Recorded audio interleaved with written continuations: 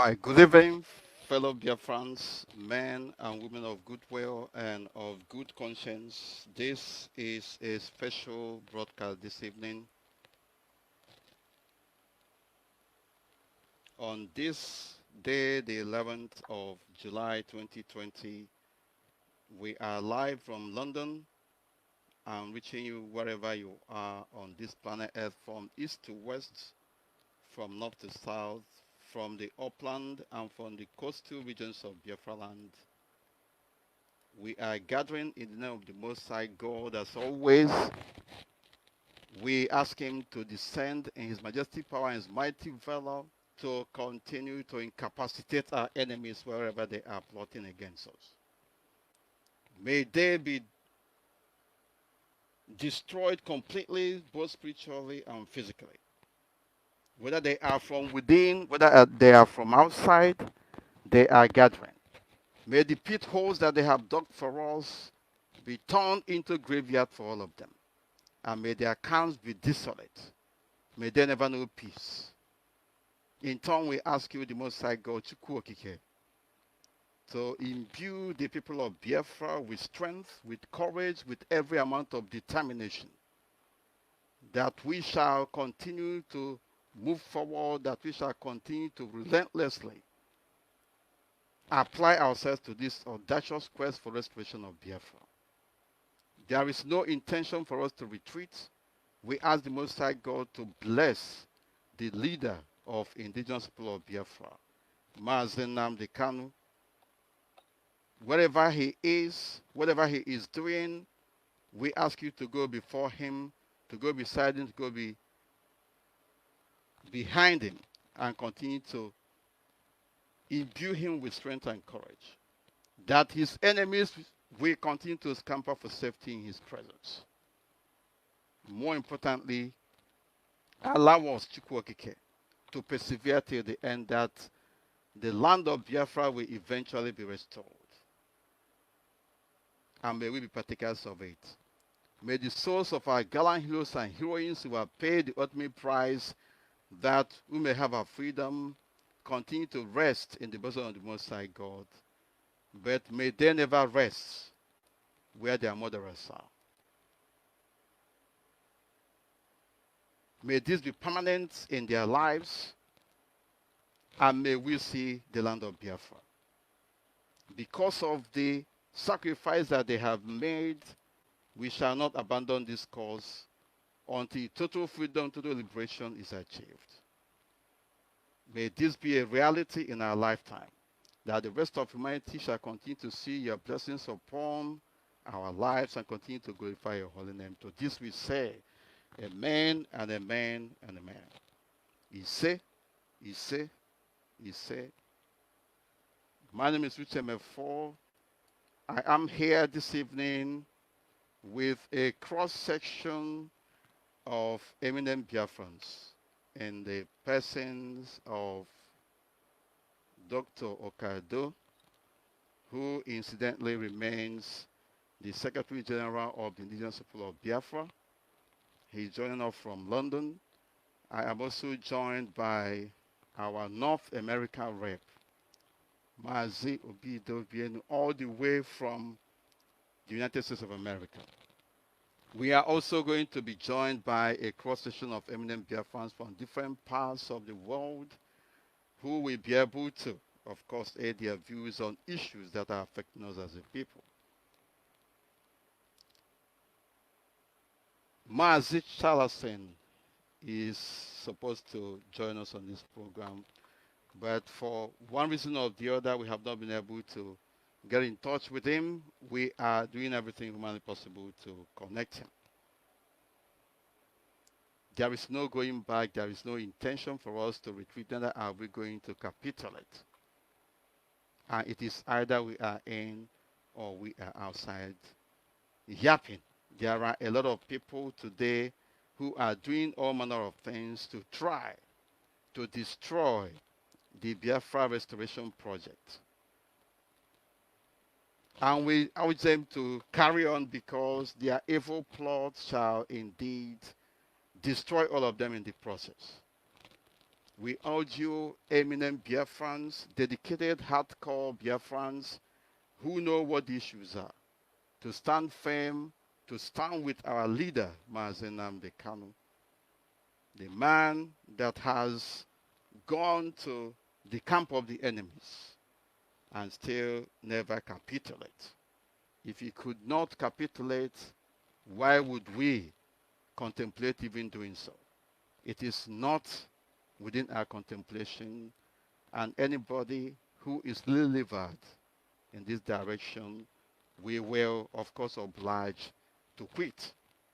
For us here on this platform and all over the world, we shall continue to trudge on, and our enemies shall continue to scamper for safety in our presence.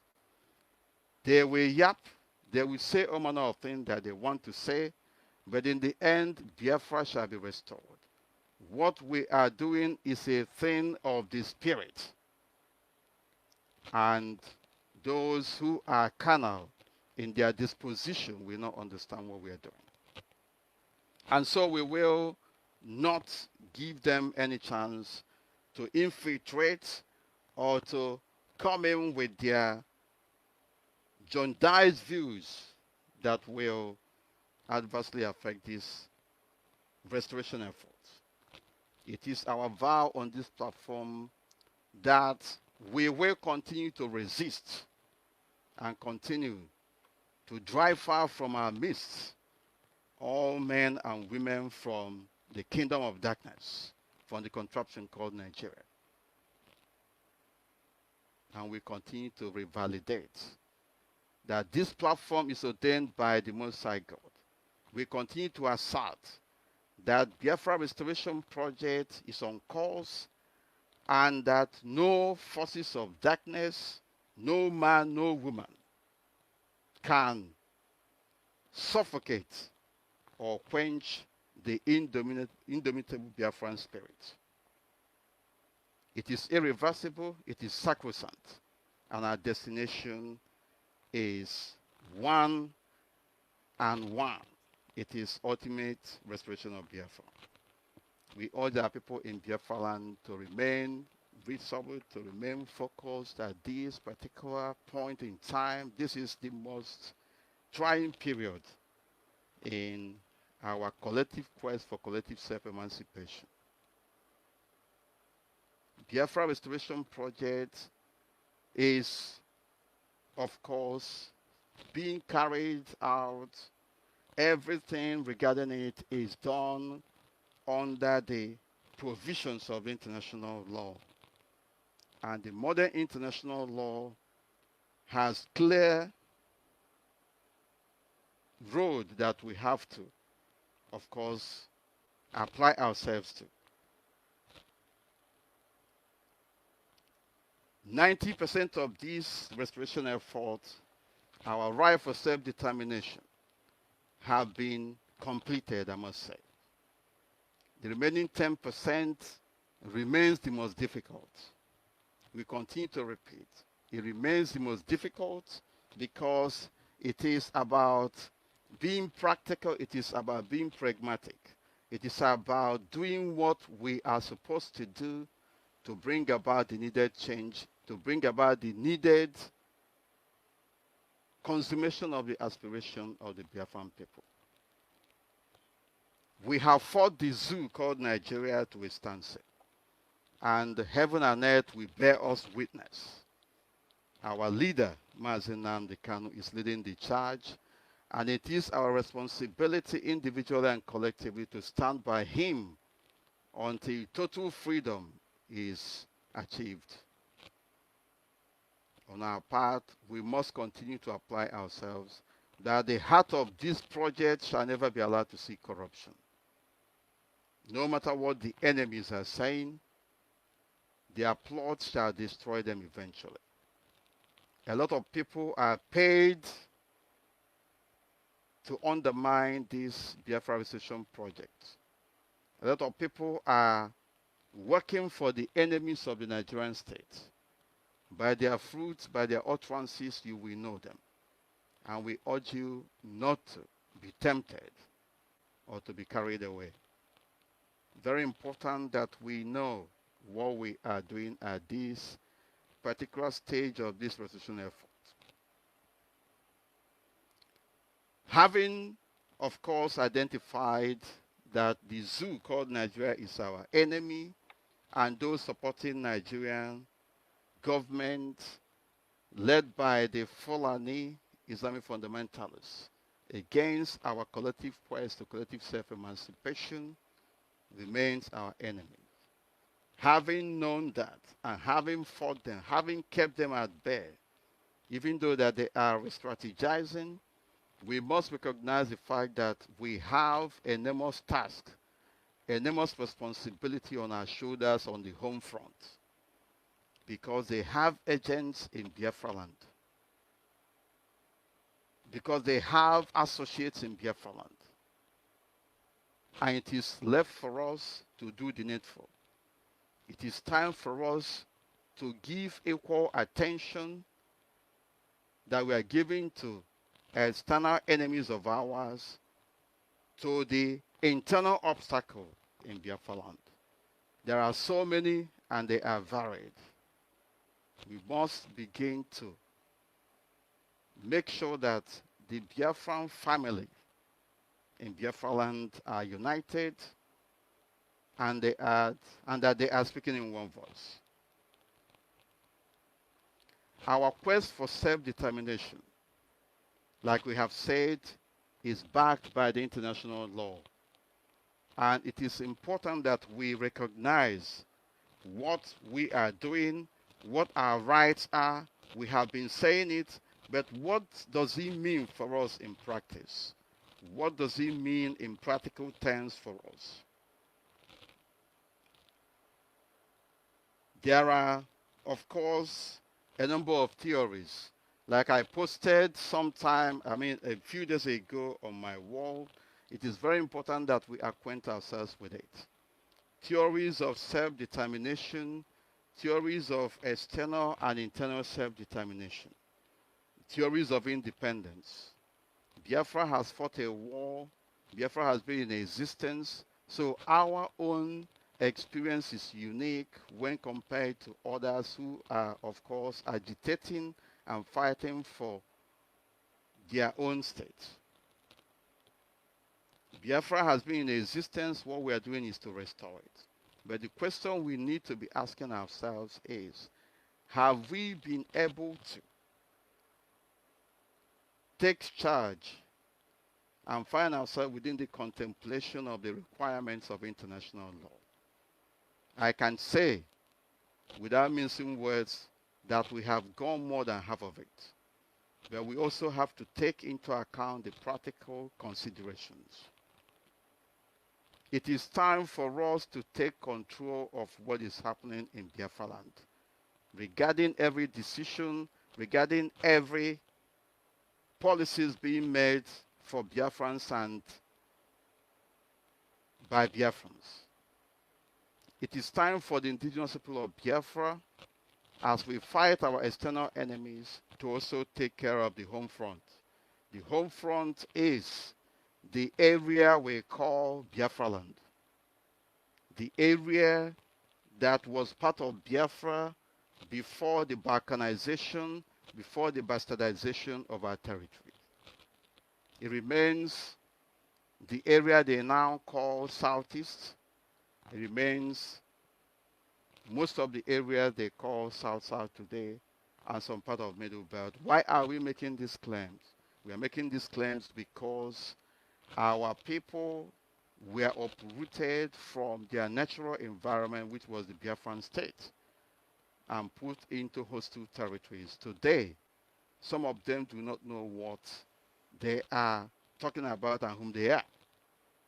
And therefore, if our quest is to restore Biafra, we have to go back to the original map of Biafra with a view to chart a course for the future for ourselves. And we are very proud of our people for what they have done so far, and under the able leadership of Mazi Nnamdi Kanu, we are on course for victory. But we must do what is required of us. There is the theory of self-determination that is usually called or commonly called the Montevideo Declaration.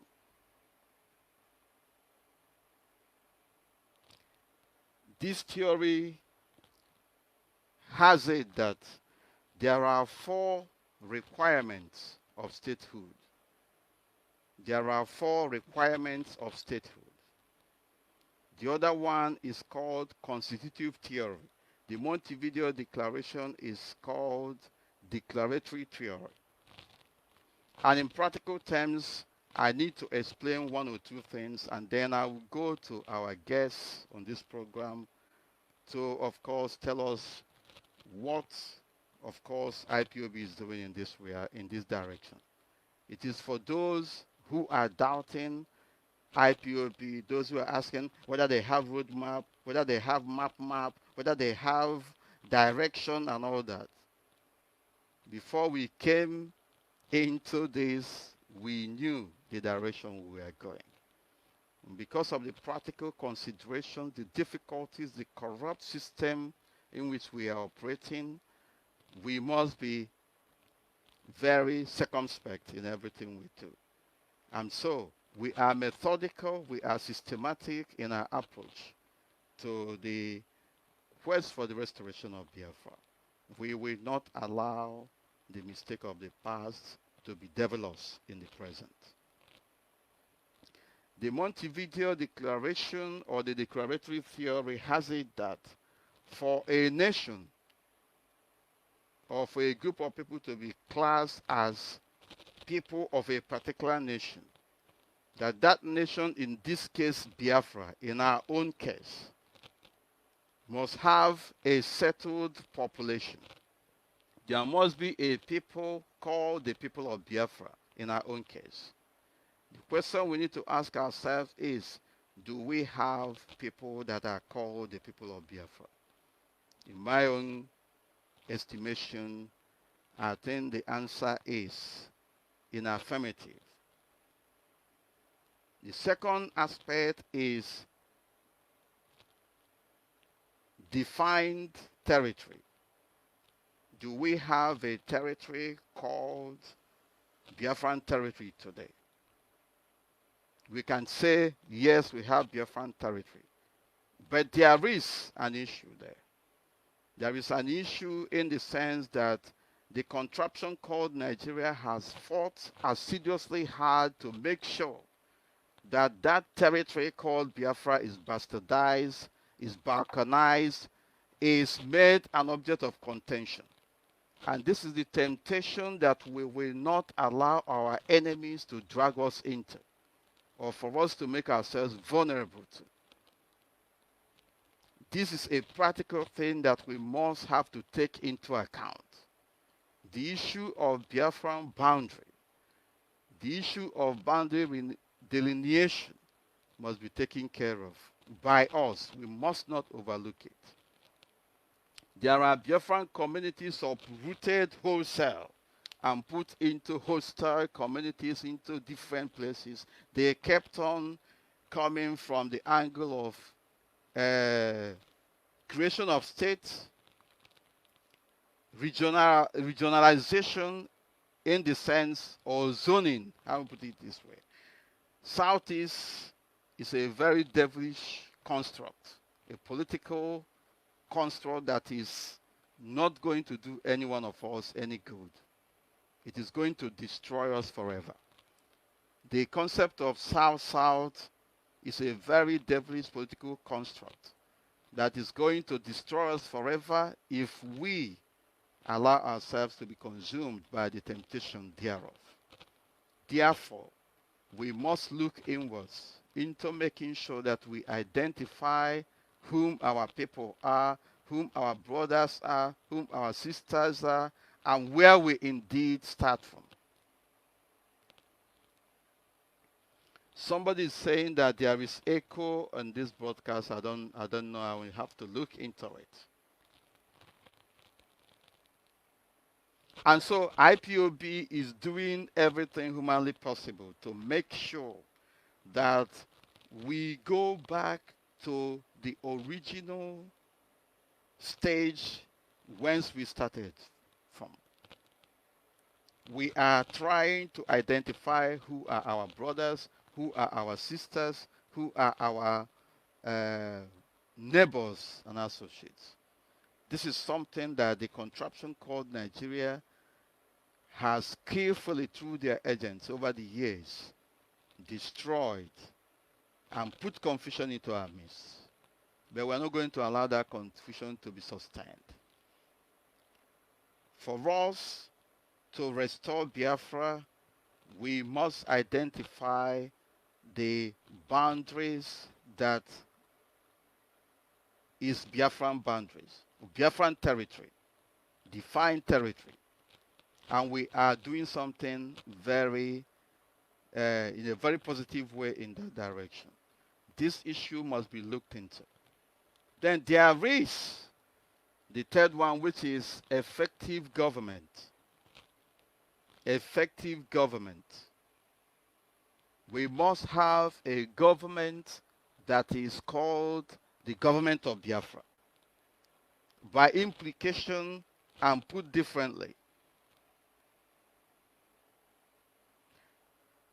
the indigenous people of Biafra, the people of Biafra, should be in control of decision making in Biafra land, whether we like it or not.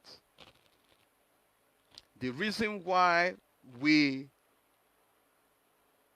decided and meticulously deviate from the temptation or parry the temptation of going into Nigerian politics is because if we do that, we will be destroyed forever. Because they set a trap for us. The system is corrupt. The system is not working. As you can see, your vote does not count. Nothing counts. They buy off voters. Even the Supreme Court of the zoo called Nigeria is now at the center of deciding election. Your so-called PVC does not count. And so, we refuse to be dragged into that mess.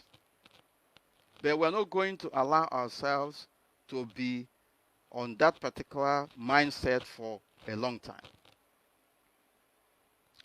Nigerian political system is a very devilish one. They apply gutter methodology in dealing with individuals and groups there. And so, they have for so long capitulated on this because we say we don't want to do anything with Nigerian politics. They are now capitalizing on it. They are telling us, let them be talking while we are taking decision that is going on in their own land. And so, this we have studied and it is not going to continue forever.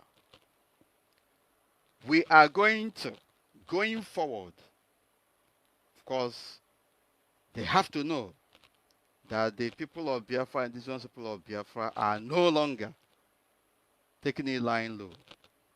The same way we descended on the contraption called Nigeria and destroyed it beyond repair because it is an evil empire. It's the same way we are going to descend on every evil machinations in Biafra land and destroy it, and the people of Biafra will take over the control of their territory. If they apply gutter methodology, we will also going to apply gutter methodology in order to take over what belongs to us. We are going to use their system and work against them. If they want to be destroyed, we will help them to destroy themselves. And how are we going to do this? We are not going to back away from the civil disobedience method that we have so much perfected. At the same time, we are not going to leave our political office holders, especially those in Biafra land. I am talking about the people of, the Biafran territory. The policies the political decisions being taken in Biafran territory must be a reflection of the wishes of the people of Biafra. And since we are not going to go into political activities at this particular point in time, we must devise a means of mounting pressure and forcing the hands of those who are in government in Biafra land to do the will of the people, whether they like it or not. That is the only way that we will talk and the international community listens to us. And we have the capacity, we have the number, we are telling them ahead of time because it's going to happen. From the community level to even religious institutions to political institutions to others, our people should be able to stand up for what they believe in. If we can bring the contraption called Nigeria to a standstill, how much more there are baby saboteurs in Biafra land? We must do the needful. Because if we don't fulfill the requirements expected of us within the international law, we may not go too far. And it is very simple and very practical. We have to use what we have to make our conditions better for ourselves and for our children's children. We have no other land to run to. Biafra land is our land, and therefore every decision, every action being taken must be a true reflection of the will of the people of Biafra. Starting from policies, starting from corrupt politicians, we are going to begin to face them. If they resist us, we will resist them. But of course, we are going to be doing it within the confines of the law. The civil disobedience method remains the most tested. And we must also recognize that we have the right to live. And we have the right to defend ourselves against aggression.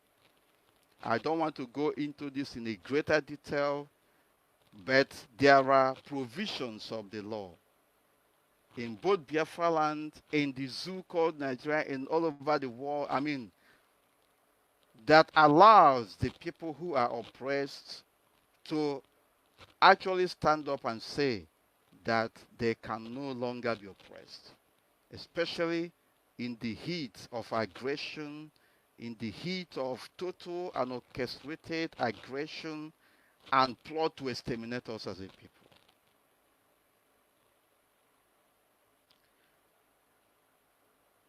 We must have effective government in Biafra, either directly or by proxy.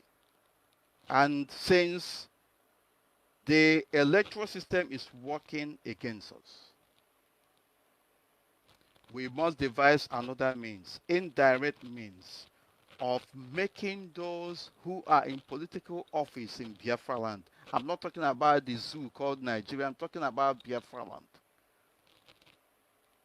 To dance to the tune of the people of Biafra and not to the tune of their Arewa Janjaweed masters from the northern part of the zoo called Nigeria. They have to listen to us or they have to pack away. They have to get out of the way. And it is very simple. Continuous pressure, continuous agitation, continuous practical application of ourselves to the cause that we have chosen for ourselves. The ideal of freedom that we are fighting. Observing the total preeminence of the rule of law, human rights, and fundamental freedom. It is doable. We have the number, and it is our number that will overwhelm them. And of course, our leader, Mazi, at the appropriate time, of course, is going to come up with a number of practical steps we're going to take. The fourth one is capacity to enter into international relations. If we don't have an effective government, of course we have, but it is not official at the moment, because IPOB leadership, led by our leader Mazi, has been doing marvelously well. We need to formalize it. That formalization will take practical steps, that the people of Biafra will stand up and say, this is what we want in Biafra land, because this is our land. And it will come, those actions will come from the instructions given by the IPOB leadership. There are people who are running from one pillar to post, telling you that IPOB has fallen and all that. We are waiting for them, because the people of Biafra are actually indigenous to the land, and we are the people. Effective government will allow us to have that capacity to enter into international relations with other countries. It could be government in exile, but with effective control of what is going on in Biafra land. But whether the zoo called Nigeria and their agents wants it or not, time shall come when even those who are in politics and representing Nigeria in Biafra land will be ashamed of themselves, because they will have no other place to operate. Then the constitutive aspect is that of recognition. We, the people of Biafra, with our government, we have to be recognized around the world. As a practical step, almost every country in the world has IPOB representation. It is left for us to formally formalize it. We have representation all over the world. And for those who are saying, who recognize you? Which country is helping you? We say to them that for the mere fact that IPOB is recognized in more than 2/3 of the countries all over the world is an eloquent testimony of the fact that IPOB has support of the government of the countries where we are. If you know that this we are saying is not correct, go and do your own and let's see. Despite the fact that the Nigerian government has been working tooth and nail, day in, day out, night in, night out, to convince members of the international community that IPOB family members are terrorists, they have continued to be met with brick wall. Because we are a responsible group of people, we are active members of the communities and society in which we are. And we are not miscreants in the real sense of it. We are responsible people.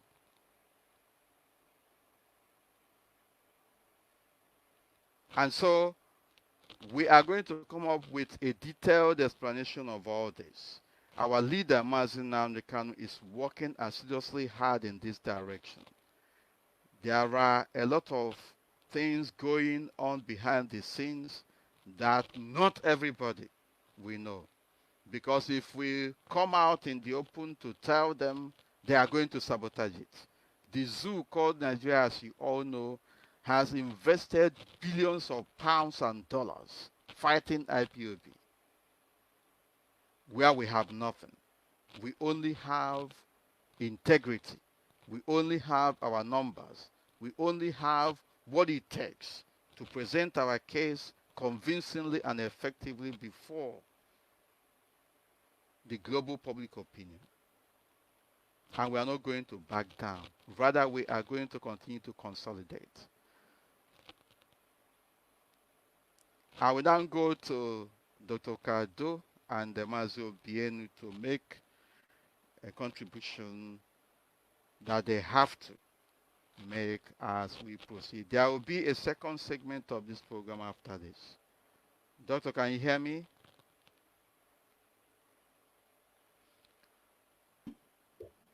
Hello. Yes, please. Are you hearing me? Yes, I Hello. can hear you, Doctor. Okay, good. Thank you very much, my deputy, the deputy of Indigenous People of Biafra.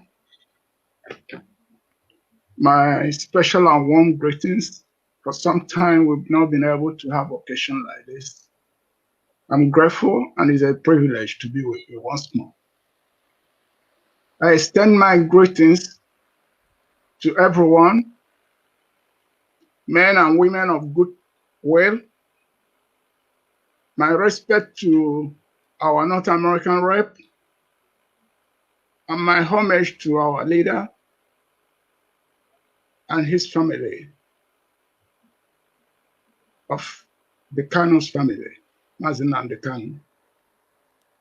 We love you and we appreciate. I think the present Biafran generation is quite grateful to you, and you have to keep on. Well, it's an interesting evening here from here, and I hope elsewhere it might be a different period of the day. I think once more, it's not the first time. Maybe for the doubting Thomases, for the detractors, of course, for newcomers into the struggle, and people of goodwill. We are repeating the same program again. We've done it sometime. We are proud to present IPOB action plan because we have one that has been consolidated, that has been already put into action. As our deputy earlier mentioned, about 90% of it has been realized. I think we are not going with most of these jargons, roadmap, objective, this, that, up map, and this. We believe in action. We prefer action plan. We are working on action plan. That's what IPO is working on. Once more, we shall expose it, and we hope we are here, all of us. We are here to learn. It's a work in progress. Your contribution is needed. IPOB is an inclusive organization. It's only playing a steering role, which the indigenous people of Biafra, by consequence, and of course, by honor and privilege, has embedded to her. So that's why we're playing this steering role.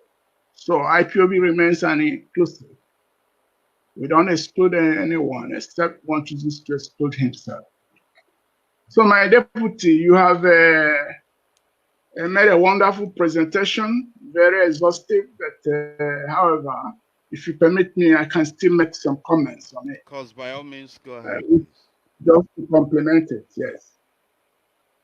Of course, it's important from my own point of view to start by emphasizing, just pinpointing on how we arrive here. Because we are talking about facts, not story. Of course. It's a fact that Biafra was a kingdom. It's a fact. It's a historical, undisputable historical fact. It's a fact that they had contact with Europe. It's a fact that Biafra had about 50 years diplomatic relationship with Britain. During the contact. It's a fact that we had a destabilization through European colonization, their conquest and concussion. It's a historical fact. It's not a story. It's a fact that there was a massacre against the Biafran people in the concocted Zoo Republic, present Nigeria. that led to the declaration of our independence or self-determination. It's a fact that the Nigerian Biafran War, the scope of the Nigeria with the cohorts was to melt genocide on our people. Well documented, a fact. I may say this because I know very well that our elder statesman, General Achizie, don't accept this, even till he's dead. He doesn't accept that we surrendered and was capitulated. Because I said it sometime to him. He said, Victor, shut up. We weren't capitulated or we didn't surrender. But let me, with due respect to him, say that we surrendered and appeared to have been capitulated. Well, from here came up or sprouted our liberation struggle for restoration. It has not been easy because of the background that came up after the Biafran-Nigerian War. The war lasted for 3 years, but we were underpinned to about 30 years of psychological warfare without knowing. And it's still During ongoing. which, yeah, that was it, my death. And then, fortunately, with our liberation struggle, we have been able to emerge victorious on that. We've won the war of the psychological warfare. Presently, we are in another phase of Nigerian aggression. As we can see from the Operation Python dance, the jihadism, terrorism, abduction, and massacre of innocent Biafrans. But however, we are equipped with international law. We are equipped with human rights and civil rights that are guided by international law. What do I mean by that? It's clearly spent that surrender or capitulation of a nation doesn't usurpate the sovereignty of the people. So we are moving forward and we are bold and proud to be Biafran indigenes based on that fact. The capitulation and surrender did not usurpate our sovereignty. IPOB enjoys the people's sovereignty. Our sovereign right is intact. And God's willing, we shall use it very well and restore our nation. That's where we are now. And then where do we go from here?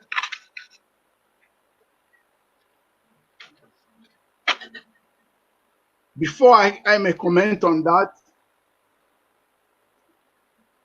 we are a blessed generation. It's important for us to know that we have a patrimonial heritage of political nature, of course. The first Republican Biafra left great legacies for us. So presently, we are not bidding for identity politics. We are not, our struggle is not for a formation of a nation or state. We are restoring our nation. We have no desire for separatism. We are not separatists. But what is driving us is thirstiness for freedom and justice. That's our drive. So that we can remedy this concocted bloody union. That's the fact.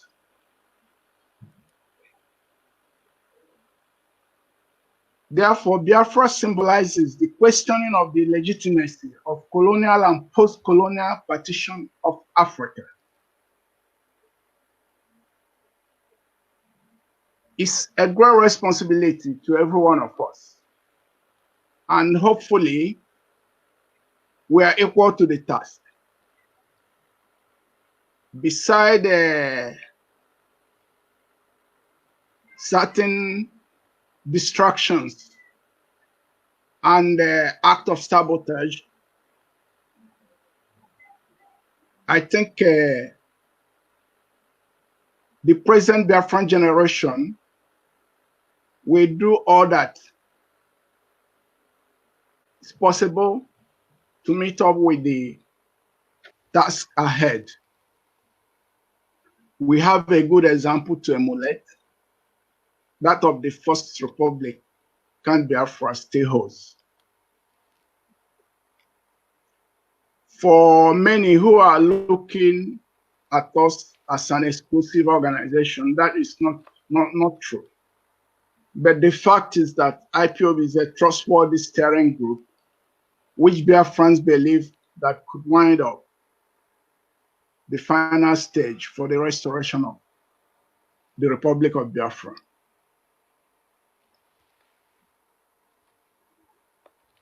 At this point, my deputy, permit me to comment on briefly on the IPOB action plan. Just briefly. Yeah, by all means, go ahead, Doctor. Our background in our action plan is our historical legacy.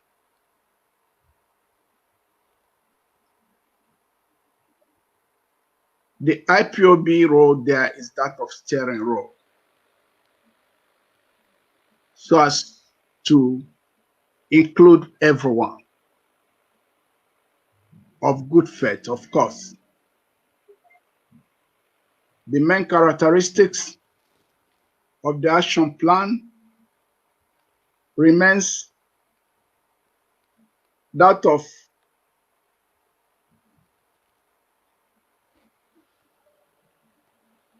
creating a scenario of de facto government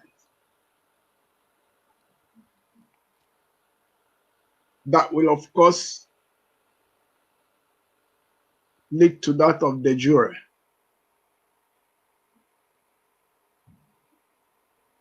The processes for the de facto government is ongoing now.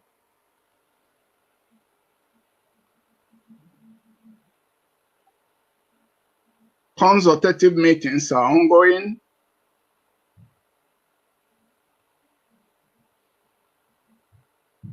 We are also seriously putting into consideration a restoration charter,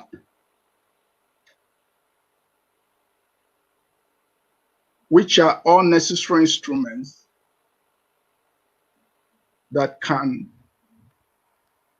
lead to instituting a de facto government, which might be in exile or ad loco.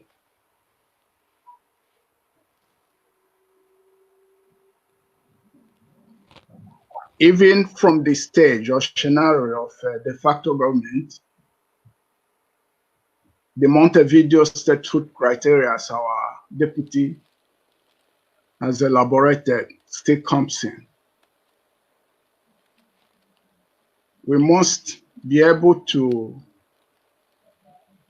have our territorial competency and that of our population. We must have competence. We must know how many we are and our territorial limitations. Meaning that we've had, starting from that of the First Republic, we have our country plan map and geography, but for the sake of the restoration, it's likely that new resolutions and guideline acts has to be produced for update. But what we have to bear in mind is that we are talking about restoration. So I'm trying to explain this better, because when some people are saying that map, it looks irrelevant, because we are talking about a restoration of a nation, which its territorial That was already in competence, existence. already in existence. And then for anyone who feels that he's an activist or freedom fighter should, I mean, in terms of that of Biafra, should know that Biafran border is well spelled out internationally. The international community knows very well about it. They know that in the north is the Niger-Middle Belt border space. That in the west is the Nigerian-Benin Edo border space. In the east is the Cameroon Mountain border space. And in the south is the Atlantic interface. They know that what I'm reading out is an international delimitation of the Biafran nation. As we know that Biafra up to now is still in the Committee of Nations, World Committee of Nations. So when someone is coming to say map, I think it's misinformation. That's what I'm trying to explain here.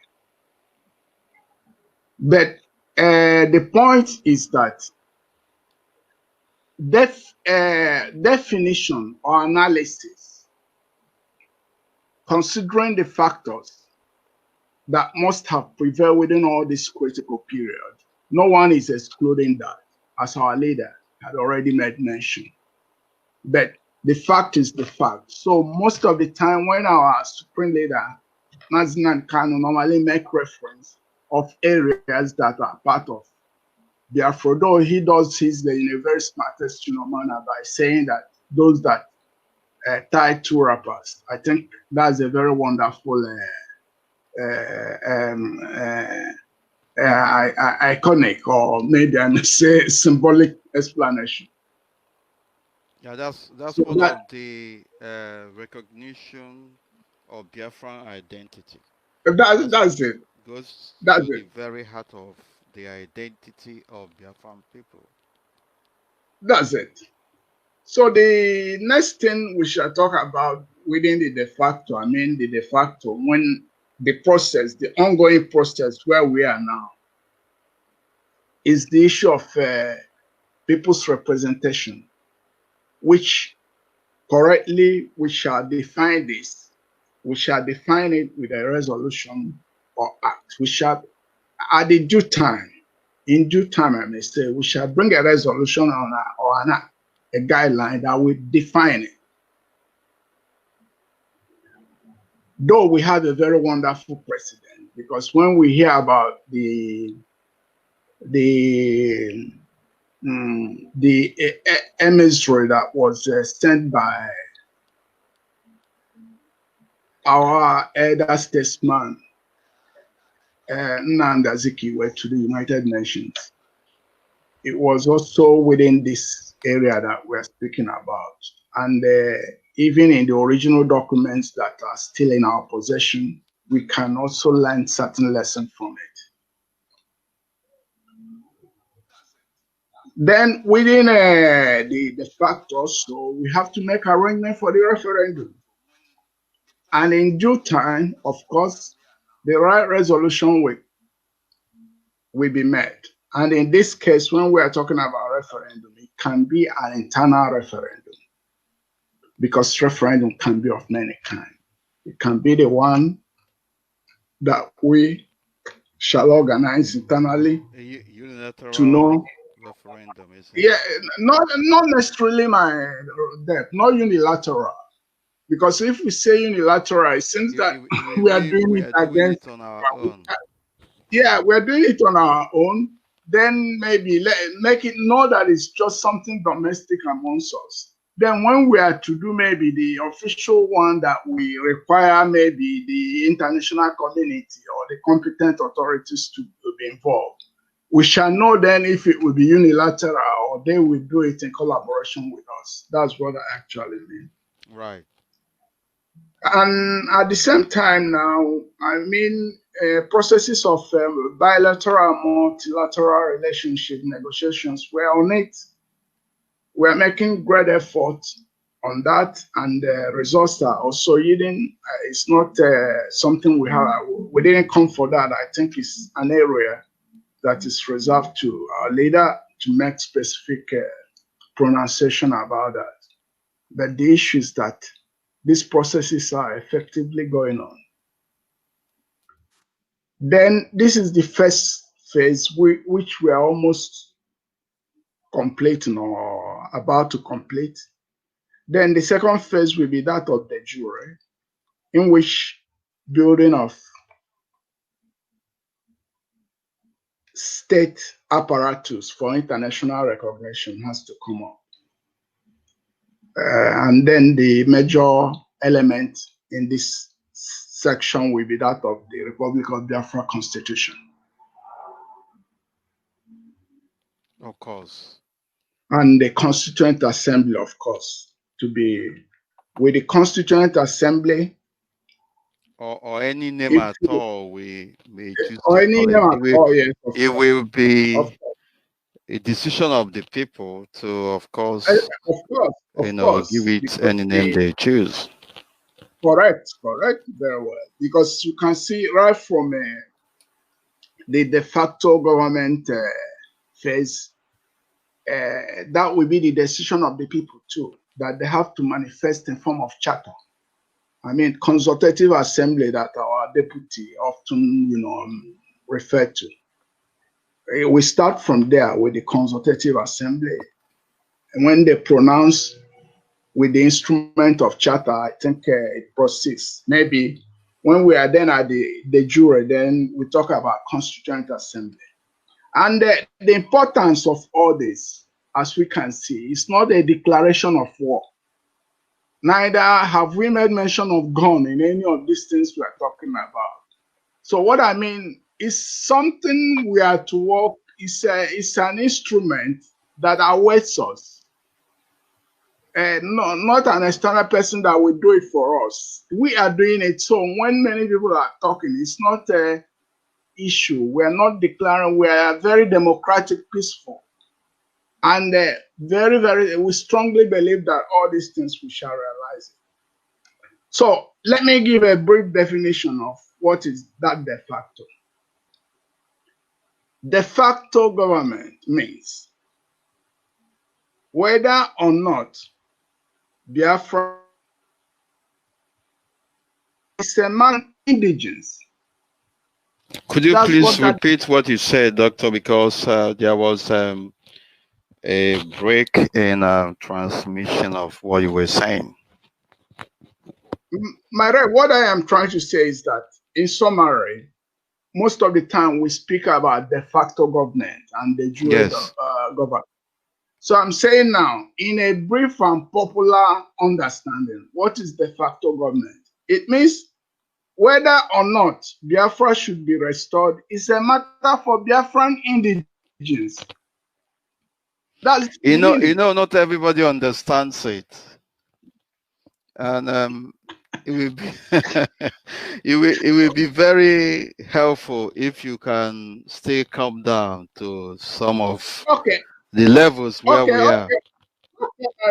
My dad, what it actually means is that the restoration of the Republic of Biafra is unanimous act of people's goodwill, of Biafran people's goodwill. It's their unanimous act. If they decide through consultative assembly and make a charter, an instrument of charter, that's their de facto. Decide that this, because it's within the line of international law. When we talk about human rights, this is within the ambient of human rights. So this role we don't expect, because I had many people referring, they went to Britain, they went to this, that doesn't, they are talking rubbish over that, that's their conflicting diplomacy with fundamental right that they are supposed to know very well. So this is it. That's what that de facto government means. And then what does that de jure actually means? De jure government practically is an issue of recognition, as you made reference in the Montevideo criteria.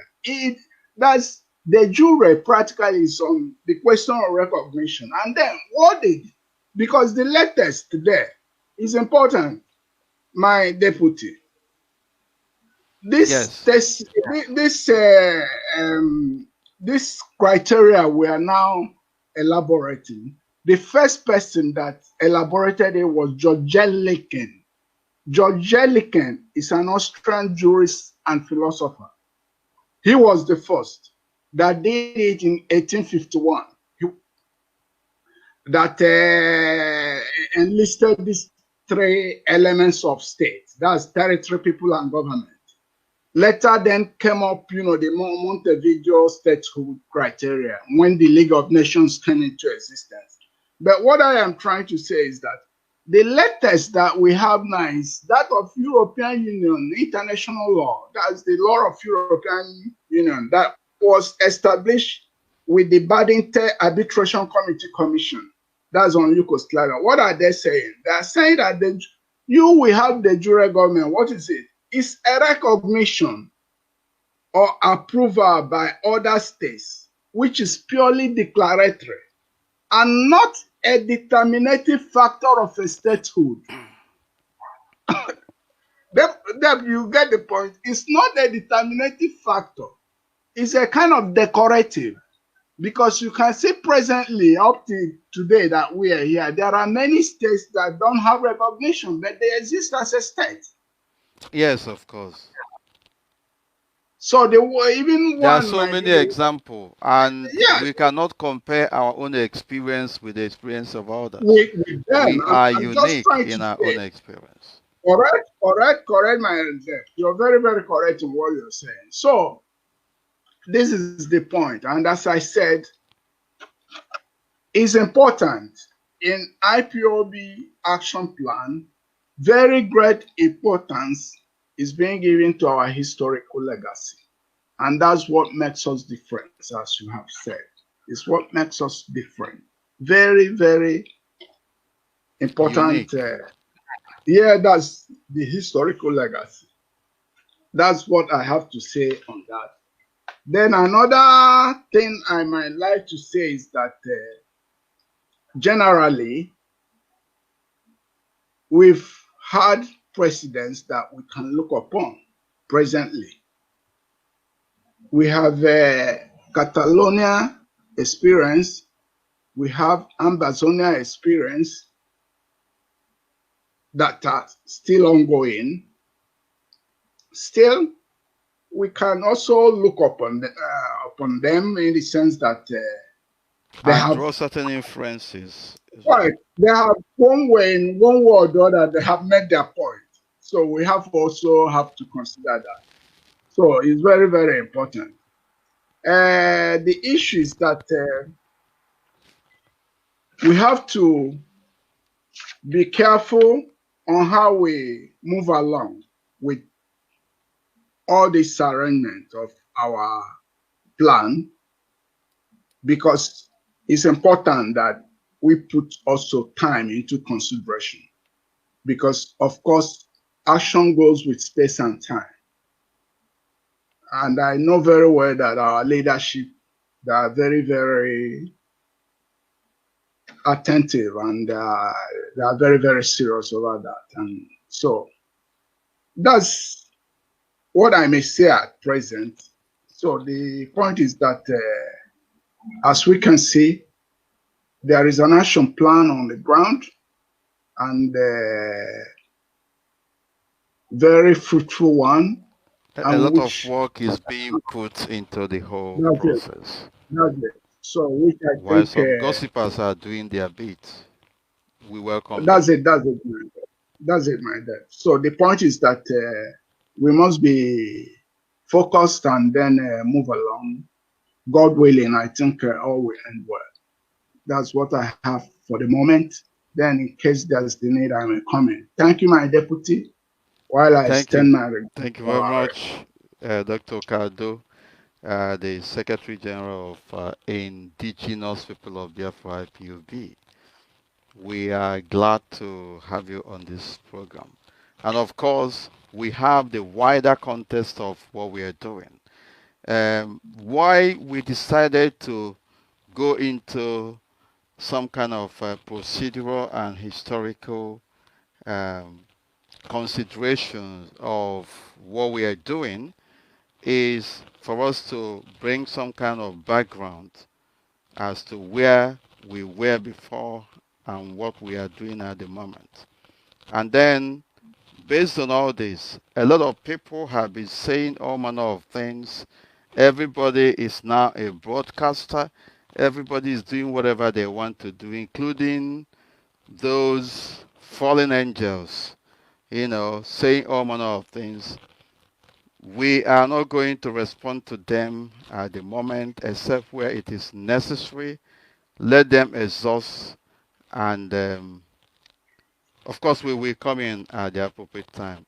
We must not lose focus. The greatest thing that can happen to us is to lose focus and begin to respond to already paid agents of the contraption called Nigeria who have come to destroy this God ordained project, this divine project ordained by the Most High God and led by our leader, Mazi. I will go to our North American rep, Mazi Obidi, Obienu, of course, to make his contribution. Thank you, Mazi Mefor, and thank you for having me. I will say good evening from here to all Biafrans. Starting from our leader, if you are watching, good evening to you and watching again. I want to appreciate you for what you're doing for Biafra. Dr. Okeadu, I call you my gensec. Anytime I speak to you, anytime you present, it's a pleasure. Just like you know you are a man of integrity. You are loaded with a lot of information, and I appreciate what you do for the people of Biafra. My name is Obidi Obienu. I am from Oba is in Onitsha province. Currently, I dwell in Los Angeles. My service area with the indigenous people of Biafra is America. I know you guys were shortchanging me by saying North America, and I said I will have an opportunity to clear the air. I serve the indigenous people of Biafra. I am the primary shaman. Anybody that knows me knows that I don't subscribe with any other thing that is tough. Therefore, the formality's sake, I would say the American rep. That I might Yes, North and South America, because at the moment we don't have the South America. Yeah, so because the workload is too much. So I don't want to be shortchanged. Anybody, I want people to make themselves available and pick up the mantle. That's what I do for the indigenous people of Biafra. Thank you very much. We appreciate, in fact, everybody appreciate what we are doing, and we urge you to sustain the temple. Go ahead, please. Thank you very much. Thank you. As you can see, Dr. Okeadu has given a lot of theoretical perspective of what we are doing, and he's well experienced in that field.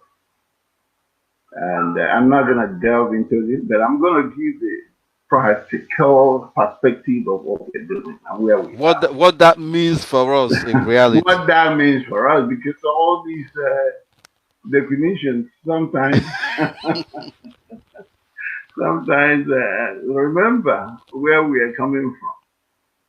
Remember that there are a lot of words are not privileged. For me, I didn't read law, I didn't read any international relation, but I do know that I want my freedom, and this is why you are a realist. You believe in what you see and what is practicable. That's what it is.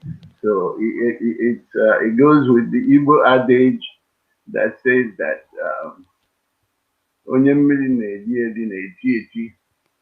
In other words, if you're being drowned, you must struggle so that people will know that you are drowning and they can send you help.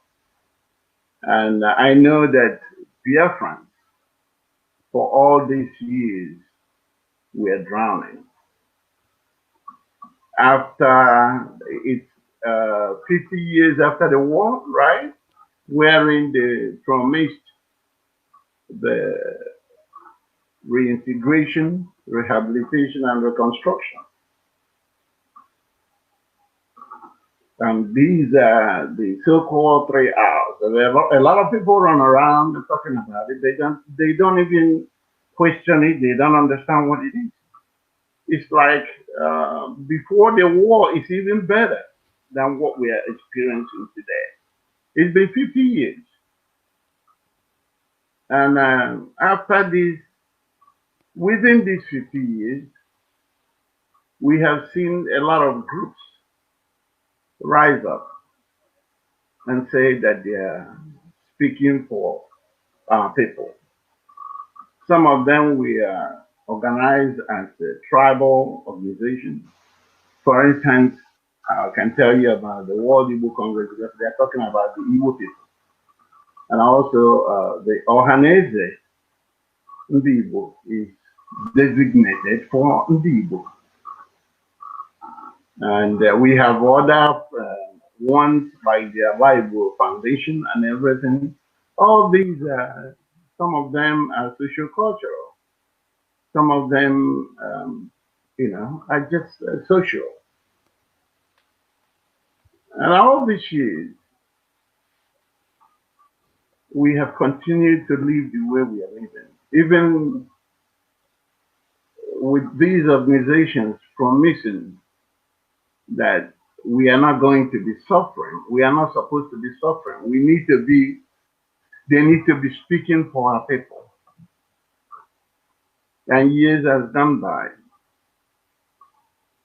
Nothing is happening. Rather, things were degenerating from better to worse. As a matter of fact, giving myself an example, I don't have any reason to come to the United States in the 80s because things were a little better than so many other people. A lot of people came here using what they call the test of English as a foreign language, which provided them student visa to come and study abroad. And none of these people who are here in the United States and some other parts of the world came here to study and stay. They came to study and go back to Nigeria and get a job. And I can tell you that today, most people are stuck, especially our people, especially the Biafrans. And here we are. 2013. I know there are other arrangements where people have been doing things, especially our late General Dim Odumegwu, because everyone that knows that man knows that he truly loves our people. And one reason he gave up what he has to fight for our people, to fight. It wasn't him that were killed in Jos or in Kano in 1953. It wasn't him that was massacred. It wasn't him that was killed after the coup failed. It wasn't him. It wasn't him. He wasn't part of his family involved in the massacre in 1966. Therefore, for whatever reason, he found it very reasonable to say, no, my people, come back home. I will defend you. What a love for his people. I know that today people are opening their filthy mouth and saying all manner of things. Some of them will say, oh, you didn't do it right here, you didn't do it. This is a mistake, this and that. And they cannot come up with an alternative. And most of these, we have people who have billions today. And I'm just forming a little bit of foundation for myself this summer. So he called on his people to come back home. I will defend you. What a love. And this is what drives me today as a participant in this global family. I know a lot of people call it organization just to stigmatize what we're doing. And Ojukwu, after he exiled, came back. He did not give up. From my little understanding, and I know that even this very family today, it was his setup as well. The setup through political process and other things. And I know that's where the picture of Wazirike came in. And the ABGA, we all have heard about this. We have read about this. Of course. And all these people from A to Z failed. It wasn't the cause of this failure that Mazi and the Kano took up this mantle and say, you know what, whatever is going on, he is not gonna allow this failure to continue. And that's how he began this call for people to join so that we can restore our land. And that's why we're here today. Now, when you look at what I know you said 90%, and again, being a practical individual, I don't believe we have achieved 90%. And it's not going to be propaganda. I'm practical. That's a lot of work. Yes, it's very, very simple. We have achieved 90%. The remaining 10% is the most difficult. Okay, maybe it's the way you're looking at it. Yeah. I'm looking at it in a different way, of course, from my own perspective. Of course. You go ahead. Indigenous people of Biafra, under the leadership of Mazi,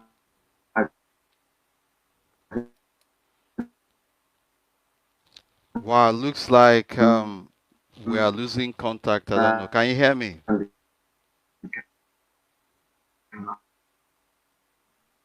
I'm hearing you. I think it's Obidi. I'm hearing you. Yeah. Yes, I'm back again. Yeah, he's off. I guess the devil doesn't want to hear the truth. Of course. Go back to where you were saying that you don't believe it's 90%. Yeah, I don't believe that, my brother, because guess what? When you say that, a lot of people will go back and lay down, knowing who we are. Some we say you were 90%, we get the nice 10% is right there. Okay, so but of course I defined if I'm gonna assign a figure, but I'm not good enough. I'm not gonna I'm gonna assign a figure to what we are doing, I'm still looking at, let me say, a C or B or C plus.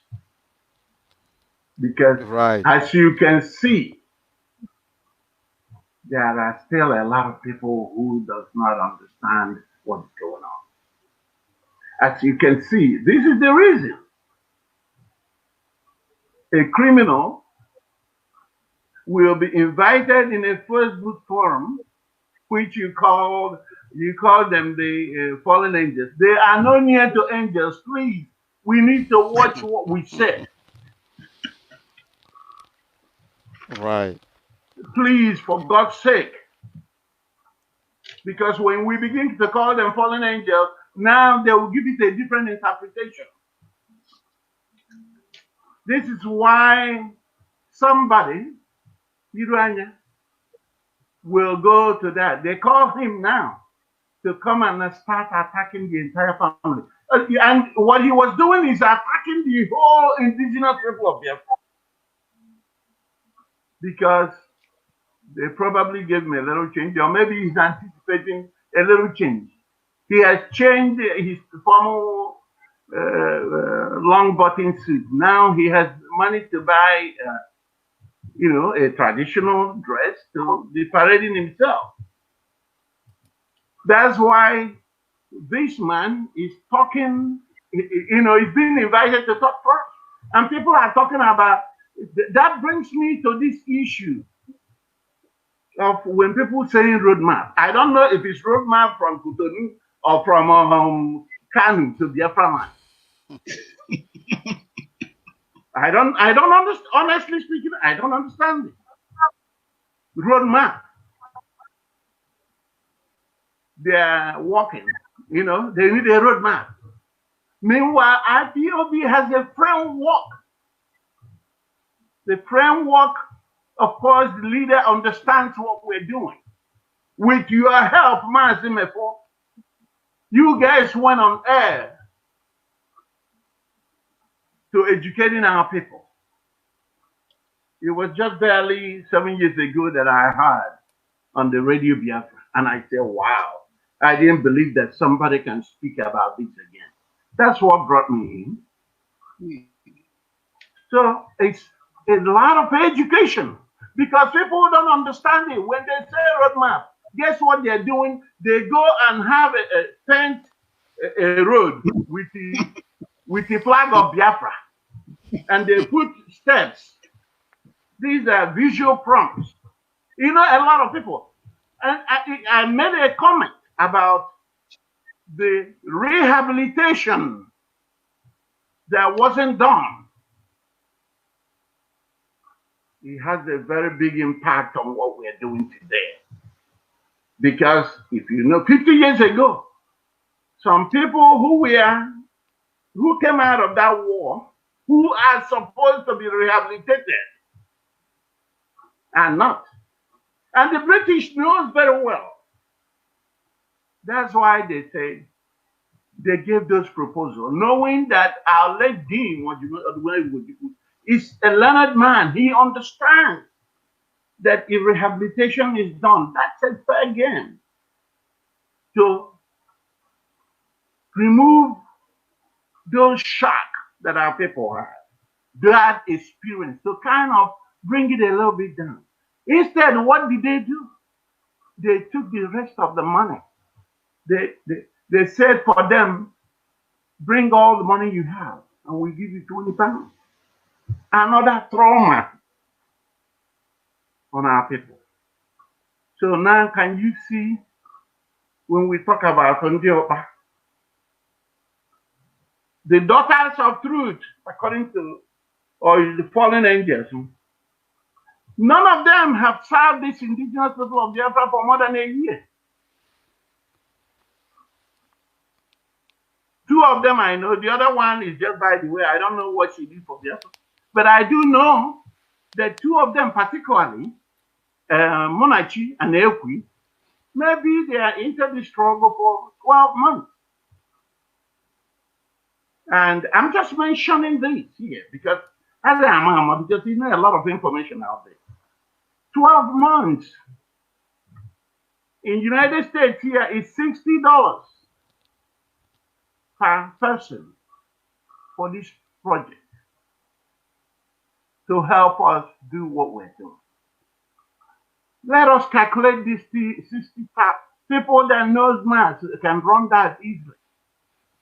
For 12 months is $720. These individuals that are questioning, they stole their money, they take their thing, they take everything from them. Monachi was actually removed because she was very disobedient. She wanted to set up a 501c for people of Biafra, but she already has board of directors. 3 women, according to her. On many occasions, she came to me and said, oh, we want to do this. We already prepared that. I said, well, are you a board of directors?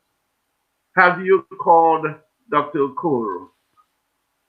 So you guys can appoint the board of directors if this is to help Biafra. And she will run back. Okoro is very slow. I need you to do this. I said, no. Go and tell him if he's slow, help him. And this is just truth. I don't want to go too deep into this because that's not why we are called. But I'm just trying to make an example. When you say we are 90%, there are people in that category. Some of them hasn't even put a penny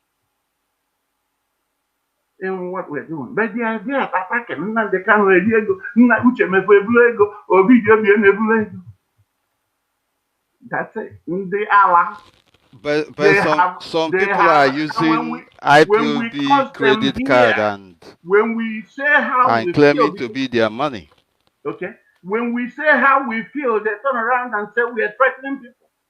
But that's just the fact. The truth.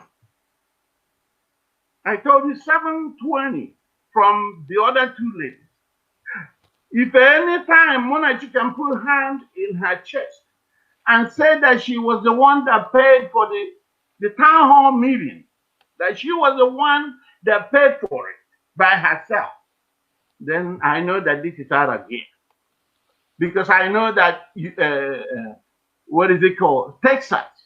Every Texas paid $90 for that event. Maybe they're still owing her here and there. Okay? Which she should have gone to the Texas family instead of jumping up and down and hurrying up to create a Biafran village and create a bank and everything under Biafra. Tagging people that are doing their freedom. We want our restoration first. Okay? That said, I'm not going to continue to pound on that side. But if it probably came into the struggle in 2018. In 2019, she became a foreign Niger, according to you. Don't you see there's a problem there? And this is the person. Massive problem. This is the person that people are listening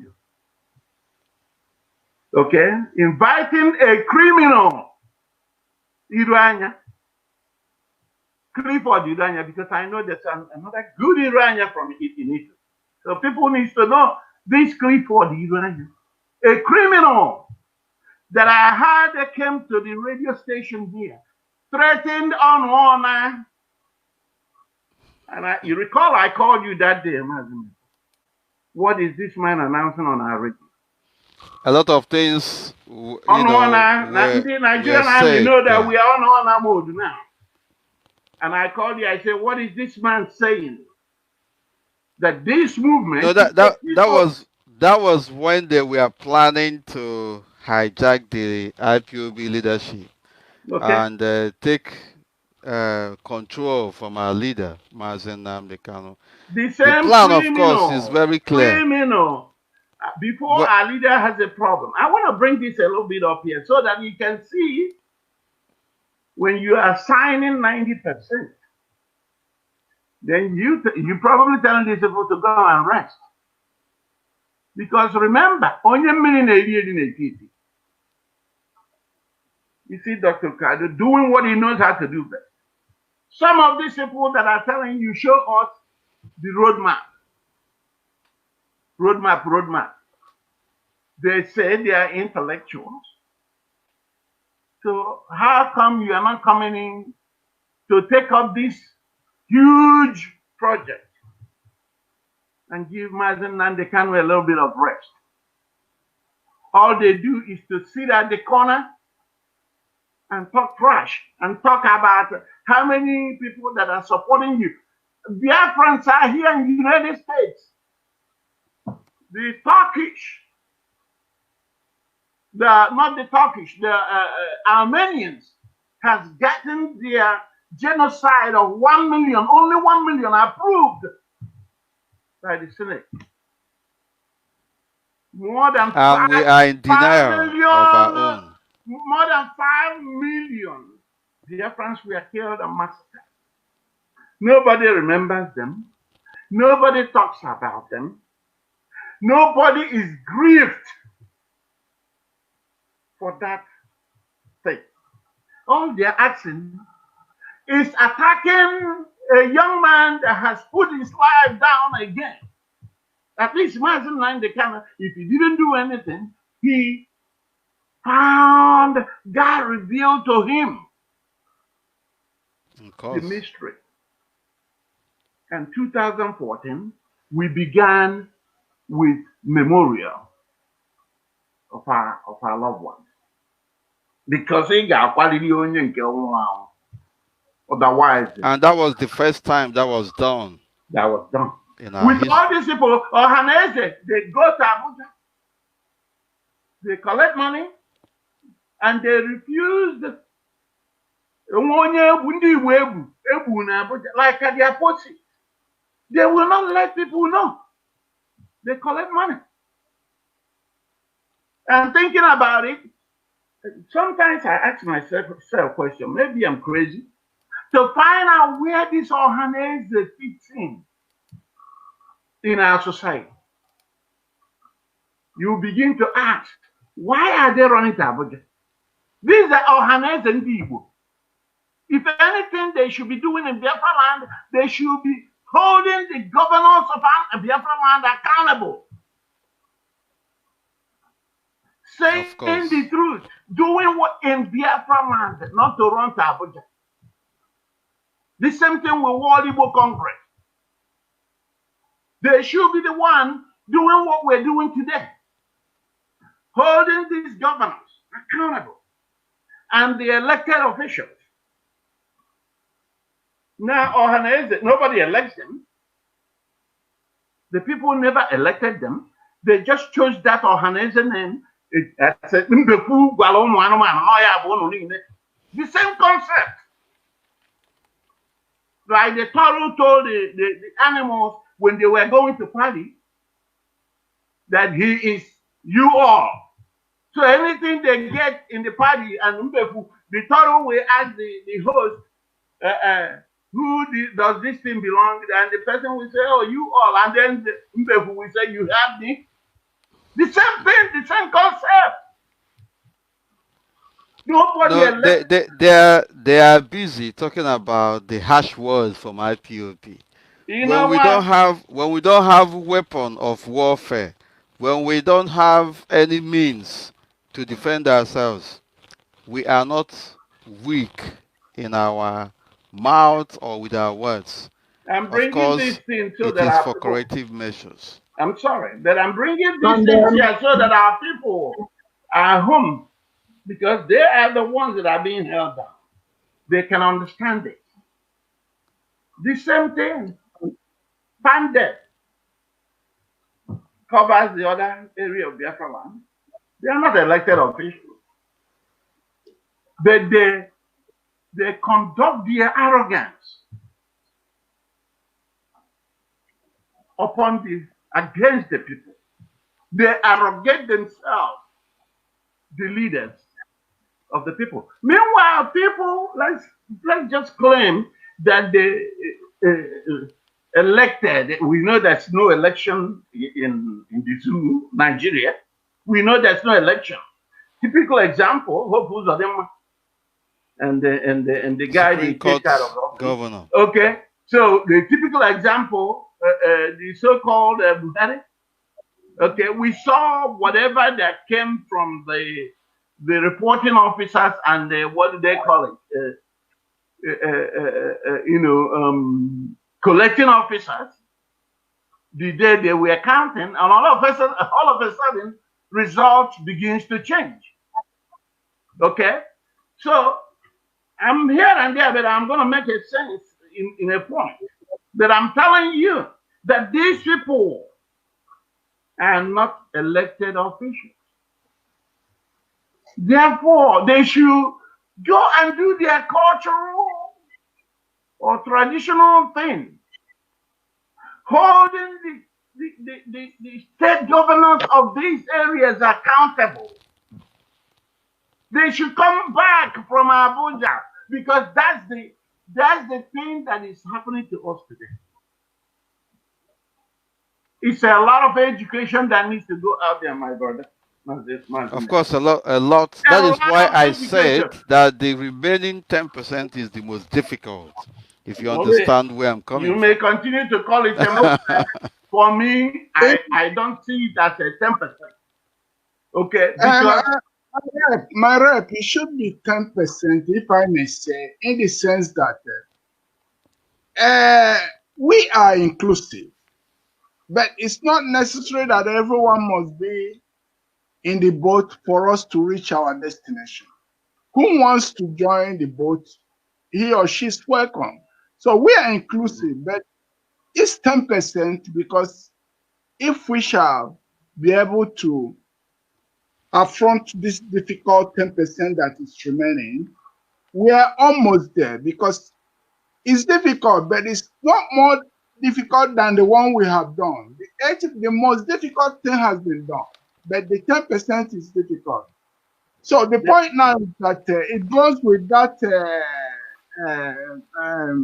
phrase or statement that our leader normally makes of saying that he needs only 100 men. That's practical, and it's like that. Maybe I need to be allowed to say the practical aspect of it. Because that's where I am. You know why? You said something about when you were talking on the type of referendum that we need. You talked about the people. It boils down on the people. Correct. Okay, because the reason I started here is to bring it here, because a lot of times we see people here who's supposed to be participating in what we're doing, and they're asking you, what is the road map? It's all about, I mean, you're a Biafran, right? You asking me, what is the road map? What is the plan? You need to tell us who is supporting you. You haven't even, if we call rally in the streets of Los Angeles now, they don't come out. A lot of them don't come out. Okay? And then he will come back and ask you, what is this? You guys, this year, Biafra is happening. I mean, this is the way I'm looking at it. Okay? You can take the 90% or maybe faithfully. We have gotten to 90% considerably with where we started from. There's a lot of people who are what we're doing. There's a lot of people who are enjoying it. There's a lot of people who are coming out.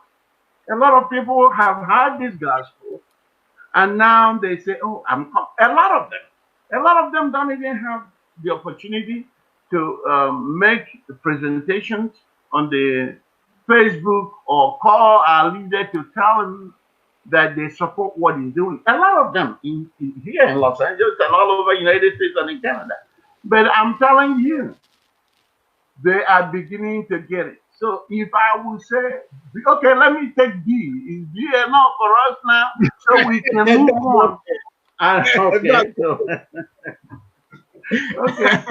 So what I'm trying to drive from these things is that a lot of us don't even understand what it is. Okay, like you said in your comments, sometimes once you mention Biafra, people will say, Idologo. Don't you? Biafra is all about war for them. They think Biafra is all about, we are talking about restoration of Biafra. We are talking about our inalienable right, just because we are human beings. Just because we are human beings. My rep, just a point. Yeah, do you know this is a very standard international principle. It says that declaration of a nation is not an act of war, neither a declaration of war. There you go. So what does that tell you? For a brother, a professor in United States, a doctor in United States that's supposed to say, oh, well, if I am a go too much, okay? A brother that's supposed to say, oh my God, this is real. So people are talking about it. How can we help? It's asking you, is the Lord. How do you evaluate this kind of thing? Just to discourage people or to give like excuse. I said, you are here, and I'm using this medium against the calling. Most of them that are hiding, a lot of them are here. They can only stay behind and making calls to you. Come out. Some of them are scared to death. Of course, it's part of the non-rehabilitation that took place. Okay? Some of them, even when they are not going home no more, they don't even travel home. But they are scared to come out and talk about this. Okay? So, education. We have, IPOB is doing great. Remember, we have fought through educating our people back home, paying for transmitters to keep up the good news so they can understand what is going on. You see the crowd that are willing and ready up to tomorrow, they still come out on the street. You saw the crowd that was going with our leader while he was in Biafra land.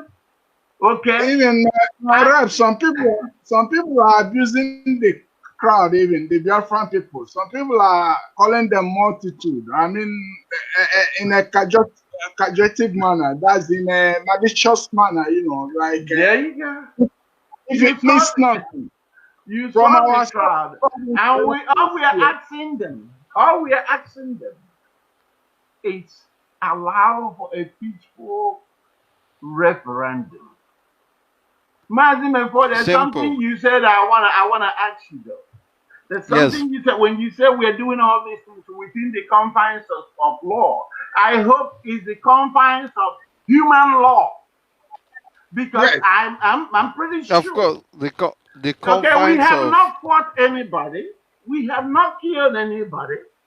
These are the people. You know, 2016, they went and shot our people dead for just congregating for Memorial Day. Correct. Okay? In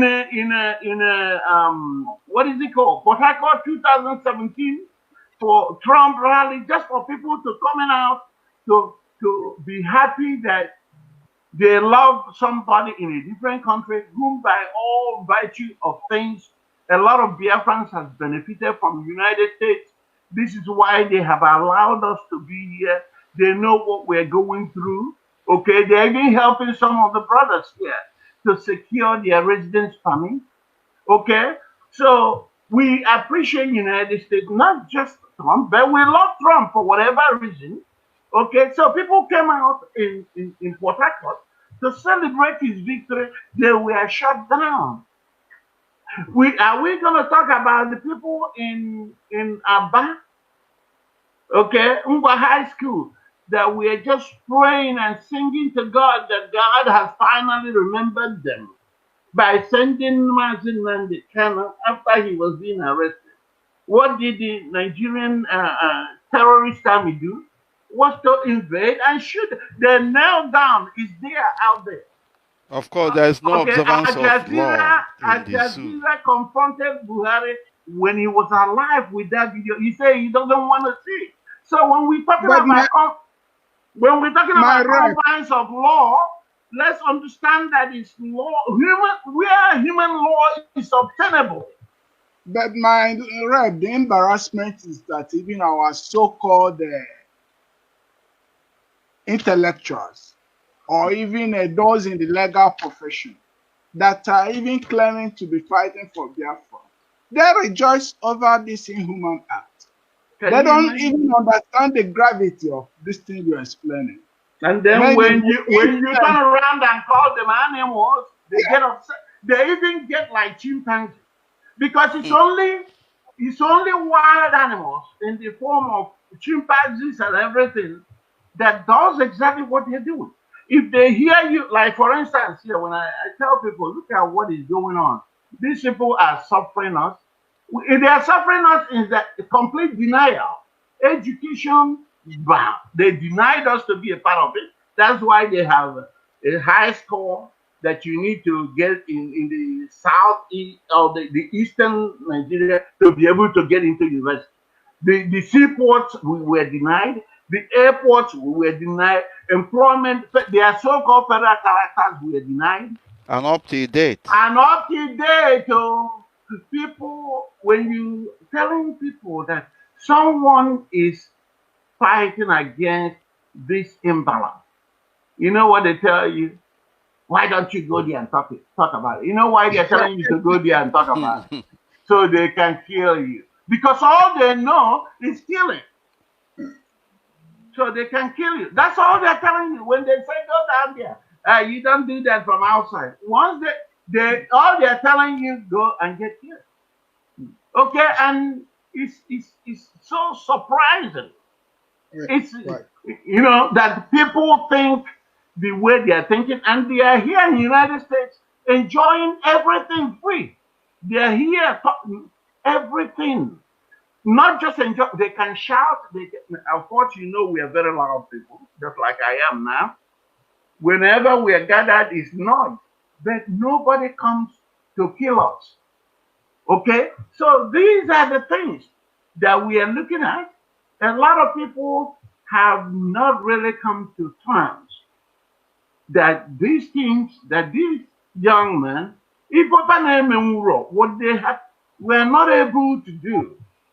Okay, we don't know about all this ludicrous that is going on in that Nigeria right now. With what we are seeing, you see how the Senate seat and everything, and you see all the things, the ludicrous, the giggling alone, the way they have their section is very disgraceful. When you look at the whole thing, and this is where you want me to continue. And then that brings me to the roadmap people that is telling you about they want to destroy the 1999 Constitution. That's their way to go. Ask them, are they elected? Okay, the people that are elected in that place is not even nearing that discussion. All they are talking about is how to borrow money and share. Now tell me, Tony Nadi has been talking about this 1999 Constitution for years. He's not an elected official. The senators that we have in Biafra land, all of them, except for Abaribe, that challenges them, but I don't recall them really pushing this issue of redoing that constitution. So how is this all of a sudden becomes a roadmap for one man and another creator, Iruanya Clip or the Iruanya now, that is explaining how that how they want to undo the Constitution of 1999. And then improve Nigeria. And improve Nigeria. Okay? All these people they are talking about, they are in consultation with, are not even saying nothing. And you are in consultation. Let me ask people from Benin, all this killing in your land. But my rep, I may say that that gentleman is a very big intellectual embarrassment. Because your English, I don't quite understand. Why would you be intellectual? I mean, he claims. He may claim. You know. A lunatic. You recall when he comes to the radio and he said he was the one that conferred Obasanjo his degree. He was sitting in the front and Obasanjo was sitting in the back. Biafrans hated to hear him come to the radio and occupy a radio. Okay, so what are we not talking? So of course, we shall come to that in full course. I mean, not on this program. IPOB has done a lot of my goodness. And do you guys hear about some of these mothers in Biafra land calling the radio and almost crying out And that's why they praise Mazi Nnamdi Kanu, and their people are getting upset. Because Mazi Nnamdi Kanu is championing this. This is that's the only thing that angers them. A woman in the village. There's another one I watched the other day in our people. Look at these mothers sitting down there, just hearing that they're coming to save them. Yeah. They are overjoyed. They say they're standing with Mazi Nnamdi Kanu. I mean, what else can we say? So, as I said, C or B plus, we're gonna keep moving. But my rep, we are working. What I should say is that I comfortably accept the B you said. Okay, but you know, yeah, and then I comfortably. But the point there is that from a legislative experience that I have, having been a legislator here in Europe, I should tell you that the phase that we are now, the 10% we're talking about, is like triggering something. If our leader triggers it now, it would be something like sleeping in London or in California and waking up in Biafra. That's it. So what I mean, that's why it is that. But then it's a diligent phase that has to be done diligently. That is a triggering state that we are. So that's the B is very, very comfortable. And then I think I am a faithful guy, but let me tell you, it's just because our leader came to the radio and said that Biafra will be restored this year if we work very hard. That's a clause in his statement. Correct. But they chose. And he's a visionary. They only chose the one that he said that Biafra is going to be restored this year. Yeah, and they are happy in it. Okay, they are happy with that. But it's people that don't understand it. So this is where I come with the education that we need to do more. Okay. Correct. So they came in and they say he said the Biafra will be restored this year. Okay. But they didn't put the clause if we all work hard. Now all of them, all the mad dogs are now out attacking IPOB, even trying to say that we are 2 steps away from foreign terrorist organization. Can you imagine that kind of wickedness? Saying we are several steps ahead of them, and there is no going back. Can you imagine that kind of? Nelson Mandela was called a terrorist also. We remember that. Okay. Mandela was also a terrorist. So this is where we are. The people. Yeah. Let me say this. You know, when you remember that those days when somebody, people that rears a goat, and then they probably decide to go and sell one of the he goats after they mature, right? You know, if you don't tie that he goat and put in the basket, if you plan to go to the market for 30 minutes, you know what you're gonna spend on the road? You're gonna be there for more than 2 hours. Because imagine, picture how this be more now break here now, embarrass the owner on the road. That's exactly what we're witnessing today. Check it, I have a video or joke. And this is where what Mazi said comes in. If they want the gutter game, we're gonna give them the gutter game. However they want it. Okay, because our actions are justified. However, the only thing they can do now is they peacefully agree for the referendum, okay, because we are now saying it to the world. Referendum is not a call for war. But if they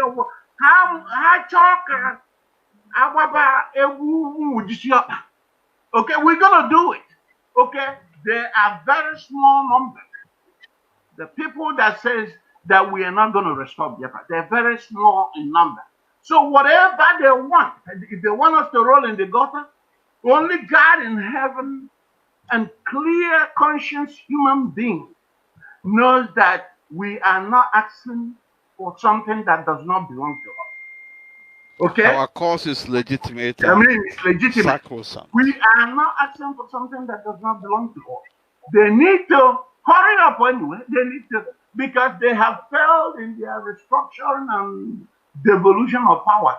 And somebody called our leader the other day, said, how can you restructure something that doesn't have a structure? Okay? Because, it doesn't make sense. All these are criminal gimmick. Because when I assign political to them, you would think that there's any kind of politics in that place. Look at how people are butchered everywhere. And these fools are coming out and attacking our leader. And I have every right to call them fools. Okay? And I have every right to call them fools. Ludicrous. They're coming out and attacking someone who has put everything. He undermines his family, he undermines his wife. His life is no longer like me that can go out somewhere and enjoy IPOB or have a drink of beer. His life is no longer like that. And they are complaining about harsh words. Oh my God. How can you compare that to the massacring and the spilling of blood in Biafra land? The language is the one that they understood. We have to give merit to Nnamdi for that also. Our leader just invented the correct language. The language he is using is the one that they understand. Okay. Okay? Because I don't understand how these simple things that people don't understand it. Every time he's coming here, people are praying for town hall meetings for them to come and ask questions. And guess what they do? They come out and they get educated. Some of them are say, okay, from now, okay, we understand what we're talking about. Okay, once our leader gets in a plane and gone, everybody goes back to their enclave. And then what we're experiencing is these unleashed women. I don't know who is married to these women. Because you can't do that here. I don't know who's married to them. Unguarded people that is playing with the lives of millions of Biafra in the name of daughter of truth. Let them ask themselves if they have given this IPOB, how much they have given indigenous people of Biafra, and consider what it takes for people to restore their land, to have freedom. Let them think of the huge, the huge amount of money. We must thank God Almighty for what He's doing in the life of all Biafrans. Mega amount is pulling down the zoo, and they are looking for roadmap. Mega. In fact, we have come to a point where if you don't like what we are doing, you give way. Simple as that. And the small amount is doing this huge. It's just like a sling and a stone bringing down an equipped Goliath. That's what it is. And people will not begin to praise God and thank God and continue to appreciate Him and continue to be obedient to what we're doing, regardless of minor issues here and there. Does not make you, minor issues here and there it's natural, it's norm. Even in my own family here, if I would have reacted for one incident or whatever and said that I'm not going to be with my wife, by now I would have been single. Okay, but we have to rectify all those things as we continue to grow and move forward. There's more understanding, and we're going to begin to understand why we do what we do the way we're doing it. And guess what? We harmonize everything, and the destination, Biafra. God didn't make any mistake by walking our forefathers all the way to where before they get to that land. Today we have seen people invade our land, and we are still waiting for people that wants to dismember 1999 Constitution with a roadmap. They have roadmap. Okay, we have People that are talking about restructuring, okay, every day, the same thing. And I figure it, and then maybe Nana so Igbo, good English is okay, but the common sense is not common. Common sense. That's the issue. You see people dying. You see your mothers being raped. You see your children. Every day. They are not concerned about the killings. They're not concerned about the massacring. All they are concerned What about is the is how to move problem? forward within the zoo called Nigeria. Even the denial And now, they are the not even blood of allowing us innocent to Biafrans plant. cannot let They are them not even have allowing peace. us to cultivate. They are not allowing us to go to our farms. They are now telling us that our states we are assigned to them from wherever they come from. Okay, they are now telling us all these things in the face of these people, the technocrats and aristocrats. You should know that these are the people that are Lord Yeshua faced. The Pharisees and the Sadducees. And you don't go down. These are the problems that our Lord Yeshua faced. Aristocrats and technocrats that will get them, and they have not made a penny contribution. But my rep, you know the embarrassment I'm having from those guys, you know, when you study their ideals, which I may not here, I won't call it ideology. When you study their ideals, you will see that they are very dangerous because what they are practically saying, beside making a kind of historical revisionism, they are also trying to engage in neo-colonialism mentality. Which is not going to work. Which is not going to work. We've gone too far to Okay, even begin to think of going Mazi, back. Mefor, please, I'm going to let you come back in. Maybe you can bring in the people you want to, if there's any question, we can answer them here. But I do know Yeah. that we have a framework, okay, and we are accommodating. If you want to participate, the door is wide open. By the way, we have a lot of robots in what we're doing. Madam Erewa is here, okay, for a long time, despite few this thing, is still here because she wants freedom. We have all these young girls in Paris and in Germany that are talking to their people to understand what we're doing. You know, so you know, in all this, we are wide open.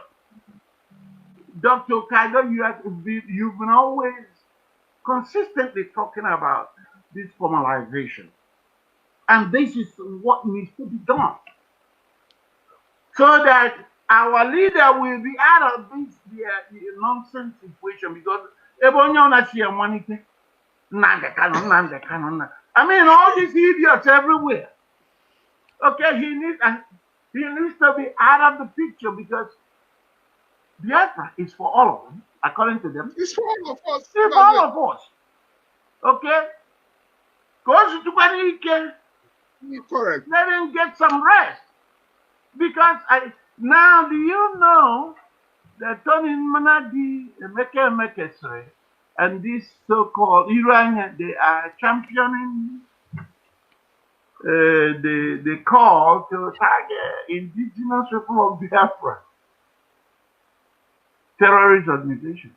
They keep talking about the church at St. Augustine in Aba. And they didn't tell you that the members of the indigenous people of Biafra went in their land to a parish where they worship to take Holy Communion, which is their right.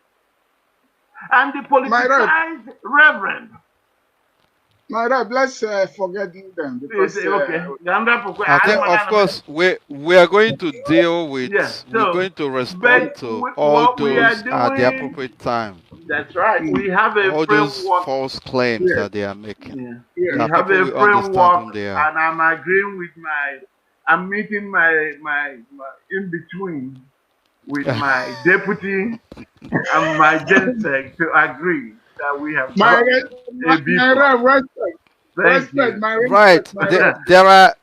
There are so many things that we can talk about on this program.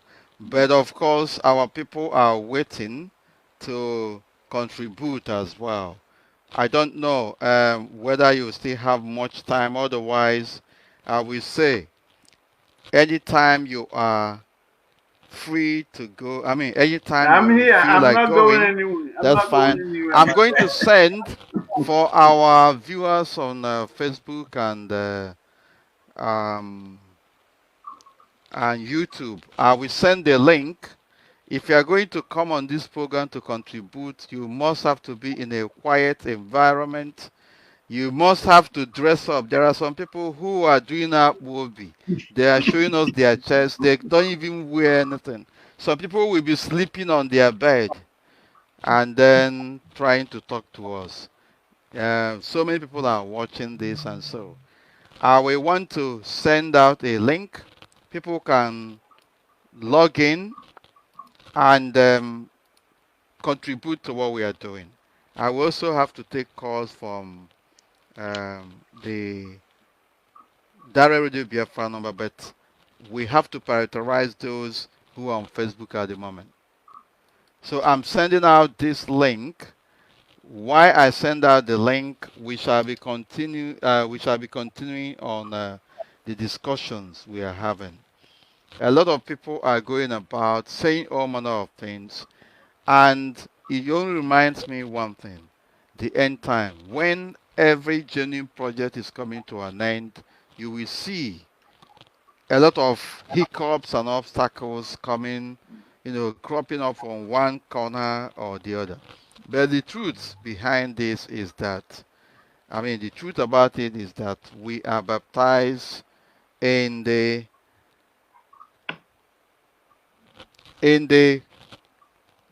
altar of confusion that they are setting up, opposition and all that. We have been tested. We are even creating problems where there is none. But on this occasion, every of their machinations, every of their devilish intents, we go back to all of them and destroy them. Their Listen, camp shall continue to be desolate, and they shall never know Sir. peace. The listen. Biafra Restoration Project is ordained by the Most High God and upon the principle of equity and justice. Fundamental freedom of all is something that we will not deviate from. And that is what has been guiding us. Ezioku Bondo. No There are problem. people who are sponsored. What is now reigning is a situation where people will come and concoct all manner of stories. Audio messages are now the order of the day. Somebody will stay where they are or where he is and be shouting and be crying, as if he's addressing somebody. After that, he will throw that on social media and people will be saying, oh, something has happened and all that. People cannot also differentiate between private engagement and official engagement. For instance, if you have a private issue with me, Uche Mefor, you will begin to call IPOB. That is what is now, Mm-hmm. reigning. Private engagement with people does not mean that it is IPOB because I'm a member of IPOB. That is the confusion our people must, exonerate themselves from or extricate themselves from. I have somebody on the line. Can you hear me? Uzechi Ndubisi, can you hear me? Ekwukwa gị gbazunata ibe na bitige Yes, bata. You see the problem. Gbazunata wee bata. yeah, Go can you ahead. hear me? Hello, my able deputy leader. I can hear you very well. Yeah, good evening from here. If you have any contribution to make, go ahead and make it because there are so many callers or so many viewers who want to contribute. Go ahead, please. Okay, my able deputy governor, deputy leader. Good evening. Good evening, my able Mazi Obidi and my honorable Victor Meka and all the indigenous people of Biafra. I greet you all. I want to make some contributions because I have been following the programs, and I've been involved in many of the live videos, watching what have been going on, and I have my major reason of being part of this Biafra movement. If there is not that reason, my personal experiences, even during my own service here in the north, Taraba State precisely, only that alone, and the one or two occasions I have been here, Lagos, because I stayed in Lagos with my family, and that alone have put me in the position of being part of this struggle. Now, I've been trying to pass some informations and across all this while concerning what I've been hearing and the information I've been getting in Nigerian government. For all those of our brothers that are coming out lately to prove what I call nothing, because as far as I'm concerned, all the noise, all the things that they have been saying is absolutely rubbish. You know, I've listened to one so-called the Turkish guy, Ijele, and every other groups. I've been watching over them, and they are talking rubbish. The truth here is our people are not really telling us the truth. Ohaneze ndị Igbo, those people, as far as I'm concerned in this struggle, those people are sold out already. They are depending on 2023 election, which between what I know and the information I have today, that election is not going to hold, and that election, they have already started making a grand preparation of installing Sanusi to become whether or not, most of the information anybody during the removal of right. So whether or not hello, anybody goes to the center 2023 or no 2023, nothing will stop Biafra Restoration Project. As they continue to protect their one Nigeria, we continue to work hard for the Biafra restoration. So they are two worlds apart, and there is no going back. Even if they succeed in installing a stooge from Biafra land to be the president of Nigeria, that is when agitation will even intensify. Yes, my deputy leader. It's not going to solve anything. Yes, my deputy leader. So what I'm saying in effect is that whatever we are doing, we should be consistent, and we should not even divert our attention or be distracted from any individual as long as this struggle is concerned, because we have gone far, and whoever that is working on the background to sabotage this effort should remember what have been lost. Every family have lost one another, and the blood of those people that have been lost are not at rest until this struggle is actualized. So before anybody can do anything, before anybody can think of doing anything, that person should first of all remember one or two things. And if you are depending on the idea of being a Nigeria or whatever, I am telling them on this program that that idea is rubbish. There is nothing like one Nigeria anywhere. The only option that we have now is to go back to where we came from, which is our Biafra base. Biafra land. So one Nigeria is not going. Any other thing? Yes, and nothing. Mazi Nnamdi Kanu have mentioned it during the time of one of his broadcasts about Tinubu. My dear deputy, whatever that is happening to that man presently, before that effect, the information was released, and the discussion of that information, I got the exact information and whatever that is happening to the man and what is about to happen in nearer days or maybe nearer months. Yes, my brother, you will make your contribution, and then we will bring in another person, because there are so many people that want to contribute. Okay, my able deputy leader, my contribution is let's be focused on what we are working towards. In as much as there are a lot of distractions on the struggle, let's be focused on this and let's not be deviated from any of this process. And also, I commend every one of you for the idea and all the effort putting in place to get other neighboring world powers in the side of the Biafran struggle. Please, I commend every one of you. If there is any more thing I can do in future, I will make it open to the group. Thank you very much. Thank you very much, and Thank you. God bless. Thank Thank you. you. Thank you for coming. Thank you, Chisu. Of course, our brother is very much on point in the sense that Yeah. no amount of distraction can derail this Biafra Restoration project.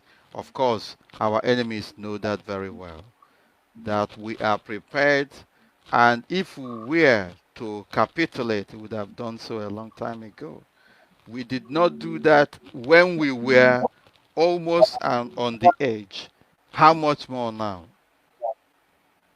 Nobody, if you are coming on this broadcast, you have to come on a video, not with microphone. It doesn't look very well, doesn't augur well with us if No, you we are gotta not see coming them on so we video. will know who is talking. We don't want Yes, nobody of coming course. in back here. With my face is here. Okay, for the Monday choice tag, yeah, foreign terrorist organization. That would Of, be a welcome, you know. of course, I'm sending the Um, link, and people are still asking me about the link. I don't understand it. My right, can I go on your By go yeah, ahead, well, he's doctor, going to. please. Okay, my right. Please, it's very, very important. On our so-called Biafran intellectuals, it's very. We must. I feel like saying something about them because many of them appears to be dishonest.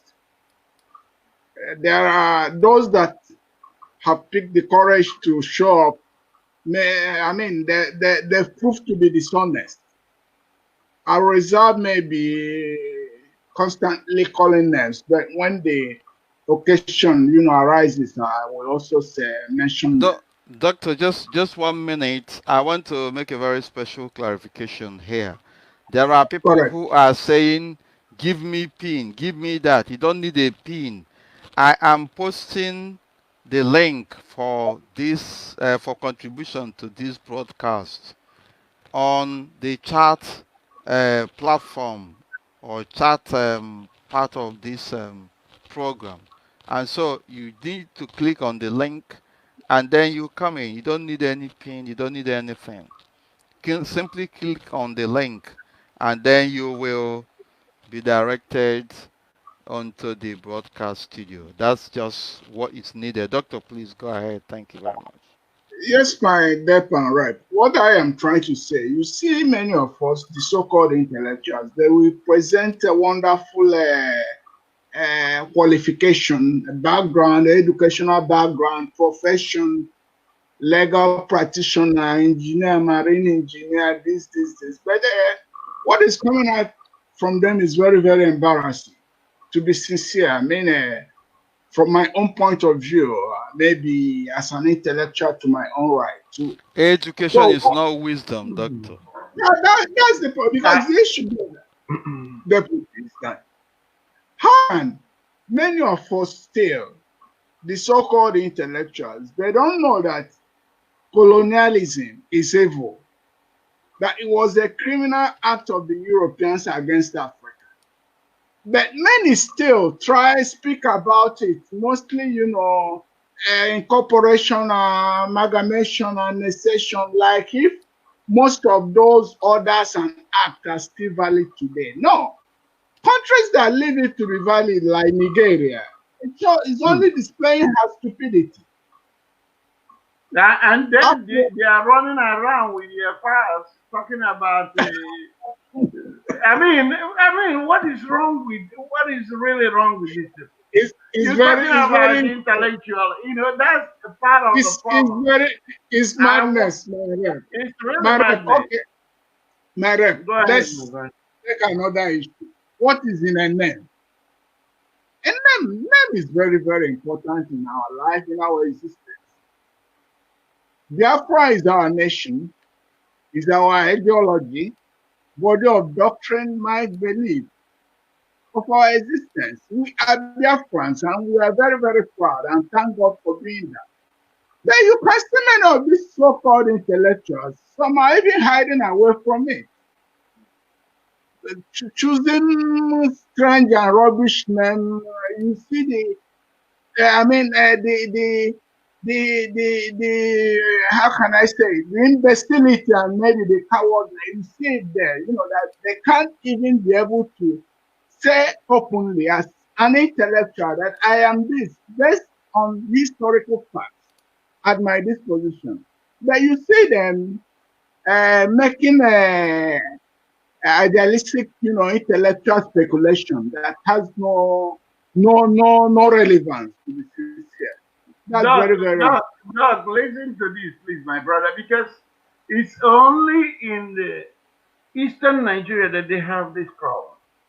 You know, the people that we claim we are one Nigeria with, they say they are Arawa, right? There's no problem. correct. We have the Odiduwas. There's no problem with that. But we are the only ones. We are the only ones that are not allowed to say our name, to say that this is who we are. That's the first step we're taking, to just identify ourselves that we are Biafra. Okay? What is wrong with why are you shooting people? Why are you shooting people for just making flag and say I'm a Biafra? What is here, my brother? I can put on a t-shirt that says Texas or California. You understand what I'm saying? And nobody tells you. And it's only in our in the southeast you have people trying to find a way to so-called intellectuals to put in that Niger Delta, and they're proud of it. Niger, lower Niger. What makes we can no longer be deceived. I think we're having some issues in terms I mean, they will tell you, put in the Biafra on one side. This is who we are. How can you put yourself one side? My rep, the 8 points of strategic objectives. That's the, if you see when this thing is being said, it's like 8 points of strategic, you can see that it's a jargon. It has no meaning. 8 points of strategic objectives. Irreducible minimum. It's an irreducible minimum. That's, you know, all those, you can see that there's nothing in this gentleman's brain. Irreducible matter of map. To him, even now, he doesn't, he's of the view that Biafra has no map. You know, that's according to him from electoral research. Notwithstanding all the archives he has visited and documentations and but it's very, very, I can't understand this. Me too. Let's bring in one or two of our people here. Doctor and Mazi Obidi. Chidira. Is it Chidira Remy? Welcome to the program. You don't are muted. Unmute yourself. You have to unmute. You have to unmute. I can't hear you.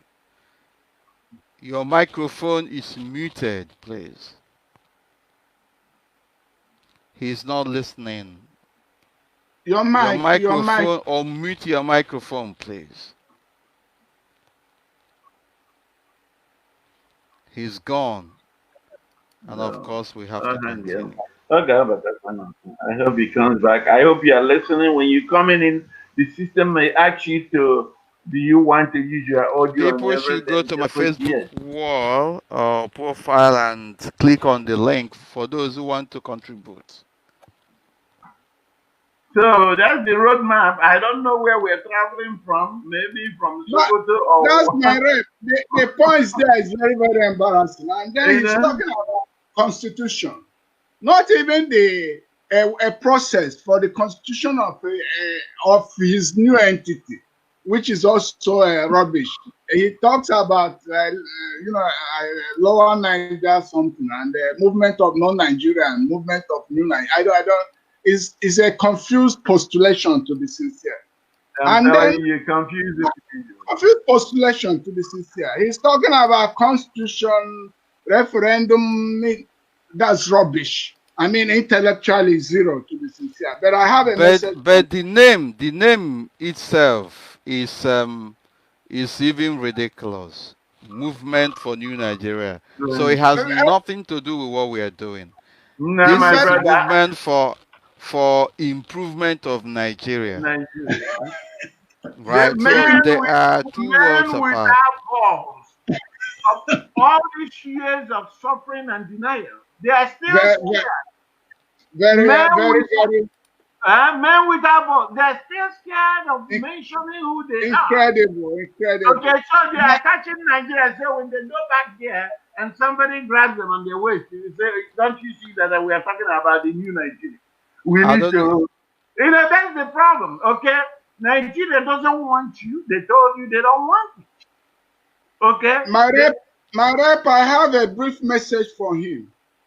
Okay. The message I have for this man is that he should remember that First Republican Biafra is not unplanned incident. He should stop making such a reference. It's not unplanned incident. Because there was consultation across board. We all know but that. he is trying to deny that. He's trying to deny that. As the so-called intellectual, he has no historical background. Is he know what I'm saying? Some of them will come here today to say that Ojukwu, there's some errors, that they don't want to make the same error.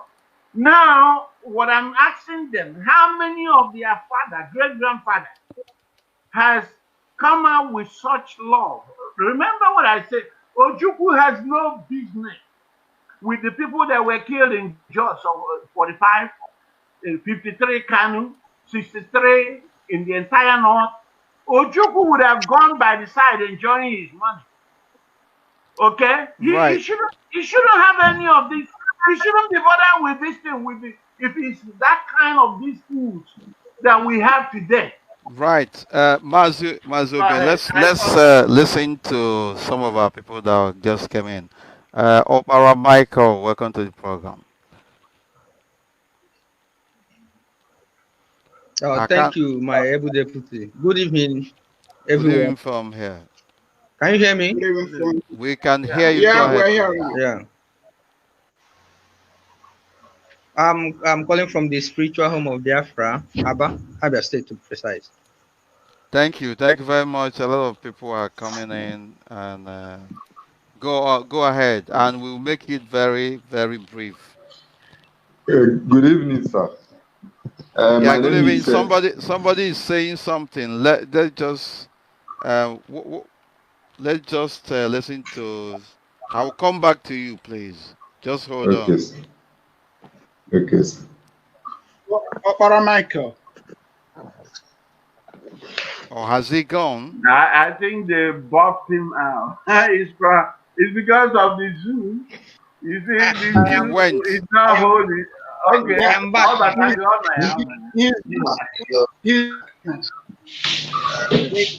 They kicked me out and I Go ahead, we can hear you, my brother. What show you are this thing?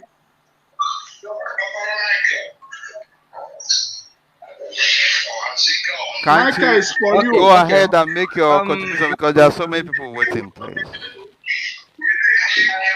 Yes.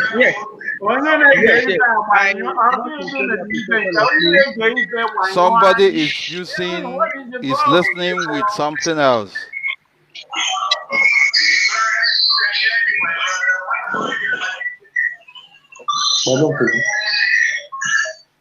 I don't understand this. Yeah, To be see anybody that right, Michael, continue. Please make it brief because Okay. a lot of people are waiting. Yeah, I'm gonna be brief. I most sincerely appreciate all of you for what you're doing. This is not the time to back down. We have experienced the influx of sabotage into the system for the past 1 month. But you people are our hope. We, the younger generation who are following your footsteps, we will never disappoint you in as much as we hope that you will never disappoint us. Our only hope is that someday we will raise that flag and nobody will come and tell us to get it down and we will You live say for eternity. And our children and those behind us will be the one to praise. And whenever they go through the history books, your name will be written in gold. Mr. Mefor, I have followed the event for the past 2 weeks, the revelations from the fallen angels, and it's so pathetic that people could sell their soul to the devil because of the migrant income that they will get from our oppressors. as you So can see, they therefore, can vent well and they will done. get exhausted. Mazi, Of they are course, of no course. near to angels. They, Please, we should not ascribe them to with any angel, please. I, uh, no problem, Mr. Obidi. No problem. I understand you. But the issue here is that okay. The issue here is that there are just minute number of them on Facebook with multiple accounts. But we are here on ground. I'm calling from Aba, and I know what is on ground, right? So therefore, there shouldn't be any time you people will say that our people are no longer. We are with you people. We are the real people in the street demonstrating. At least I've been to 4 rallies attended by Mazi in the Kano, and I know what I saw. So it's not something that somebody will just come and, you know, with his myopic view on Facebook and be talking trash against the movement and what our leader has established. Any day he says we go, and nobody's going to stop us. Thank you very There's much no for this going back. wonderful opportunity. May Thank you, my Chukwuabiama guide brother. all of you My that are over there respect, doing the work Thank for you. us, and also our leader who is on international assignment. Thank you, Mefor, for this wonderful opportunity, and God bless. Thank you. my Thank you very respect, much. They were Mazi. And Um, Ogechi Williams, please go ahead, please. Mazi, good evening. My name is Ogechi William. I am from Abia State, Biafra land. I based in Lagos. I'm an IPOB member in Lagos, precisely Papa Zone, Thank you. under the leadership of Egio. So my own country, I want to appreciate you, most especially Mazi Uche Mefor and other of your comrades. You guys are doing a great work because without you, I don't know what we would have been, because the force caliphate are using to operate, I don't know what we would have been. I watched some of our Igbo politicians and rich men. I would just watch Otto Eze, the kind of convoy and all the rest. Those people you see, they can never support what we are doing because they are the beneficiaries of this one Nigeria we see today. They just want us to suffer, and we can't continue like this. See how even in Lagos, everywhere have scattered due to bad government. They have not done anything to improve the life of anybody. Not to talk of Biafra land, they cage everywhere. They force us out of peace. Well, there's no development, no seaport, nothing. Foreign investors are not coming, nothing. My brother, Only time is coming when all of them will agree or leave a lamp for us. It's simple as that. It's I'm not about sustenance of the happy about pressure on all of them. I said and about Obienu. Man, Anandi that man,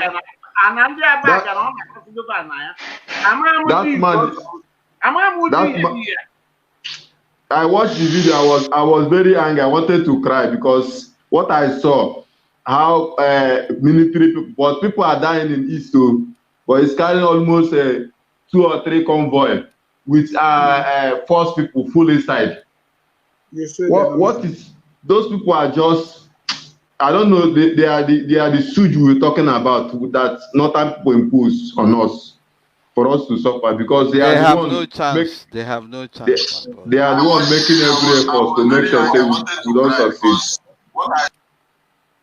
So I really appreciate you guys, what you guys are doing, and we in Lagos IPOB, we are doing our own best to make sure say we work out things at least at the end of the day. Things will be in order because in Lagos we have many of our people who have not heard or been following up. We are trying every possible best to educate them, to ensure that they are listening to Mazi and the car because this Biafra movement is all about enlightenment. Because that is exactly what brings me to IPOB. I wasn't the IPOB member. I was listening to Mazi on daily basis that the movement pushed me to join.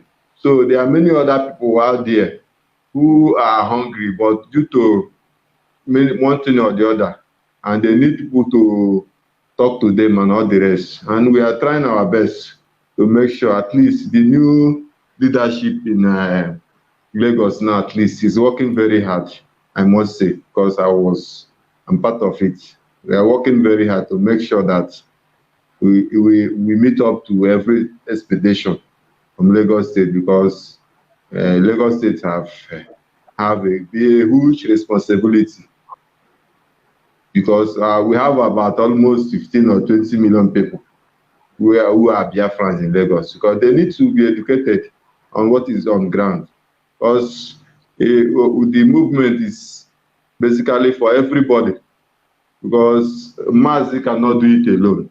You have our own responsibility. We must all join hands together. Everybody has different gifts, and when we aggregate all our efforts, we are going to make progress. So thank you very much, my brother. There are so many people. There are so many people waiting. Thank you. Thank you. Thank you. God bless you and keep it on. Thank you.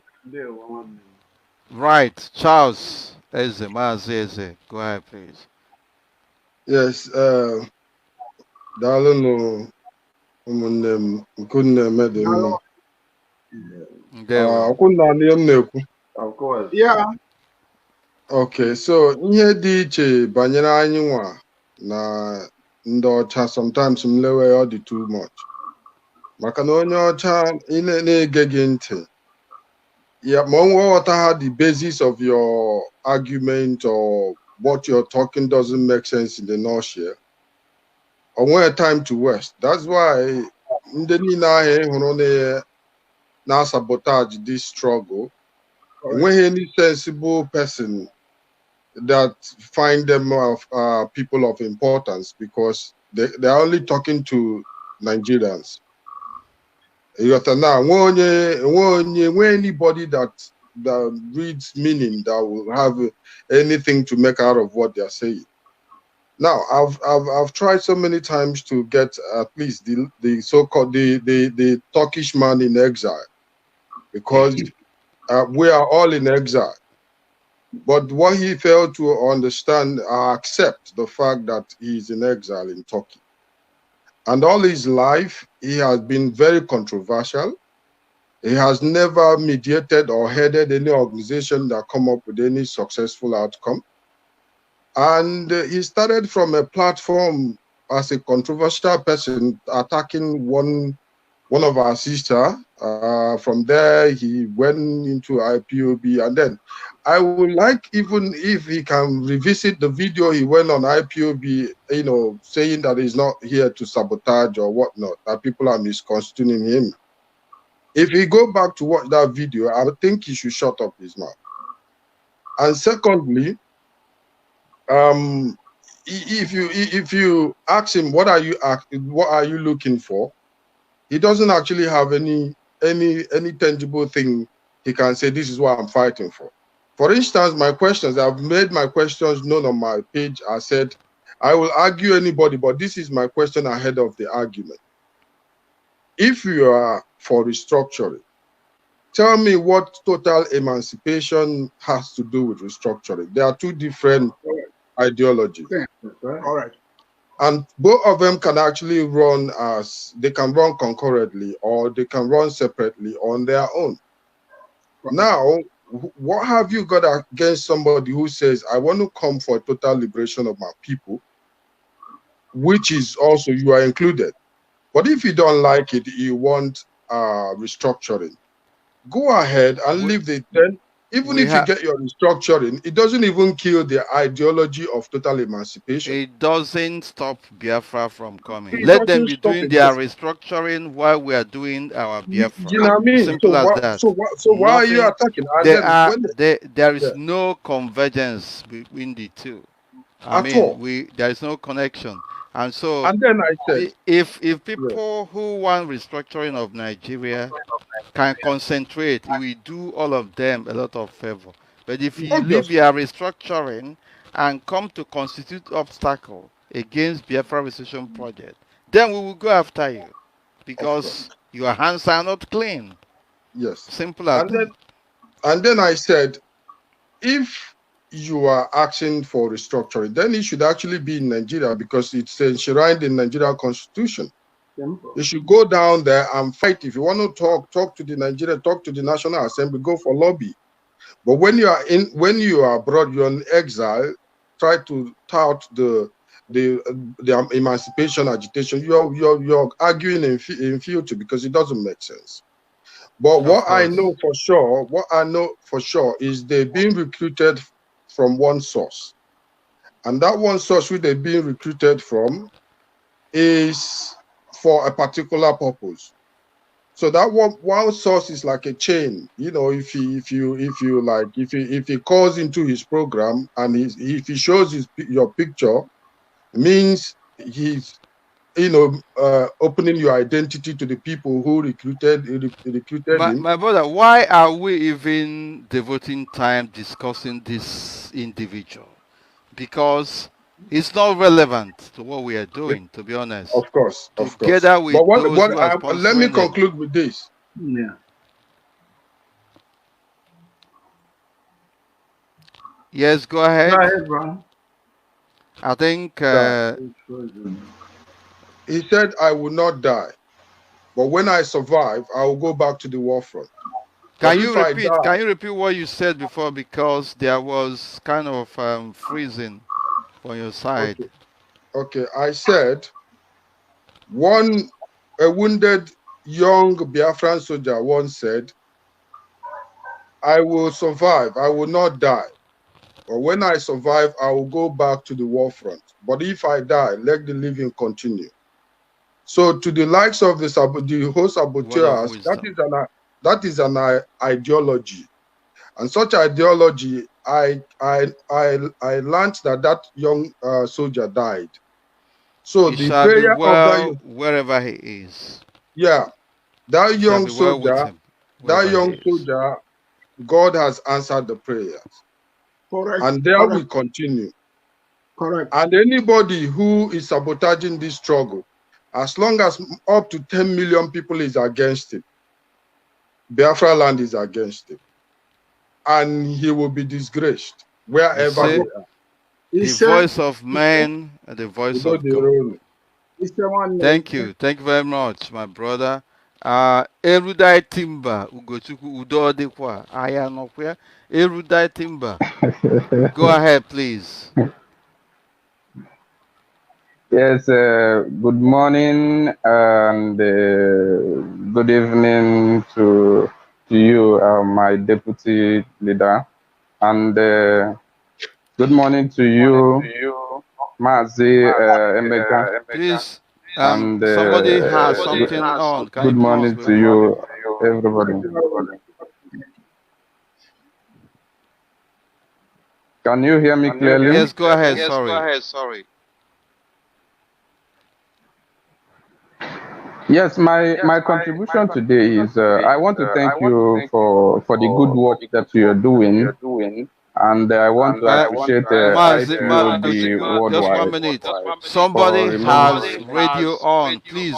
I don't know the brother with Is it Hebrew inscriptions or what? Please, can you turn off your listening device?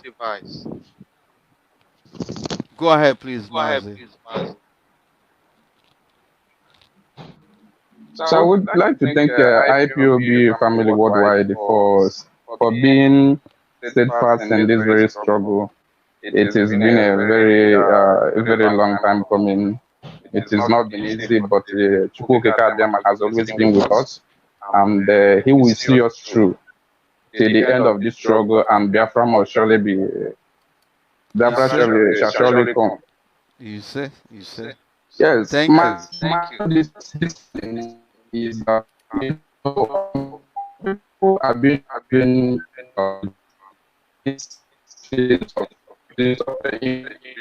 well, the network is not helping us at all.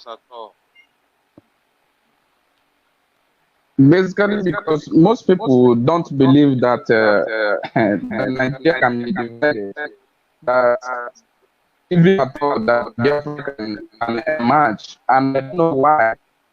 I listened to some. Right, my brother, we have difficulty getting what you're saying. I mean, it's breaking very badly.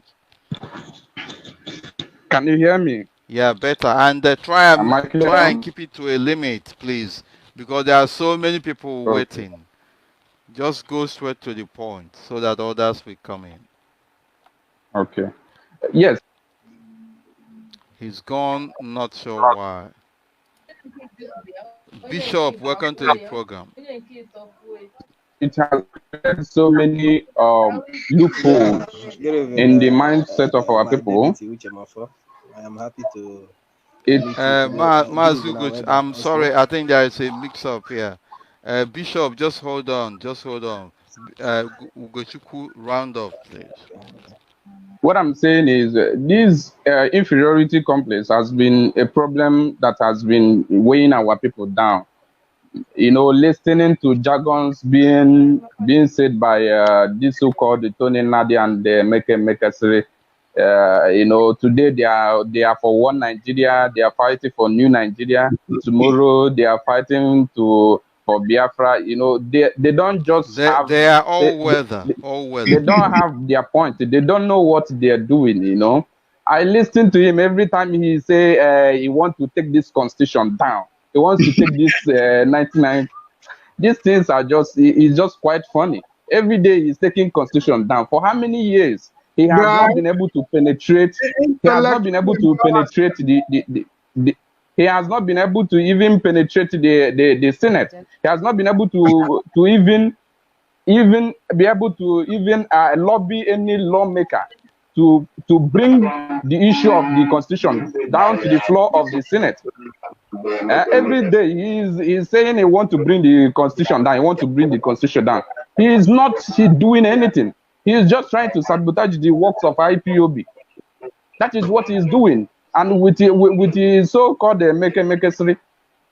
The other day he lied. He was lying on the. They are so jealous, my brother, and they're not going to succeed. They are not going to succeed at all because IPOB is way ahead of them. The other day he lied on the head of Clifford Irania. Clifford Irania came out and they tore him into pieces. That is prayer answered. May the Most High God set confusion into their midst. Yes, they shall never agree. Simple. The more they are fighting IPOB, the more they are being disgraced publicly. I don't know why they are doing this, but the God Almighty and Chukwu Okeadu will continue to disgrace them. Biafra will surely Biafra shall surely come in our own time. It's not going to happen next tomorrow. It's going to happen tomorrow, and it's going to happen in our own time. We are going to witness it in a very great way. The world will see us. The world will see us celebrate and we will jubilate for the coming of Biafra. There's nothing that can stop this movement because it's being piloted only by Chukwu Okeadu. Nothing can stop us. So let this rubbish stop. They should stop. They should stop rubbishing IPOB movement. He will take credit that he's the one who took, cannot succeed. If you are saying they should stop rubbishing, it will be as if they are doing anything. that is of significance. They are nowhere to be Yes. found. These are confused individuals filled with destructive instincts of envy and jealousy, and it will destroy them in the final analysis. Thank you very much, my brother. There are so many people waiting. Thank you. Thank you. Thank you. Bishop, go ahead, please. Yeah, as I was saying, I was greeting you. I thank God for your life today, because if not somebody like you, I will not know If not anything about somebody like salvation in us, Biafra. good Because people in this family. yes, all of you, all of you, my dear. But If not I people can like point us, you as you out, say. Mr. Uche. You are one of my inspiration. When they kidnapped our leader Namkalo, your voice kept me alive. If not your voice, I don't know what I could have done. And when I saw our elders today discussing na with you, I program called uche my wife. I mafọ said, na-ekwu "Come, mmadụ nọ na Ghana si na ọ all na-ahụ these na people program a that we are telling ehere us." a na-eme na Somebody is making noise, please. Somebody is saying I really something. don't understand. Please, So I was nobody should be saying when I talking saw, while another person yeah, is. Go ahead, please. as Sorry. I was saying when I saw our elders on your broadcast tonight, I called my wife. I said, "Come, all these people that we are telling us that we will go back to, that if we want to work with them, we should go back to their elders. So if we are going back to their elders, are we going to leave all these ones that are with us?" So we are laughing together today. That we don't even know that elders are with us. So I welcome you all. I welcome you all, please. I Thank welcome you, you all, Bishop. our elders. And they So say thank that you we very are much. miscreants, So I want children, to and go all straight. that. But in IPOB, we have And elders still we we are can rely on miscreant. for We avoidance are of doubt. children. We are children. So please, I want to go. I want to go straight to the point. I don't want to take your time. I want to go straight to the point. Listen, I'm just here to advise those that are agitating for lower Niger Congress, those that are agitating for New Nigeria, those that are agitating for bringing down the constitution and rebuilding another one. I just want to use this opportunity to advise them. Listen, they should not make the same mistake that Ohaneze made during their own time. Because when Ohaneze brought out of the issue of restructuring, they could have do one thing. Very easy for them. They could have just go to Nigeria government, ask them, we need restructuring. Leave these people, they are our children. Give us restructuring and we will stop their movement. But instead of them to do that, they came to us, they asked us to drop our agitation, and they will bring us restructuring. And today, look at where the hotel have landed all of us. So I am advising those people that feel that they can work with Nigeria or they can go through through 2023 to get Biafra. Let them continue on their own. Let them just leave IPOP on their own. Even if they get a problem on the way, or Nigeria government attack them on the way because of Biafra, let them just stay them. Allow the IPOP to be doing their own. Just give us what we want. Break down the constitution and IPOP will stop the agitation for Biafra. Give us 2023 presidency and IPOP will stop agitation for Biafra. Common sense. What is the give us new Nigeria, and IPOP will stop agitation for Biafra. Give us restructuring, and IPOP will stop agitation for Biafra. Let them not come to interrupt us. Let them not come to insult us or to talk down on us. That's the only thing I want to advise them today. So, and I want to use this opportunity, when our leader was, when they were trying our leader, when they were recommending to try him in secret, that most people that want to testify against him, that they don't want people to see their face. Now the face of those people are coming out one by one, because I can see many insiders. I can see many people that I never believe that they can say what they are saying today. And when you look at the way they are pouring their anger, you will know that these people tried a lot of things that by the grace of Almighty Of God, course, they they failed. confessed. They They were the confessed one that already. wanted to. I'm Good going to point. do a They program on were the that. one Good that point. they were the one that wanted to testify against our leader. They are the one. These people that are coming out now to voice out all this their anger because they have failed woefully. They have failed totally. You can now see that they are the one that wanted to testify against our leader, Nnamdi Kanu. So, point number 3, I want to talk to all Igbos, those that in diaspora, those that are in Africa, in Nigeria, anywhere you are today. You may think that you are comfortable by the way you are living or the money you are making it for your children. Even I am also speaking to those that are in Nigeria politics.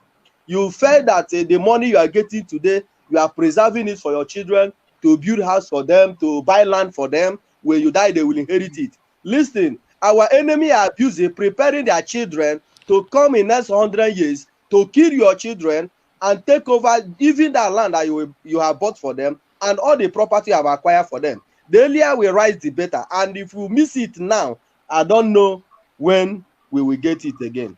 Thank you very much. This Thank is you all very I have to much. say. Common sense. Thank you, and And God bless you. Good point. contributors here. The guy that called with white t-shirt, the V-neck shirt, I forgot his name, and this guy, But wisdom, common, I mean, common sense. common sense.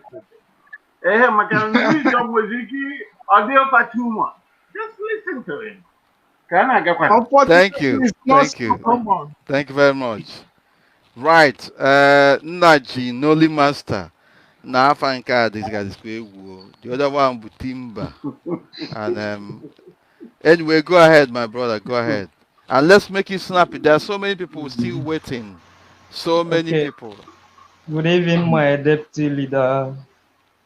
Good evening, all Biafrans and lovers of freedom all over the world. I thank you, everybody, listening to us this evening. I'm calling from Biafra land. What I want to say is that concerning this our agitation for freedom, like the elders who supposed to support us in this struggle and make this our freedom to come faster. They are the one that is making us to move backward. Like all this sabotage did not start today. It had been a long time. The elders had been sabotaging the struggle for freedom of Biafra. It had been a long time. Even the time of Ojukwu, it started. But all we know is that no matter what they are doing, all we know that we are going to get our freedom. This time around is not a time of 1967. We are more advanced this time around, and we are going to get our freedom by the grace of Chukwu Kikabiam. All what they are doing is just like a childish play. They don't have any common wisdom at all, because they are not doing like an elder. As no Kenyada no iwa one ogbe. Okay, iberibe. I don't see any wisdom in them at all. They deserve insult from us because they are making us to the way they are. That is well. Everything you have said. Our deputy leader, I thank you very much for everything you are doing, and I thank our able director for all his effort towards this our struggle, for making everything come more faster. Even when you look at the way things is now, we are moving faster than ever other freedom fighter can even achieve. We have achieved a lot of things in this struggle, and by the grace of Chukwu Kabiama, we believe that our freedom, we are going to get our freedom this year by the grace of Chukwu Kabiama. You say if everything is put in place, all the things we are supposed to do, of course, nothing is impossible before God. I thank everybody that is listening to us, and I thank you very much for all you have been doing. When our leader is in the prison, you devoted yourself to do everything you could have you devoted yourself to do everything, even those sabotaging this our struggle. You fight like a hero. You fought like a hero, and make this. We fought Yes, like heroes and heroines, especially yes. those Without who you, have without very you. much committed interest in this cause. Yes, Go ahead. exactly. Without you today, I don't know. Our leader, when our leader came out in the prison, I don't know how IPOB could have been today, but I thank God for a man like you. Thank you very much, and may God Thank you very much. continue to bless you and guide you and your family. In Chukwu Abiyama's name, I pray. He say, and you too, keep it on. Thank you. Thank you very much. God bless you. Thank you. Thank you. And Mazi Aloysius, is he? Aloysius, yes. Good evening, fellow Biafra. Good evening. Welcome to the program. Good evening, Mazi Uche Mefor. Good evening, Mazi Emeka. Good evening, Obidi, Obienu. May God bless and keep all of you that working for this restoration of Biafra. Here today, I'm going to say one thing. The reason why I like the insults that they give these elders, I always tell people this. The reason why I'm in support of this insult is because in the time of Ojukwu, those that are working with Ojukwu failed to give the insult to those that are sabotaging what they are doing. Like father of what is it called? Okeadu. They live to insult Okeadu father. And that is why Okeadu come out and continue with what his father did. That everybody are saying that is not good. So if it happened that they let his father know that what he did is wrong, he would have not continued where his father stopped. So let's be telling them what they are doing, that what they are doing is not good, so that their son will not continue. Because I know when Biafra comes, in the government of Biafra, when we do correct their father, they will come to destroy the government of Biafra. So we will keep on correcting them. We keep on, if that insult that we correct them, we make sure we give them that insult for them to be corrected. Again, talking about all this saboteur, those that annoy me most are those people abroad sabotaging the restoration of Biafra. Those are abroad. I always tell my people this, my people in Biafra land, that if you have anybody abroad that is not supporting Biafra, if you have his number, delete it. Because the person is trying to let you know that you will continue becoming his servant. Because some of us abroad here, what we are here is to make 1 naira. Then we go back to Nigeria and make them our talks, They will be saying, oh, you buy 1 bottle. And some of us in Biafra land, some of us, the way we reason, I am not happy with it.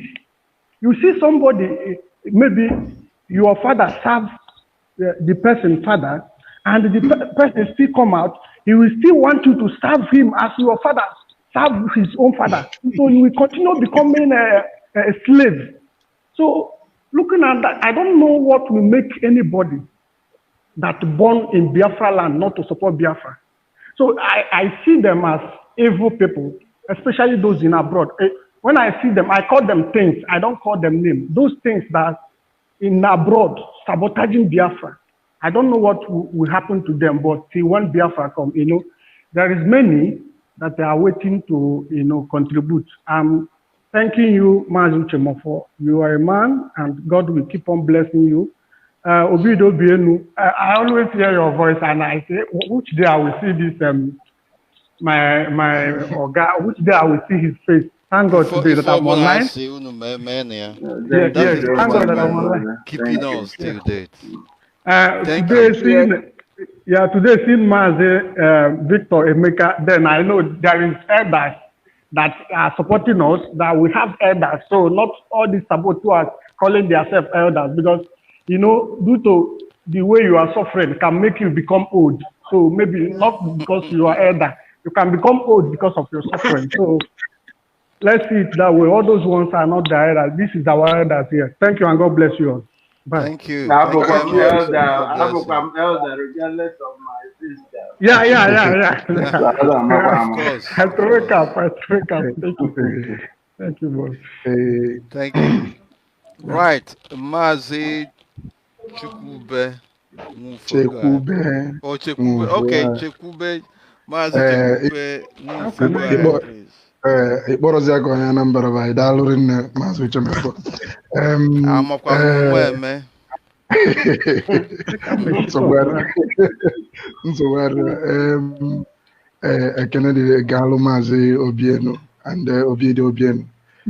Thank you very much. Ibu an inspiration to us here. We admire you a lot, and we see we observe everything you're doing over there in for us over there in America. And Mazi Victor Emeka Okeadu, Dalon, may God bless you all. My deputy leader, I've been listening, and most of the things people are saying is many people are talking about the insult on elders and all that. For me, I don't see any insult. You know, when you tell some, the problem with our people is that they don't like the truth. Yeah, most of them. So because they know that the younger generation are now holding them accountable for their sins, so they now diverted their attention by claiming that they are being insulted. For instance, if you ask your elder or your political leaders that, see, over the years, since 1960 till this very day, that you people have not achieved anything for our region, how is that an insult? Instead of them to come out in the open and debate, listen, this is what we've achieved. As we speak right now, there is no road from Enugu to Onitsha. If you apply that road, you will wish you live in hellfire. If there is no road from Enugu to Port Harcourt, these are the roads we ply on every day. And so nobody is talking about it. We just take it as normal. That is the problem. So if I come out now to say, or if I found out that the money was given to our politicians to construct this road and they embezzled it. So they if are I come not out politicians, and say, my brother, they are not politicians, because that name irritates me. This is okay, not how politicians behave. Okay. Because these are criminals and they should be cited as such, so that we will know what we're doing. Okay, very good, sir. So yes, thank you, sir. So if they are giving money to construct, to do this project, and they don't do it, tomorrow if you come out and say, listen, you were giving money to carry out this social project and you did not do, how is that an insult? How is that an insult? And this is what people misunderstood as insult. But this is not insult. You cannot claim that because somebody is telling you the truth and somebody is trying to hold you accountable, then you claim that the person is insulting you. That is how I see it. You understand? Of course, so you're right. Yes, you're right. Yes, so the trend right now. We cannot be distracted. We cannot be coward. Yes, because that is their mission. Their mission is to distract. They want to destroy. They want to stop the movement. And if you look at all these people that normally comes online to make videos castigating the activities of IPOB and all that, you see that these people they are on a mission. They are on a mission, and their mission is and they have failed to provide alternative. If you say that what somebody is doing is not correct, then you should be able to provide alternative. No, and not just providing alternative, something better that people will follow. And yes, actually, they don't. My brother. That is the problem. That's the problem. To get back or whatever allowed if I would teach a live video. Everybody in a Monday after a video. Now, what can you? Well, you know, not 0 to 2. Or live video.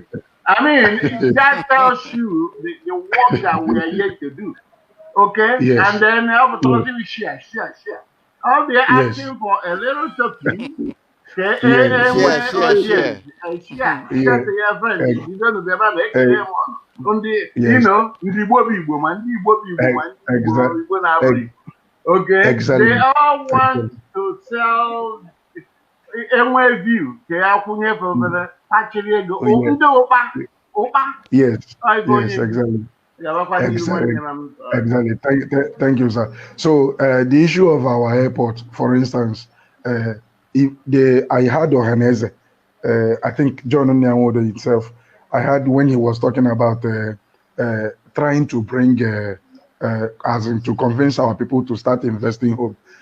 That is a good initiative, but there is something wrong with it. The thing that is wrong with it is that what is driving our people away from this very region, from investing in our own region, is the economy.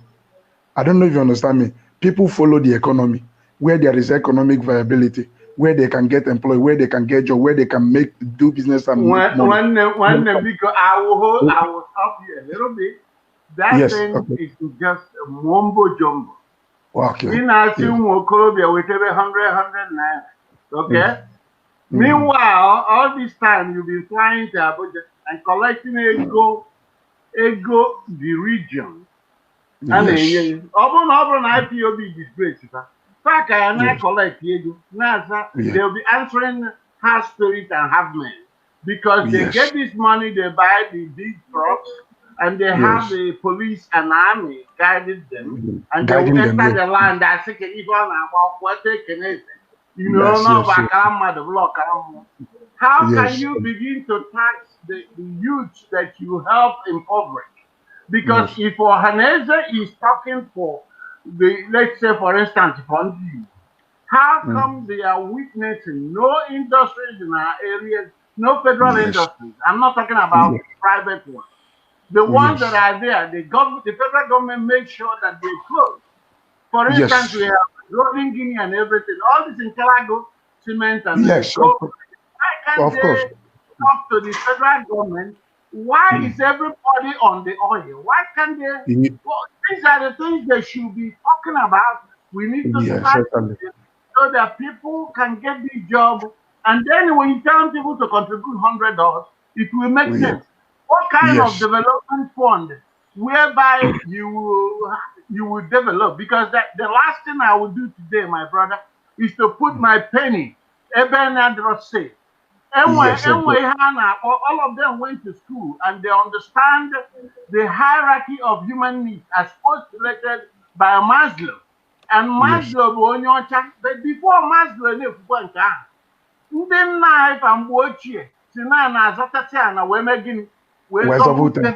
so in other words, you have to provide Obienu, people are saying speak English. They want to I'm sorry. In other words, you have to provide safety before any investment at all. It's going to be people that make sure that the lives of individuals are safe.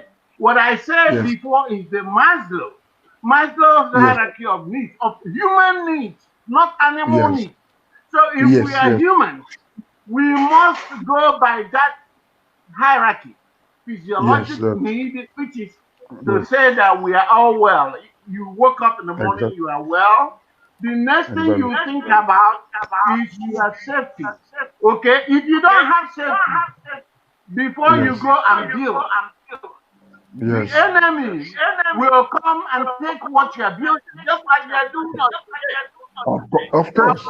I'm not going to no longer because there is no safety everywhere. Criminals, they call them and everything. Somebody has. Okay, so this is what we're facing. So that $100 is for him to collect some money and exit. He wants. Remember, his time is over. He didn't think about this fund, development fund. And then you come and think he will land. And this man, if you listen to him, he talks like a snake. He reminds me of Eve, the snake that deceived Eve. When you hear Nyawodo, that's exactly what I hear. because he talks so smooth. How many people are I talking? will collect the money and we will begin to invest. Where does he You know, this is what he talks like a snake. He's not realistic. How can you be taxing people that you impoverish? Most of the people in Biafra land today relies on their siblings or their relatives abroad to support them to get something to stand up. Of course. And then he's not talking about egalitarian society. He's not talking about going to the Abuja and then dealing with these guys, these young men that are in Abuja of our age group. It's only in our land they are talking about elders. These people are putting shame on me and you, because what they're doing is that the elders who are supposed to be at home, you know, looking after the land, okay? That's how the whites do here. You see they're peeking through their windows and monitoring what is going those who on. are not talking should mute. Okay? They're monitoring what is happening in the land. So much echo. They'll put it under us and they'll run to Abuja. Who are they meeting in Abuja? Shetima. What is it called? All these Rufai. These are people that can talk with us and we tell them what they're doing. If they don't want Nigeria, let them go to hell. Okay? Right. And these people will take their old body, all the Syrians, and go, and you're talking to young men who will be looking at it. Some of them, I recall, most of the time, during the time of a confab, they were all sleeping there. They didn't hear nothing. They were snoring and sleeping. And then they come out and they tell you we are the elders and we are leaders. And they will tell you the old story. And tell you are children. MSZK is not moved. What kind of danger? So much echo. If these people don't want us to be part of them, okay, we get out. Okay, all you got to do is to establish this argument. Because I seen one interview this morning that was hosted by Armstrong. The lady that was part of the discussion was talking about we are now talking about getting out of Nigeria because of religious, you know, the religious persecution. And that young lady does not understand how we feel. If we cuss her out, they will say we are cussing her out. If any of us knows that what we're talking about today, it's not related. I mean, somewhat religious persecution, but that's not the key point. The key point is that we are talking about belonging to Nigeria. Meanwhile, we are denied to be Nigerian. Okay, so one thing I went off. No, right. It's not We should look at everything they are because people will say, oh, if I begin to contribute 100 naira. My brother, who didn't want to give a job? No, who didn't give a job? He said he was going to let other people contribute because we are, of course, you're very much on point, but we have a lot of people here. Let me round up quickly. Just 30 seconds, my brother, because people are waiting. Okay, thank you very much. So the issue of that, like Kenyan was saying that we should. So I begin to ask myself, how can you invest here while you don't have security, while you don't have nothing? You cannot even protect the jobs. You cannot even protect the industries here. You don't have the power. You don't have the political power. How can you be able to build all these things, knowing that the federal government intentionally placed an economic blockade within this our region? So how can you advise our people to come back home and begin to invest home? Why there is no conducive environment for them to do that? So that is the situation. So these people are simply, they are deceiving us. They are fooling us, playing with our common senses. You understand? We are wiser. So, we are wiser. Yes. So in this our struggle, this is where we stand. This struggle will give us everything we need, the security to do the things we need to do, to develop at our own pace, to raise our children the way we want to raise them, to develop the way we want. This is why we are looking for this Biafra, and this is why we must get Biafra.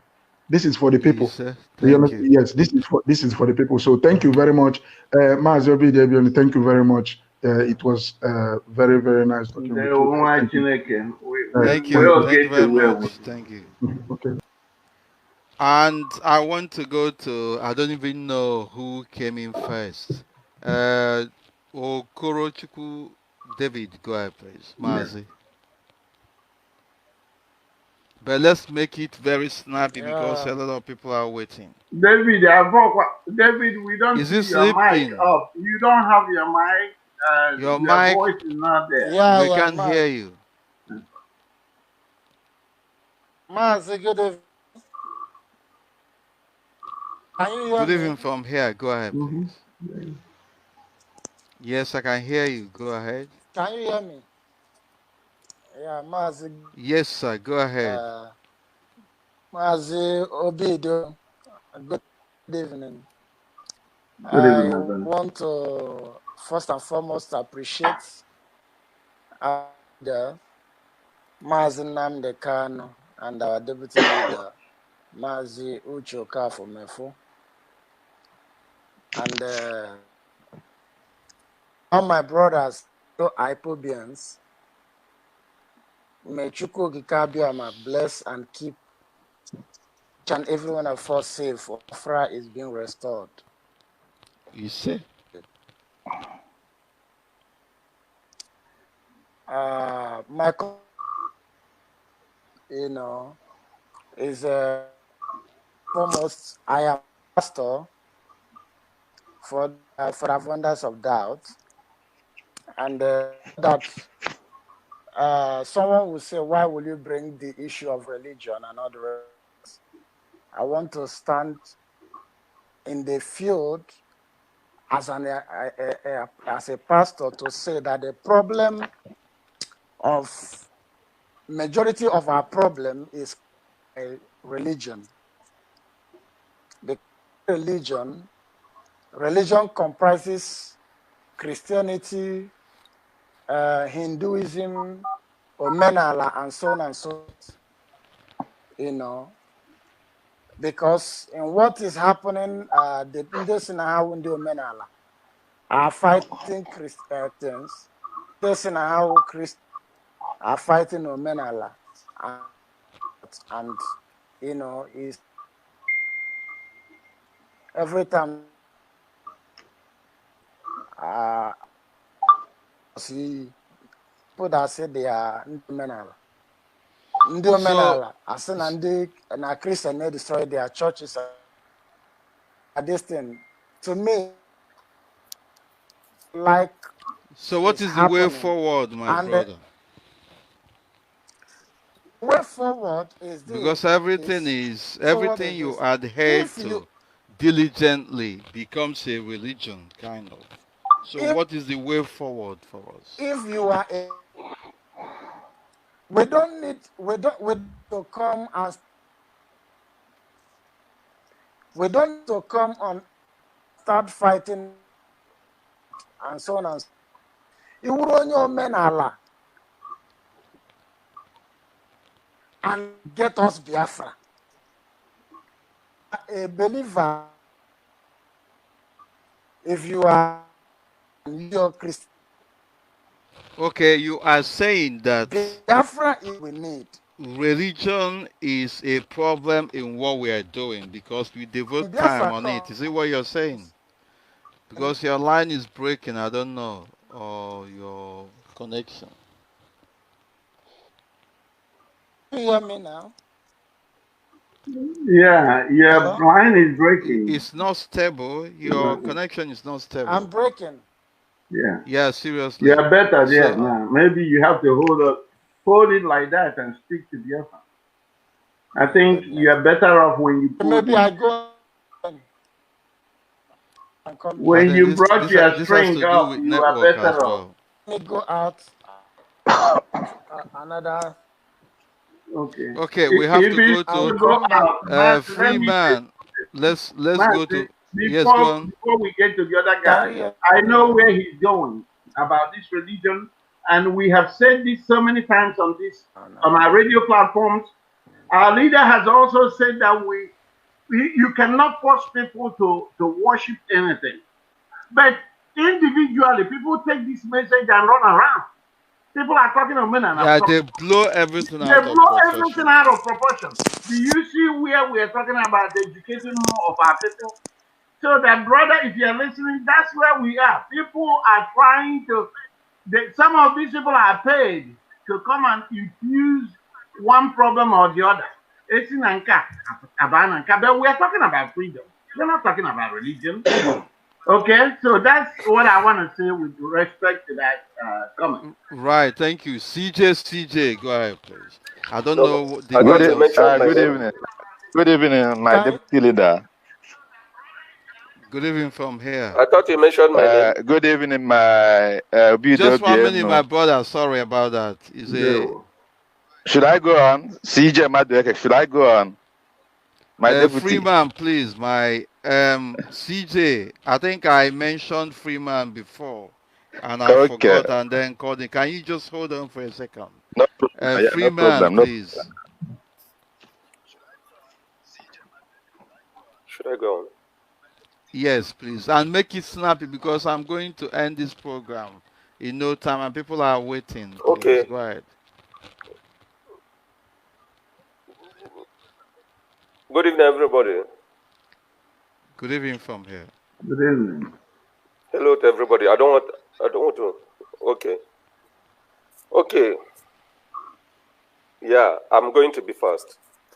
First, I want to be very fast. Responding to Chekube Mufo, coming from a different view from what Mazi Obienu said.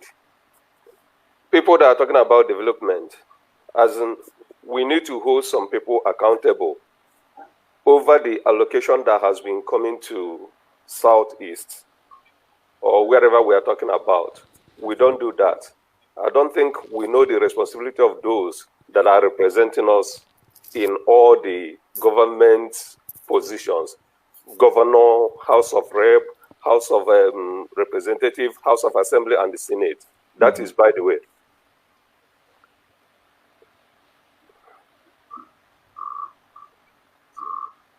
We are waiting for you. What is going on? Okay. CJ, you have to go ahead, please. Okay, thank you, my deputy leader. Good evening, Biafran. Good morning and good afternoon. It depends on your time zone. My deputy leader, I greet you. I greet our brother, Obidi, Obienu. My name is CJ Madueke. I'm from Enugu State. I'm very, very happy and privileged to be in this platform tonight. I will go straight to the point. I would not like to waste our time. What I want to say is about all these people who are prophesizing about Biafra and telling us what to do or what we should do or what we not do. I'm asking all these tribes, like all these Yoruba people, Hausa people that have their international airports functioning very well. Would they be happy if their international airport is closed down? I mean, Murtala Mohammed Airport is closed down, and then Akanibiam in Enugu State will be open, so that any one of them who is flying from United States of America, Europe, Asia, wherever you are coming from internationally, will first of all land in Enugu. When you land in Enugu, then you will follow land. You will enter car or motor. Then you go to your various places like Abuja, North, Kano, or Lagos State, depending on where they are going. We have been cheating for years, and I don't know why people are so blind to understand that these people, they don't mean well for us. Would they be happy if the port in Lagos is closed down, and they will open the ones in the eastern region, so that when they bring down their goods, they will transport it through road, go to their various places? All this thing is what we have to look into it. For those people who are telling us that we are God will reform Nigeria, or maybe they are looking for new Nigeria, I don't see any sense in it for people saying that Nigeria can be good. Nigeria will not be good, because one section of people are the ones that are benefiting in everything happening in Nigeria. You understand? Someone can become like a chairman of their local government. After chairman of their local government, the person will come for a governorship election, and the person will win. After 8 years as a governor of their state, they will go for Senate. And as they are doing all these things, they are making a way for their families. And those who are qualified or have the certificate, to run the same seat they are running, will not have any chance to do it if you don't have Godfather. That's what I want to. That's the only point I want to make tonight. I thank our able leader Mazi Nnamdi Kanu. He should keep it on. All this attack, we know that it will come. We know all this attack will come. We should expect more. All these people who are coming now. Right. They are the miscreants. The real people will come up in near future. I'm a big supermarket in Abuja. All the people that have big mansions in Lagos, they're still going to come up and discourage what we are doing. But I'm telling Biafra tonight that all of us, we should.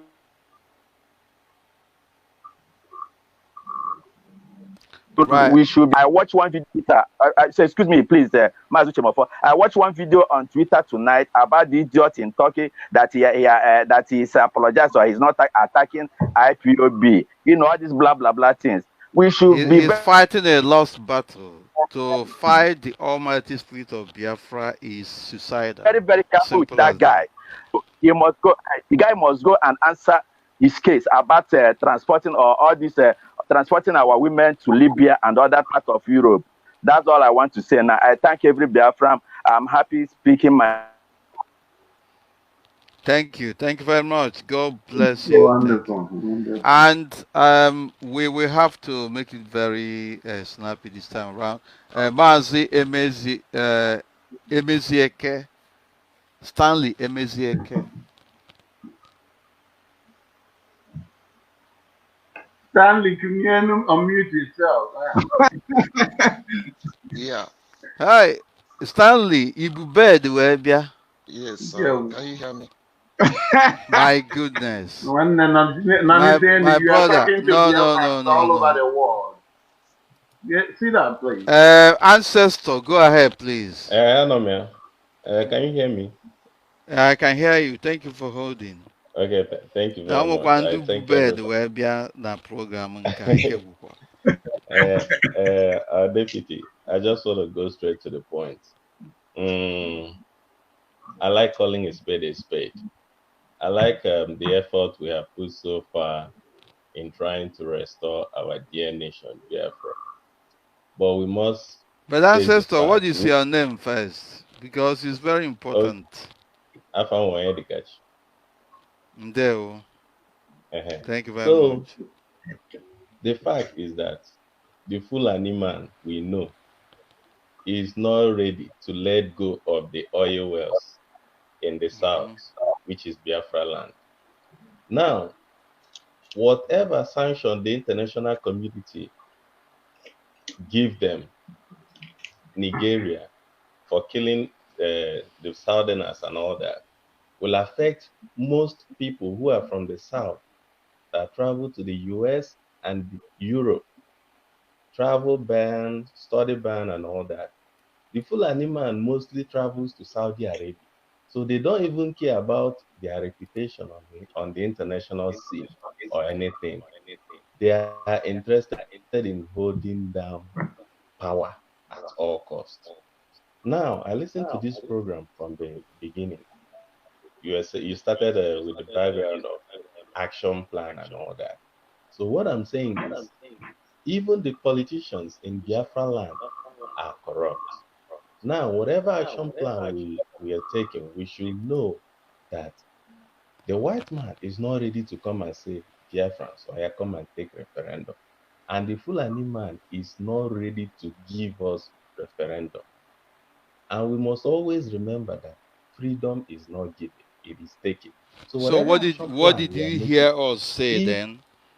We say that the system is corrupt. No. So And they are So what applying I'm Gotha saying, methodology. So we also have to apply good, Gotha methodology to defeat them. bam, bam. That's So what we what I'm said. saying, anything I name without it may include a worst case scenario, we will find ourselves stuck on this struggle even till the next 10 years.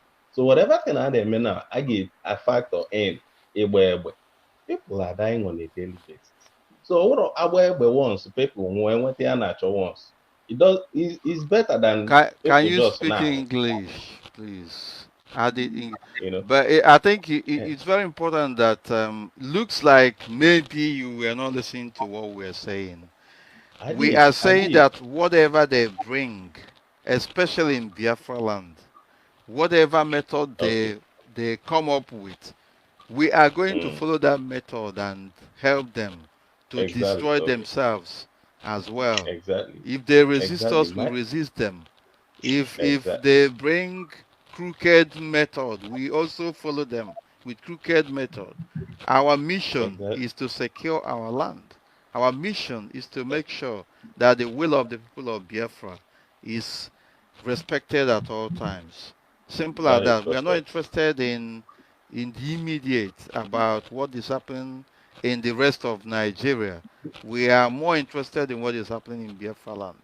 And the people's will is the center of everything. And that is what we're saying. Deputy, I think that's one of the things the young man was saying also, even though he was that's what I'm saying. calling, mentioning gun and everything, and he's free to say that, because if anybody is thinking that these people are going to let go, no, with all this killing, they are not going to. They won't. And then the worst part of it is that, these fools that are running around now saying that IPOB attacked this and that, they have forgotten to present all the killings, all the ongoing. It has not stopped. As we are speaking right now, we keep going mad. Okay, so they have not tagged into that. And you're gonna come and you're gonna come and call this noble family that have tried, we're trying all our possible best. They even cited the little Okafor as a terror. I mean, but they forgot that millions of Biafrans have died on the road that they gave him money to build. They forgot that that road that was not constructed was as a result of that road, armed robbers or Fulani bandits can run out from the bush and stop vehicles because they are not moving freely. They forgot that so many accidents have happened on those roads that the Kuremadu supposedly pocketed the money for that was given to him for those roads. Okay, they forgot all these things. And just because people in Germany threw him to register their displeasure, these fools are that's telling you where we are. We try to put this for another day, but it's also good to be mentioning some of these things when an issue like that comes. My brother, I'm going to let you finish what you're saying. Thank you. That's my contribution. What I want to thank you, ancestor. Thank you. The God discussion is are you hearing me? Doc, yes, go ahead. Go ahead. Yeah, no, what I am trying to say is that most of the time we get the issue of gun and war, we normally get it wrong, mostly our. The point is that Biafran people are not cowards. It's not the first time that we have seen war. But the point is this. We don't have to. It's not in the program of IPOB to trigger any war. That's the fact. The issue is that we must have to do the needful. When we do the needful, example of something that is needful could be the declaration of the restoration. When we do that, obviously, there must be a reaction, which we don't know. If it is the type that we are seeing now, we have the right for legitimate defense. And then we should then understand that when we formally declare our position from the point of view of international law, we have the right also to possess arms to defend ourselves. A typical example in the spirit of self-defense, of course. Yeah, a typical example is that of Ambazonia. Ambazonia today, they have a force that is legitimately defending their people. So when we are saying this, let our youth or anyone, we are not afraid or we're not coward over the issue of that. It takes a process. For instance, a hypothesis is that let's say today our leader declares the restoration. We shall peacefully wait to see the reaction. If the reaction is that the international community is normally aware that we have restored our nation, that instrument gives us the right also to get whatever we need to defend that. To defend our life. That's what I'm saying. Thank you. Thank you very much. And of course, let's move very quickly. I can't even remember those who came in first. No, Captain not here. I think Chima Captain. Right, okay, Captain, right? Chima on the day in the seat of my brother. You are talking to the worldwide family. Thank you so much. Good evening, my deputy. Good evening from here, my brother. Go ahead, please. It's a great opportunity to join the program. Actually, I am not here because I don't know the opinion they discussing. So when I came online, so I just saw the distance. So I decided to join the program at least to be just listening. Thank you.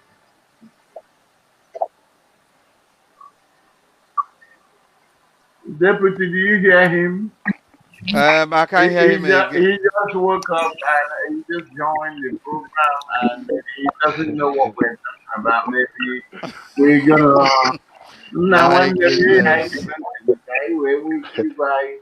Okay, Solomon Favor, right? No, we have Yes. here. Okay, so I can monitor this. I think yeah, I can't remember those who came in. was here. Okay, my brother, Solomon, just Solomon, one minute, please. I mean, even so. Yeah, I can't. I'm losing. I'm looking at it. Go ahead, Mazi. Solomon, when did you want to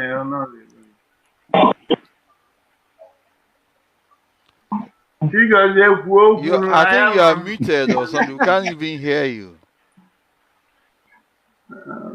Yeah. No, we can't. We can't hear you, honestly. Can you hear me from here? No, we cannot hear you. I hear you now. I was about asking whether you are in the zoo. Okay. Good evening from here. Good evening from here. Go ahead, please. Good evening from here once again.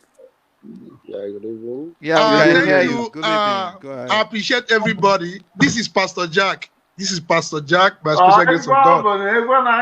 Good evening from here. Is it the Almighty Pastor Jack? Good evening from here. Yes, this is Pastor Jack. Pastor Jack. My goodness. Welcome to the program. Writing and saying that he's here. He's here. I don't know. Pleasure seeing you. Yeah. That is my Facebook name. That is my Facebook name. Okay. First of all, I want to appreciate the entire leadership of IPOB, and more especially our leader and the deputy. You as well, because as one of our brothers said, my goodness. Pastor, your speaker is not good. You may have to position it where it was. I think network is and it's not over the years coming from Dan. There is an area whatsoever we are doing to join this struggle. I'm not a voice of people like Clifford Uriah, because you should know that I know him very, very well. I'm from Ohio. I even know him to his family. That is just the truth. So no, it doesn't matter what they do, they will not be able to destroy this particular project. And another thing I want to say to some of our brothers who are clamoring for armed struggle. One thing I have to tell you people is that when you get to the river, when you go to the stream, when you get to the river, you cross the river. While we continue to go, when we get to where we get to, what we see at the front will determine how the struggle is definitely going to be like. I don't think we should be pushing for armed struggle for now on that area. Now, coming on the area of accountability, holding our politicians or the so-called leaders accountable, I will say it is almost impossible in this part of the world, because the system that is being created here is skewed in such a way that you will not be able to hold anybody accountable. I will give instance. For instance, if the electoral system of the contraction here works, there is no way a chairman or ordinary member of House of Assembly who have failed his primary responsibility will come back again and win election. But because the system is always skewed, even though you have determined not to vote a particular person, the cabals, the people that determine the outcome of whatsoever thing they want them to look like, will always determine it. Just example or instance is the case of Imo State, where somebody who came forth in an election was automatically made the governor of Imo State. He's not a first, not a second, not even the third, and that person is made a governor of Imo State. You have seen that the system will not be able to favor you. You also have a system where you cannot be able to query or question anybody, and if you do, they will use their DSS or whatsoever to chastise you, therefore frustrating your effort. And if you have a legitimate case to pursue, this is a contraction where when you go to court, they will threaten to kill you, and you will see they will come behind and make sure you withdraw the case. So for accountability, it will be barely difficult and impossible to hold the so-called leaders accountable in our land. There is just one truth, because the system have not provided a very good and shaped platform in order to hold people accountable. And for the elders, for our elders, I have respect for our elders, and I equally know that the entire IPOB have respect for our elders.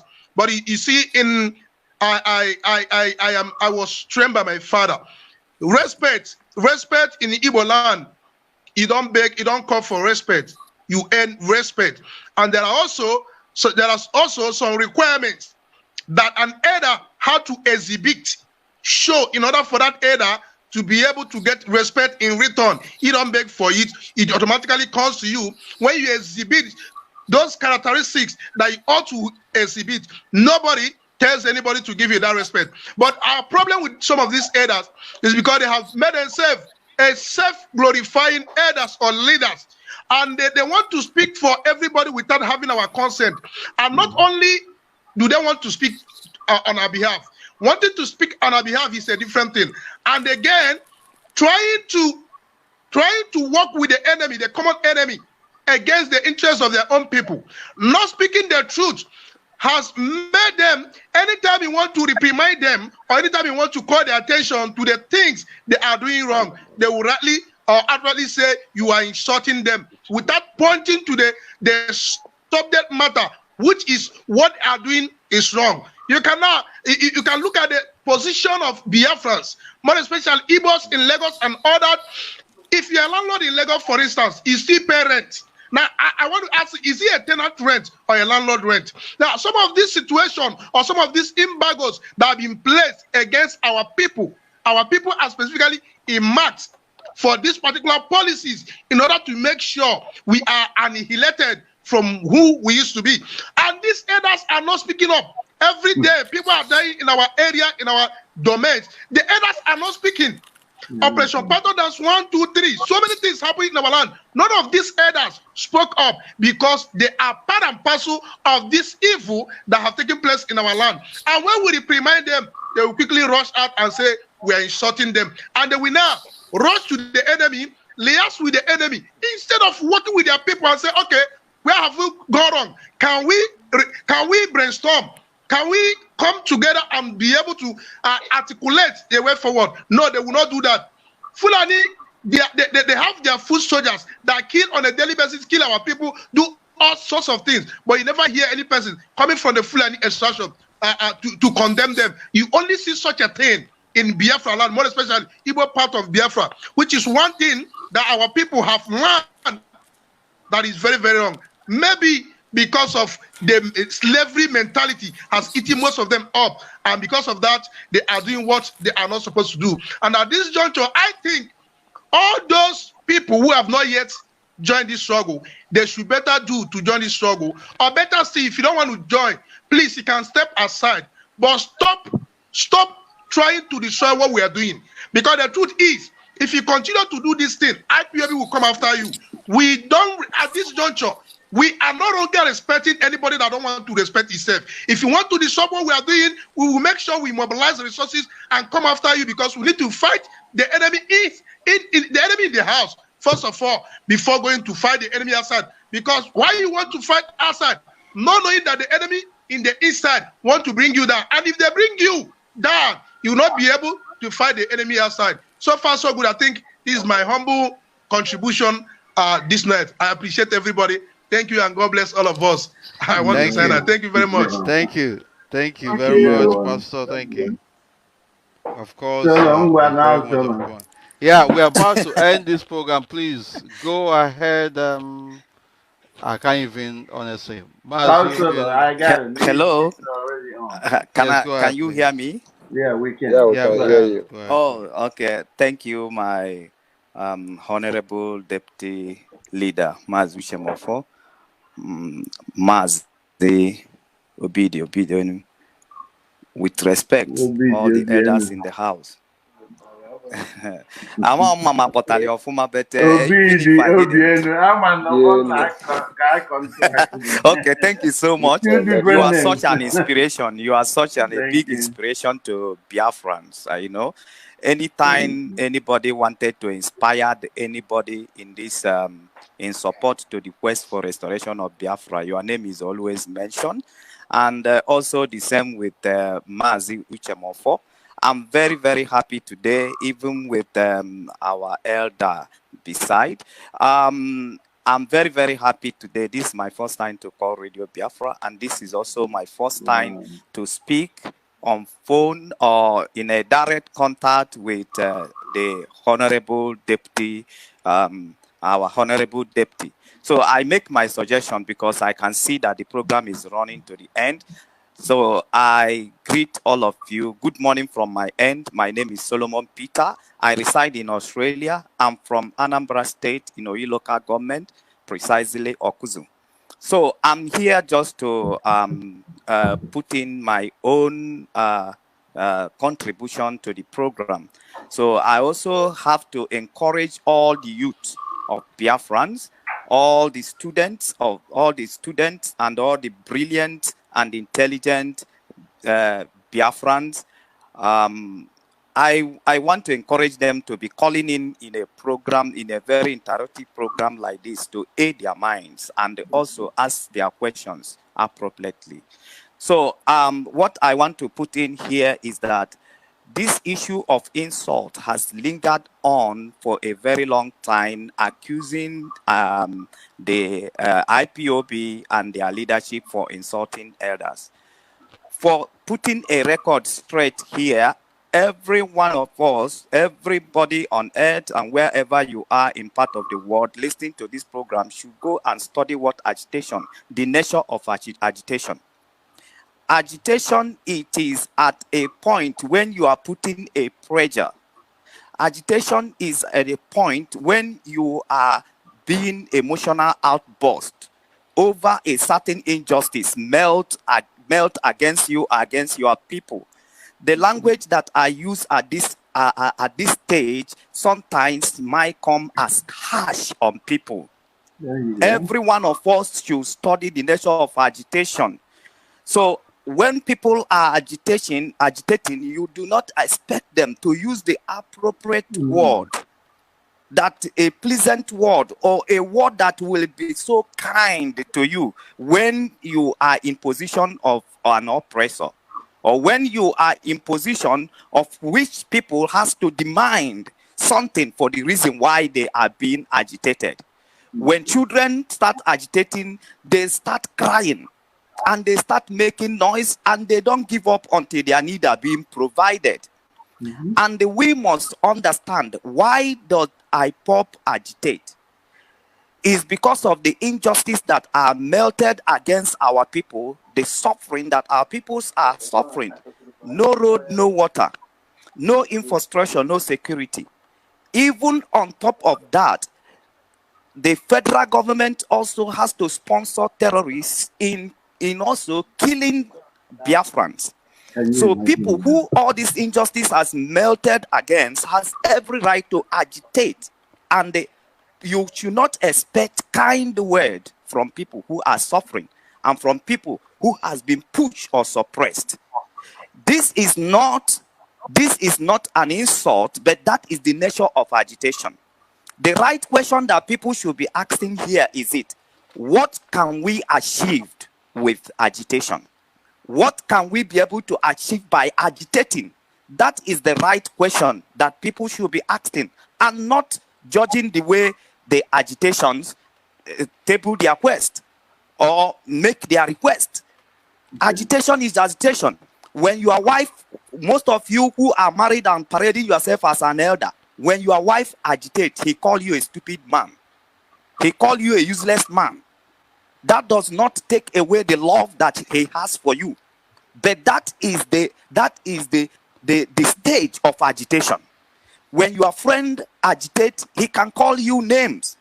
And that does not take away the love they have for you. But that is the mind, that is the emotional stage of agitation. So we are agitating, and the people should understand that they should not expect kind word from us while we are agitating, until they address the issue that lead to our agitations.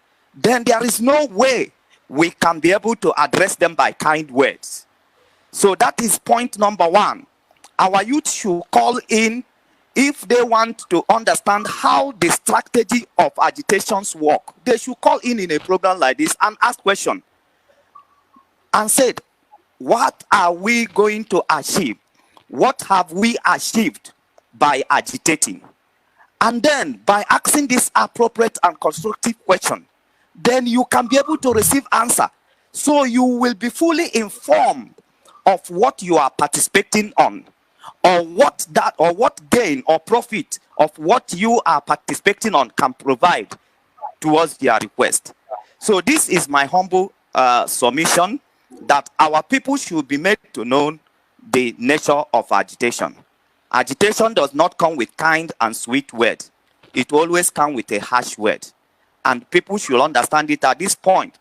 And if you are concerned about the way that agitation goes, then what you need to do as an elder or person in a position is to address the issue in which that agitation was triggered. Thank you, my honorable leader and my elders. God bless you all. You are playing according to your name. Thank you very much. Solomon. Thank you. Very well. Right, we must move forward, Hello? honestly, and because it's almost 12 midnight here. Yeah. Right, so after Bartholomew, we have Mazi Ezekwesili all the way from New York, even though he's answering another name this time. I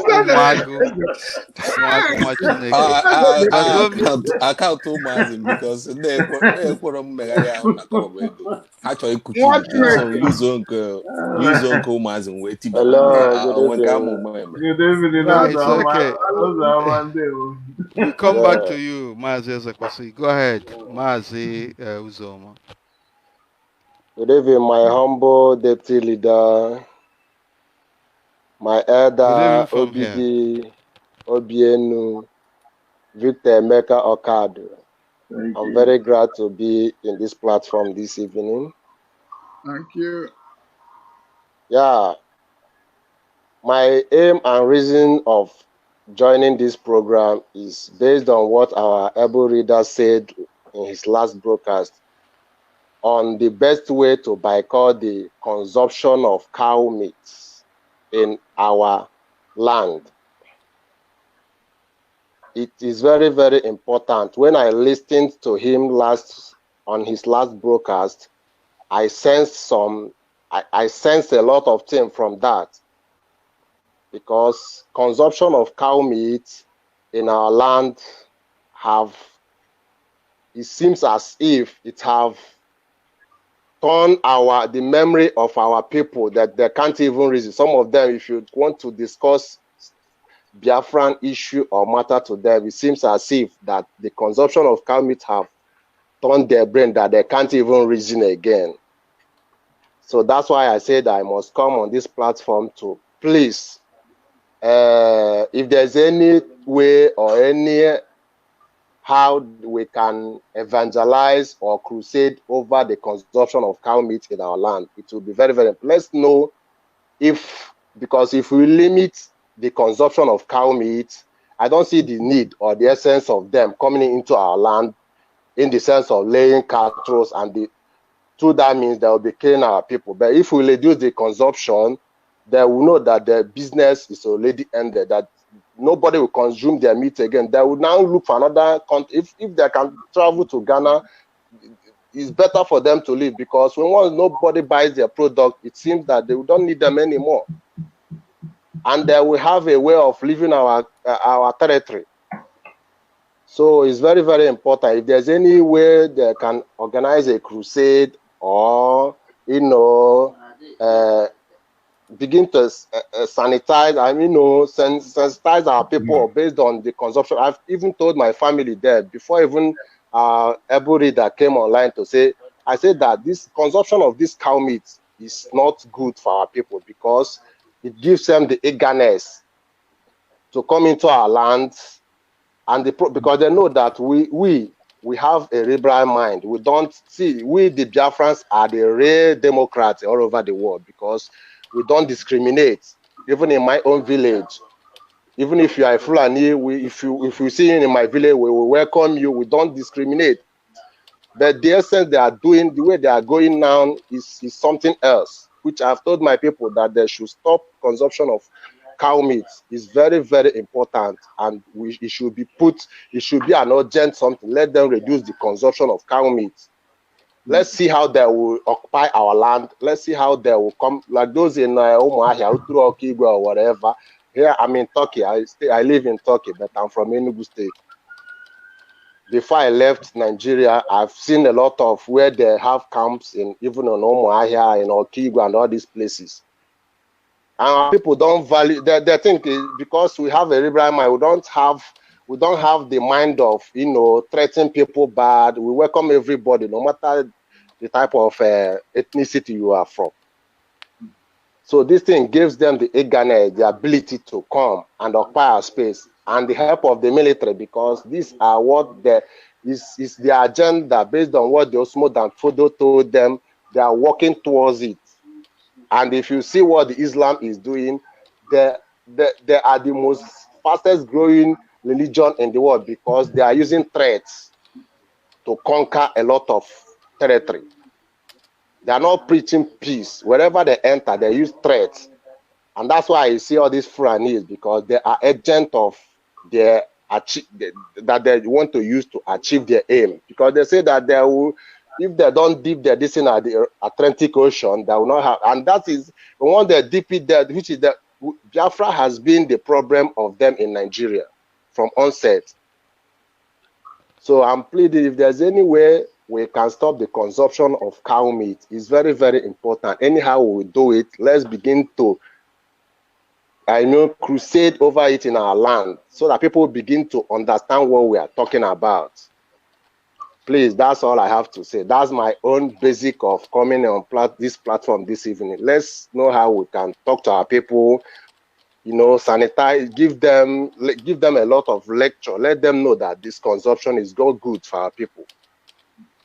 Thank you, my brothers. Thank you very much. Mazi Mefor, please, there's something you touched on that, aroused kind of thinking on me. You said that we need to do something, even if we want to chase it to Ghana. And I laughed. And my brother, let me tell you something. Ghanaians did not tolerate these barbarians a minute.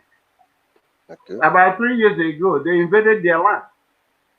The moment they kill one person, it was the police authority. They said, go in the bush, kill everything. And they ran away. Here we are, have the so-called leaders, have our commissioners, have governors. Let me use that governor for the meantime. These people are witnessing on a daily basis. We have seen a governor that said your life is worth 500,000 naira. Our governors are even a threat. Our governors are even a threat to us. Okay, if they kill anybody, he will give you 500,000 naira, which is $1,200. It's chicken money. Less now. Putting a price tag on the life of our people. This is they don't want us to grieve. This is police station. Police station drove out this one in Ghana under one day. The order came and they said, the man told them, if you go to the bush, if anything, kill everything.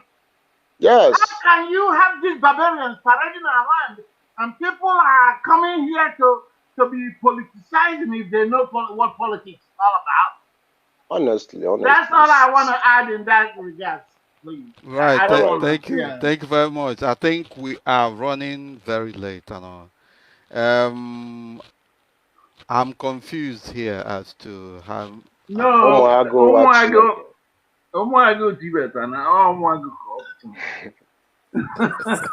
Freeman did not conclude his this thing. Okay, let's go to Umago first and then. I didn't see him. I'm sorry. But you probably round us up. Is it the turn for Umago or Freeman? Okay. That guy Freeman. Okay. Freeman, just come because he was here before. Just conclude and then we go to Umago Wachineke. Hello. Hello, can you hear me? Yes, I can hear you. Please round off. Okay.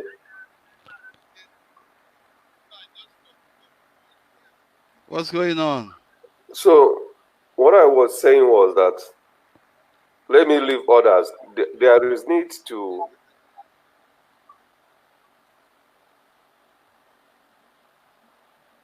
cut it. It's still echoing. No, can you hear me? We're hearing you. Yeah. I it's think okay. you were talking to someone. I think there is need to raise more people like Uche Mefor. You know, the way everybody do their presentation is quite different. The way our leader Mazi Nnamdi Kanu does his presentation is different. Then Uche Mefor used to be more explanatory. I think we need more people like that will make the people on the grassroots to understand what we are doing. This is my observation. I think it's a mixture of it, isn't it? No, Mazi Mefor, don't run away from this responsibility. Remember, I always call. But yes, I have to do my own. Another person will do their own. But on aggregate, a mixture of all these. That's what I'm saying. What I'm saying is that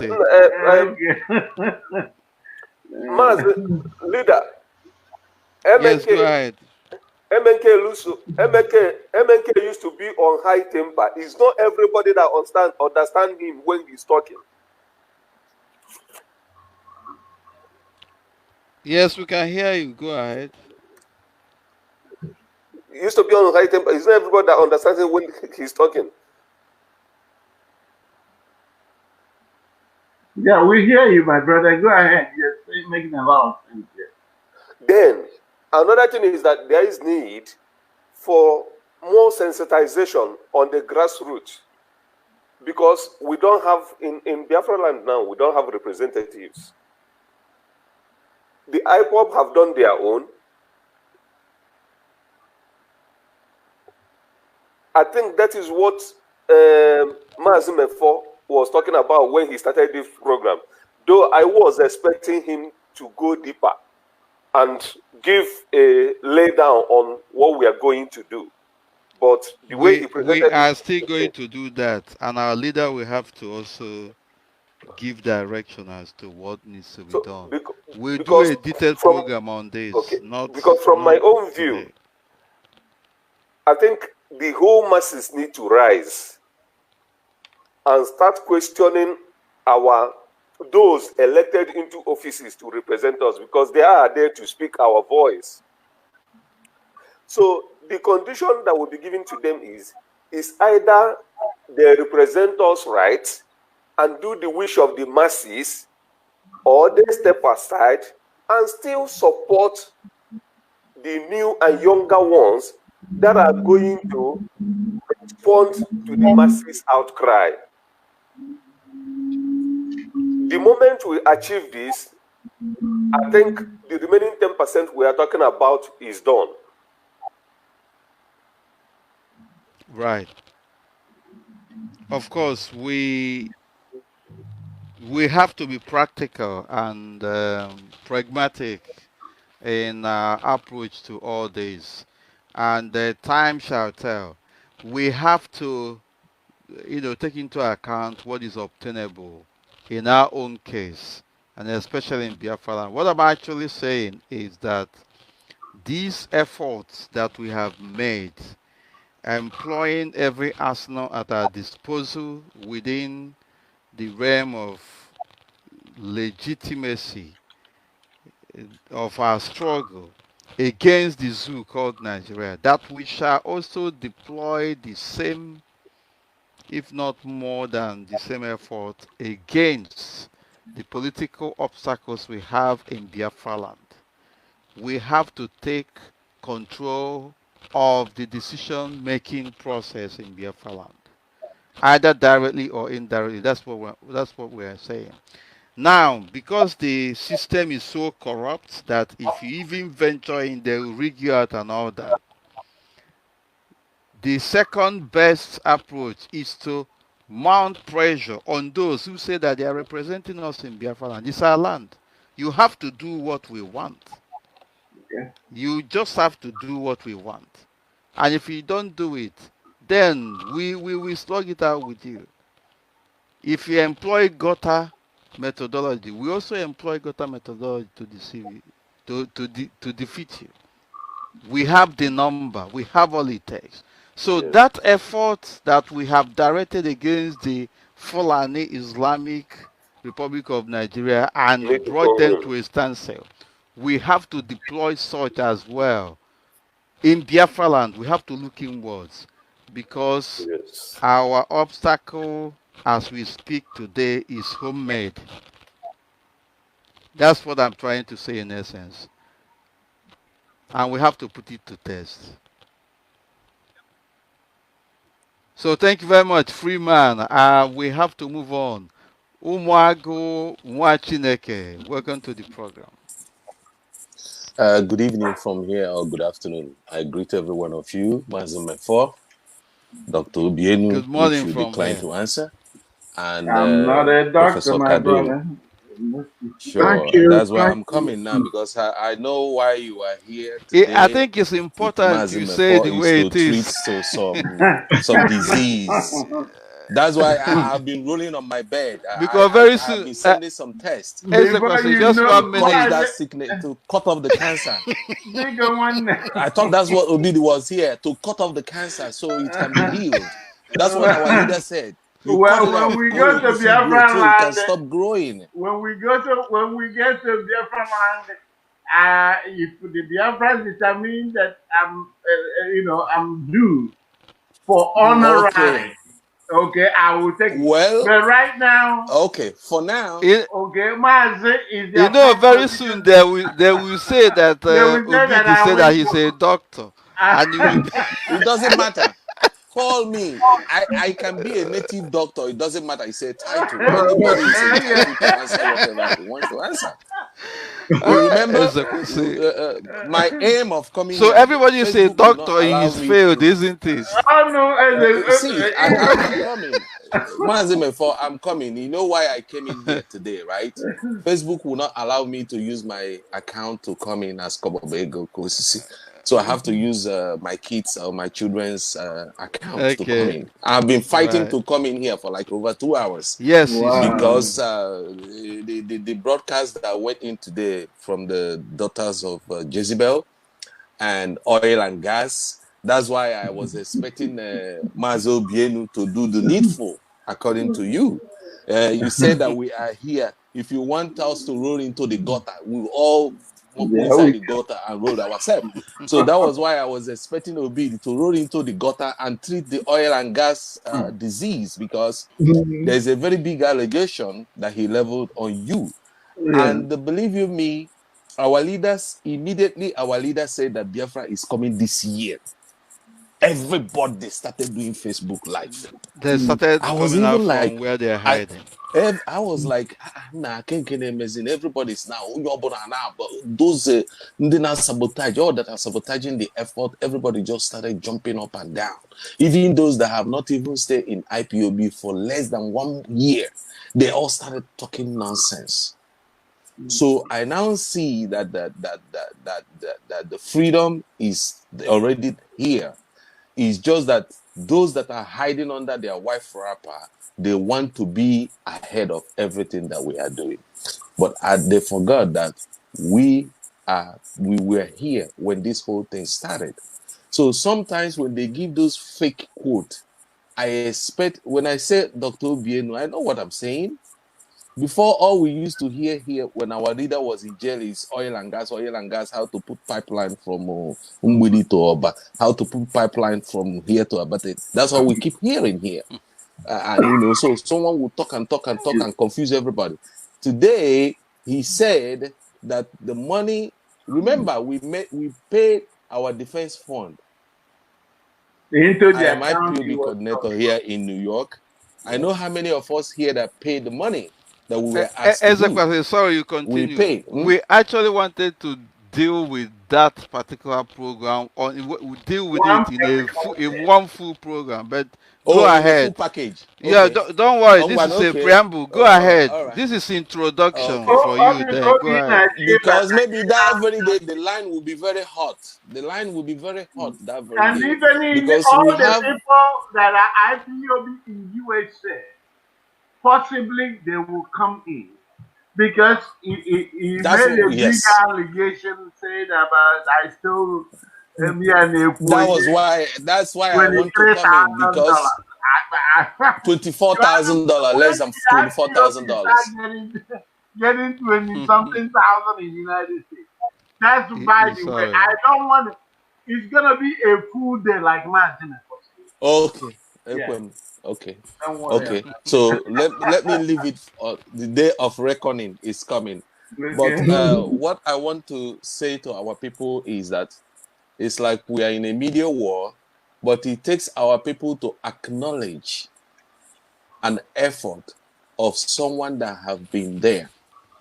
If not for the effort of Mazi Nnamdi Kanu and Uche Mefor, none of us will be here talking on the Facebook.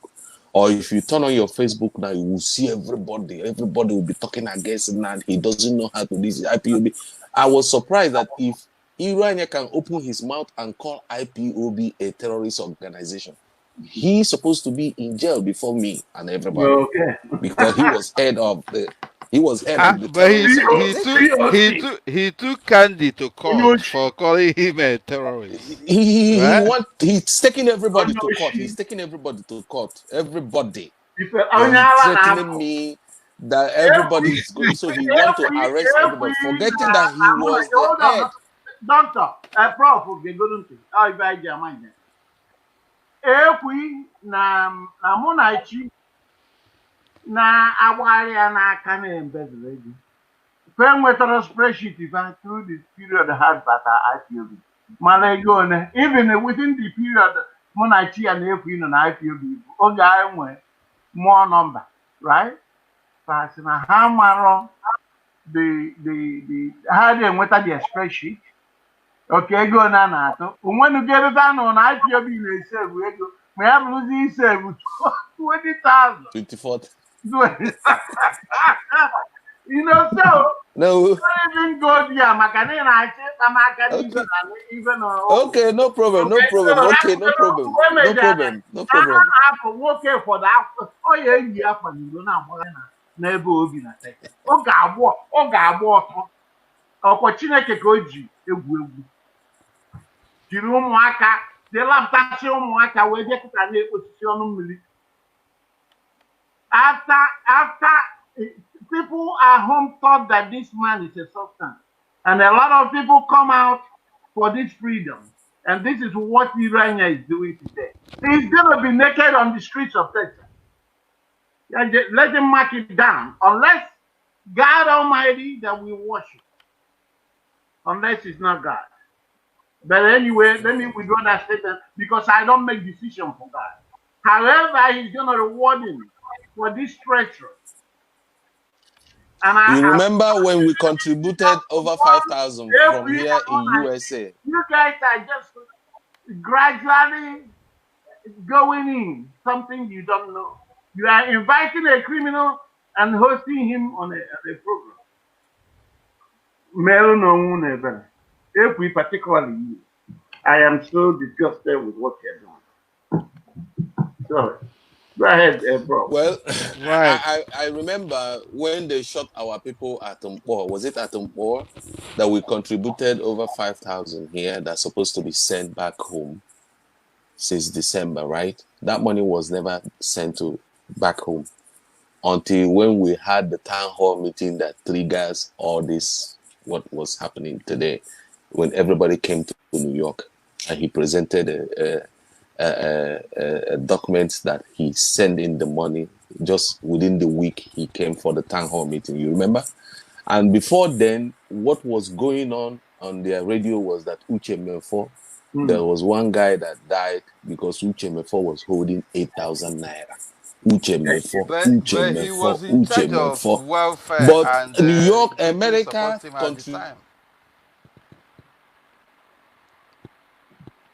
what is happening? Until when we were ready to come to town hall meeting, Obidi, when he wanted to fort you, that was when he went and sent that money, and not incomplete of the whole money, right? You remember? And we started to question him, and he said he has no right to talk to any of us. Only one person he can talk to, and that person is Nnamdi Kanu. That's the only one he will explain whatever happened. That's what he told us that very day in the town hall meeting. And that was when Onyema was like, you know what? You remember? But Uche Mefor, they say Uche Mefor killed that guy. Uche Mefor killed him because of 5,000 naira or 8,000. Uche Mefor is wicked. So let's leave it for the day of reckoning. Then we'll talk on that. Leave it because I'm going to come with... No problem. Okay. I accept. I don't carry paper around, but because there's truth you're telling. Even if it's next 10 years they call you, you're going to remember what happened. Okay? When I come to present that, I even have a lot of email in my email, okay, that will show everything. This wicked man recall that the family members in Biafra land started marching towards Enugu and everything. And they were doing their thing beautifully, and we decided to make contribution for them to get water. Sure. Okay? Yeah. We made the contribution for them to make one, which we collected about $3,000. Yes, And yes, I remember. then again, all we had was that they are being shot at Asaba. Okay, and they wounded them. And that triggered us to say, you know what? Let's make more contributions. Yes. Do you know that this criminal and these things that happen between October and November? Anybody? I don't have the exact date, but if I check it, and people were hospitalized on it. Both the ones, both the ones that couldn't eat, their intestines were showing. Ojukwu, regardless, I'm mentioning Ojukwu here, but I know that Ojukwu, I have to report him because of what he did to us. Yeah. But Ojukwu was a Ojukwu did lifesaver. a lot for If it avoidance of wasn't for Ojukwu, the Biafra land would have gone. The time I was talking about Ojukwu situation, it's about God, for whatever reason, uses people at every stage of this struggle to help us manage the situation. Ojukwu went to the hospital with this late sister, Waka. And they interviewed these people. I was here crying when they were talking to these brothers in Onitsha hospital that they haven't eaten. The coordinator then ran away, turned off his phone and everything. And he did not send money. And I wept as I was doing it. And I said, Ojukwu, where would you want me to put in some money for you so that you can take care of this thing before bureaucracy come out? Guess whose account Ojukwu gave you in Biafra land? Nkonyala and in London. That was the name. And I can easily pull this receipt. Onyinye Ejosika was the account in Biafra land in Diamond Bank that I paid in $500 to at least feed our brother. Before we talk about the money Urania was owing. So forget about this. We're gonna break him down. IPOB is still surviving. Thank God in the United States, IPOB is still here. So we're gonna deal with that. Okay, let me round up so somebody else can come in, because I know the day this will happen, that's going to be a very long episode. Is going to be. So as I was saying, that many people are now online and on Facebook. I used to advise my people in New York here that I don't care whatever any person says on the Facebook. It does not move me. If we are not here doing what we are doing today, they will not have any platform to stand up and talk whatever they are talking. Anybody can sit in the comfort zone of their house under their wife wrapper and be making Facebook. Now you will come and put it or share it in our forum. We are under oath. We pay our dues. We make contribution. We make all the effort to make sure that this struggle is where it is today. These individuals, they will not do it. Everybody now is on the Facebook. Why will IPOB members go there and share their program? I learned one thing when Mazi Mefor told me about one individual on the Facebook. I'm not going to mention the name. It's like he has opened up a franchise, a company. He has people in every state, every country. So, but our people, as day goes by, many people join the struggle. And those that join you, that's why once any little thing they said, like whatever, oil and gas and the rest of them was saying, they will be carried away, not knowing where the whole problem is. So some of us that has been there, we still need to do our job or do the needful to tell them you will still be part of the family. Because if you don't support our people back home to do what they are doing, and you don't support the struggle, how do you expect IPOB and our leader and Mefor to do what they are doing today? So we have to put our hands together, join the family. If there's no IPOB family where you are, you start one. When you start your own, you let whoever in the state know that you are this number, or we are 5, or we're 6, or we are 7, and this is what we are doing. That If is, you you don't mean have the any coordinators in charge of in the everything? state, yeah, Yeah. in the state where you are, your locality. If you don't have, we have a national coordinator here in USA. That's the main thing we have to be doing, not coming to the Facebook and talking. So building family is our job. That's what our leader said. Build up family, contribute, and support the struggle. That's what I have for you guys today. Until the day of reckoning, I'm still waiting, doctor, because I'm going there, Abraham was a terrorist. So keep up the good work, Mazi Mefor. I greet and I salute you. Mazi Kado, you run away from us here. Mazi Kado, we don't see you since after you visited the USA. What's going on? Thank you And we very don't much. hear you on the radio also. Thank you, Ezekwesili. Thank you. From now, you'll be hearing from me often. Please do. Please do. I will. Thank Let you me very let much. others I'm to happy come to in. Thank see you. you. All right. Thank you, Ezekwesili. Thank you. Right. Okay. Stanley Chigozie Mazi, go ahead, please, and let us move quickly to ending this program. Go ahead. You are muted. You mute your microphone. Yes, can you hear me now? Yes, I can hear you. Oh, it's like we removed you before. Okay, It thank was you. like you came with your bed. Stanley, no Biafran. Why I go? No, my brother. You are sleeping.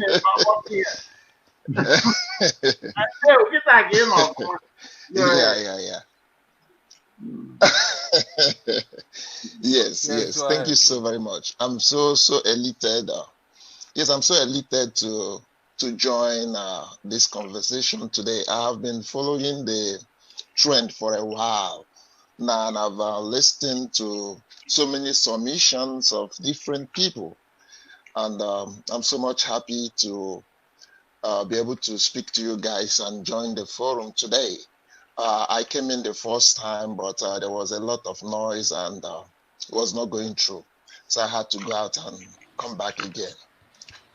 I want to begin by thanking God for you guys that have continued the struggle, that our eternal leader, according to our present leader, he liked to call him eternal leader, and I like that word, that started this struggle.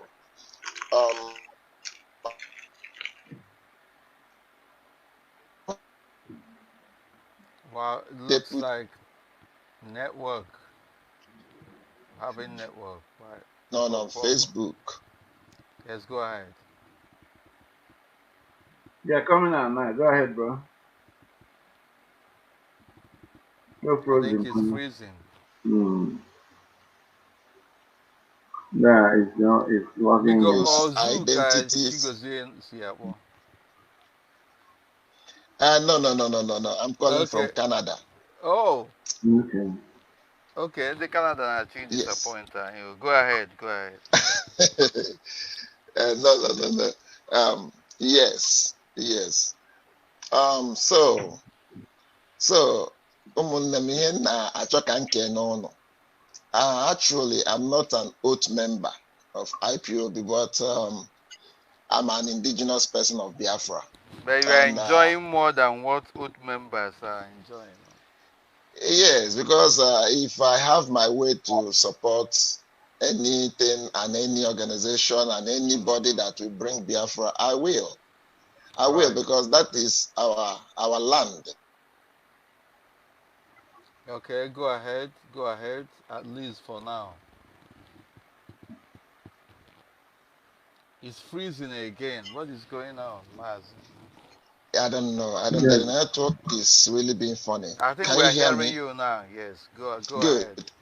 So I have no apologies to that. I'm a Biafran, and that is who I am. And by the grace of God, in our lifetime, we will actualize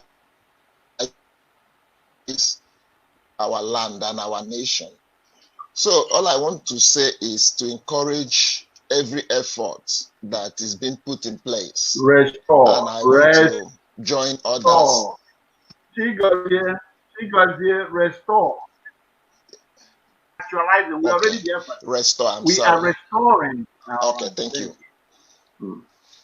All right. Every effort to restore our nation and to achieve our complete independence, I'm part of it. So I want to support and add my voice to every other person that have spoken to say that we are supporting in everything that is humanly possible to restore our nation. And I want to thank all of you. I listened to one barrister and so many other people make their submissions.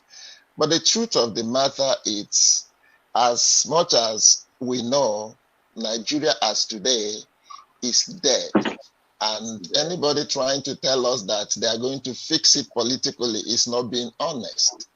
Because the structure we have in place in Nigeria today is a fraudulent structure.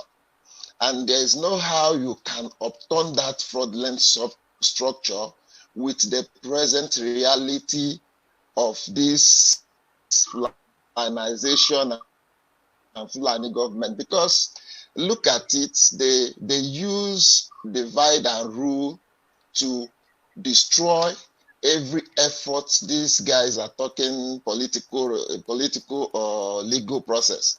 Because even if you add what they call South-South today, which is Eastern Nigeria, and add the core East together, the entire vote of these two regions, only 2 regions or 3 regions in the northern Nigeria will outvote them in any form of vote you bring to the legislative houses. So what are they talking about? And you're talking about bringing the middle belt and bringing the Southwest to support you in your legal process and the political process. Well, how are we even... Chico's here, and this is coming from our intellectuals. Because even Chico's gonna make a lot of sense. Network is a problem. Our network here, the bad, but we're gonna manage it because he's making a lot of sense. Yeah, can you hear me? Yeah, we can hear you. So what I'm saying and this is coming from our intellectuals.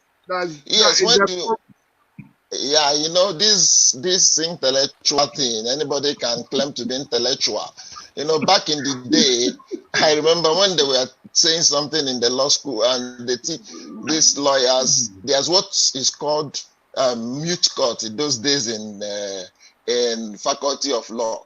When this practical side of thing is being done, they will tell you, try to present your matter, not quoting all the constitution and all the statutes, but try to find a point that will buttress what you are saying to win your case.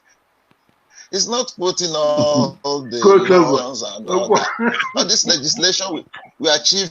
What has that got to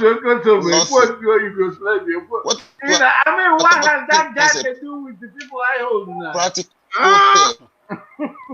Emeka knows feasible. And I think I know. So arbitration. Yeah, so of 19. He forgot that of Yugoslavia, the European Union that was just arbitration. And then these people doesn't have a customary court. Remember, because he's also adopting customary court. So whatever he's doing. This is ludicrous. Yes, my dear. But Rep, what he forgot is that the Council of Elders he was talking about, maybe a deputy can know about that. Do you know? I was a member of Council of Elders too. That's many years ago. You know that. So, I was annoyed because I wish I was there to tell him how that Council of Elders came about. No, how moderator. We are going to deal with all this. Let them exhaust. I'm sorry, but this is important.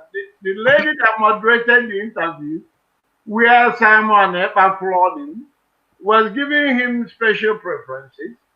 I came in that meeting to ask him a few questions, and I was refused to speak, even when I raised my hand, because I would have asked him a few questions before because he was good in quoting, making it's just like remember when we are in a high school with some of these prefects, when they want to eat your food, they want to eat your own food ration. I don't know if you went to boarding house. They come with a big grammar. After speaking the grammar, they will tell you because of this, this and that. They will take your ration of food and eat. So go ahead, my brother. So to summarize it, Yes, I really thank you. My brother, Stanley, a lot of people are asking questions on our chat forum and saying that you claim you are supporting IPOB. How are you supporting IPOB and all that? Or is it not what you said? Oh, good. Yes, I said so. I did. Like I said, I'm not an oath member. Wow, this network. I can help him. This guy was sincere here. He came in and said and he supported. So I mean, what is the essence of Go ahead. To be very honest with you, I have not buy into it for some time. But for a couple of times now, I have listened to Mazi Nandekalu broadcast, and to be honest, he really, really catalyzed my mind, the curiosity in me to first and foremost discover who I am. They do some research work. Could you believe something I found out the other day? Shocked me. My own village, I'm from Imo State. Precisely, I'm from Itubo, my local government. Oh, in my own you're my brother, then. I'm from Ami. In my own community, I discovered that my village, who happens to be the I'm from Hitoboma too. Wow, that's beautiful. I'm from Momo Amasa. I'm from Boma. I'm from Ami. Okay, Mazi, so you will join IPOB in Canada now. That's fine. That's fine. The moment I'm finding a way to get contact and get those that are mobilizing, or those that are running it. Right? I will. Yes, I will. I will. Uche is probably listening now. Chief team is yes, I will. Yeah, it's okay. Yes, I will. So what I'm trying to say is that there are a lot of deceit and fraudulent activities going on. And like I was trying to make reference to my place, this is not only Fulani thing. There are propaganda people are doing, even local politics. My own village in my community is the Opera, the first son, according to this Igbo Opera thing. But could you imagine somebody, I believe, from my community uploaded the communities that made up my autonomous community in Google, and omitted the first son, the first village. So if somebody that is not aware of our village and the history now, and go to Google to search, he will not find my village. It was somebody that did it, just like people did in Nigeria. They distort the history. So I am happy for what Mazi Nandekalu is doing and IPOB to educate our people and to let us know this is who we are, number one, and this is how to return to restore our right. I think this network is dignity actually as a people. So this is like people trying to take glory for no just cause. Because I listened carefully to that barrister maker of a person. And my question is this. His argument was, let's go back to original and elder and all that. The question is, nobody is saying the elders are not important, but that Simon asked a very significant question. That he has joined. He jumps from one place to the other. I don't understand that. One leg in Nigeria, one leg in Biafra. And the problem was that the platform gave him an opportunity that he got erupted emotionally because he thought that he was winning the platform, but he doesn't know that he was exposing him. And he started threatening Simon. Yeah. So, and there's the kind of people you are talking to. A lawyer and a pastor, according to him. Yeah, well, it's so ridiculous. It's so ridiculous because comprehensively. Yeah, definitely. So my brother, round off, what you are doing. Late here. I don't know. Yeah, I am really rounding up. I'm almost done. So what I'm saying in a nutshell is, let us all get focused and not be distracted. Let us not try to be dismayed by all this brouhaha by. It's unfortunate that it's our own people. And one thing I would like to point out here is, if you carefully study what is going on in Nigeria, you discover from a very long time, Igbo man has been used negatively each time. The appointments they give to Igbo people are very controversial appointments that will make people to act funny. All the time they gave Igbo people, the ones they gave to us, is very controversial. It's either they give you false PRO when you'll be standing to defend lie. When that thing is critical, you'll be defending it. PDP came, and the only position they will give an Igbo man was the retameto of a guy, a spokesperson. And look at where he ended him up. The police people gave Igbo man when they gave them PRO. That's very funny offices that you defend, and you have to defend whatever you believe in. And by so doing, lying, and even this stupid one on army. Now, what's the name, Mazi? After all the crime, they commit all the atrocities, then you will come and defend. You see how wicked we can be. That is on point, my brother. So I'm summarized. Stanley Chigos, the problem is even the customary government that Meke Meziri was that's a very big shame to the so-called southern Nigeria, because during the bargain, while the Fulanis were looking for Sharia, that's, remember, it was there that they exchanged this two system of maybe local government. What I actually mean is that the Muslim or the Fulani, the Caliphate, chose Sharia.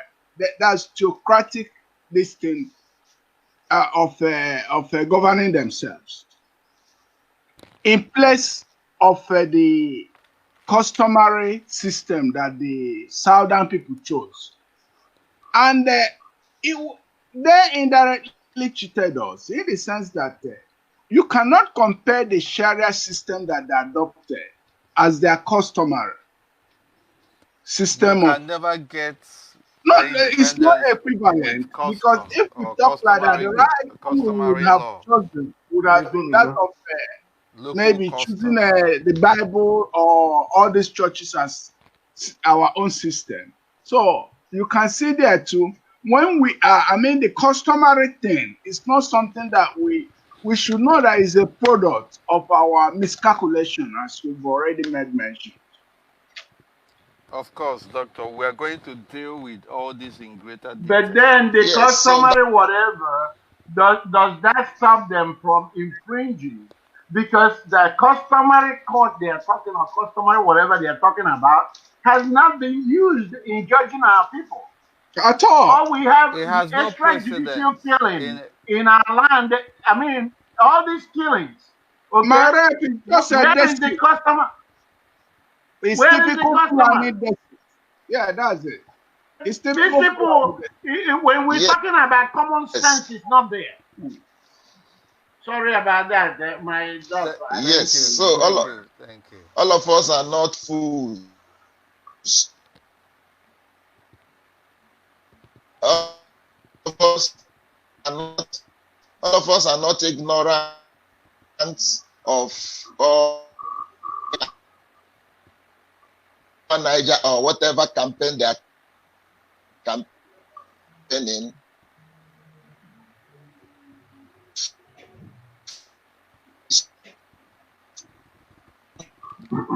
Right.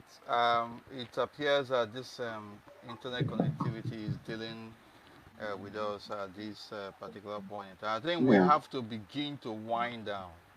We have to begin to wind down. I must apologize to There others is who are other. waiting. There My is brother, other no, pro. you have to Okay. summarize it All because right. we have to round up. We have Yes, to thank wind you. down. What my message to Barrister Emeka Mesri as a learned friend, I want to say, because I listened to me, said he's a pastor and a barrister. That's a double title. Fine. A bishop If as well. if he's not comfortable with IPOB, if we are all fighting to restore our land, then I am suggesting to him, why not identify and collaborate with the other pro-Biafran agitators and agitation groups, so that we don't have duplicity like Simon advised and suggested. Correct. We don't have too many duplications here and there. But if you're insisting, he said he's the owner of IPOB. He invested so if indigenous people of Mefor. But we're going to deal with it with all those in greater detail. Sorry, go ahead. So my summary is, if you are saying that we must go back to the root, and that root is the elder, that is like a broad statement, because we have elders in IPOB too. We have elders in other ones. So you cannot claim that your program as well. So if you said you are are you not you an have elder as well? Yeah, so some of you have grown up to 50 years. So you are elders too. So my father in the village, if he claiming he's consulting with the elder. Wow, once again, this I think we will have to begin to wind down. And my brothers, Dr. Okeadu, Mazi, Obidi, I think you may have to give us your closing remarks, and then we call it a night. It is 5 hours on this program for avoidance of doubt. It's okay. Yeah. Who goes first? Rep, do you go first? It doesn't matter to me. Yeah, you can move on after. Okay. Once again, I will say good evening. It's now evening here from Los Angeles to all their friends. And I want to thank each and every one of you that participated. All of you that came in here, common sense judgment, made viable contributions. Even our brother that is here to take the oath in Canada. And this goes with what I'm saying about the D plus. Okay? You see, this guy just found out what we're talking here. So, Mazi, Mefor, I thank you so much. I can't thank you enough. I call you my role model for one reason and one reason only, known to me. Okay? Dr. Okeadu, I appreciate you always. Thank you, the day I have the privilege to welcome the US, what came out of my mouth is, this is what I'm talking about. Thank you, my and we implore other learned, wise elders to join. This is our work. It's not gonna. Nobody is gonna be left with it alone. We are here to do it, and nobody can do it for us.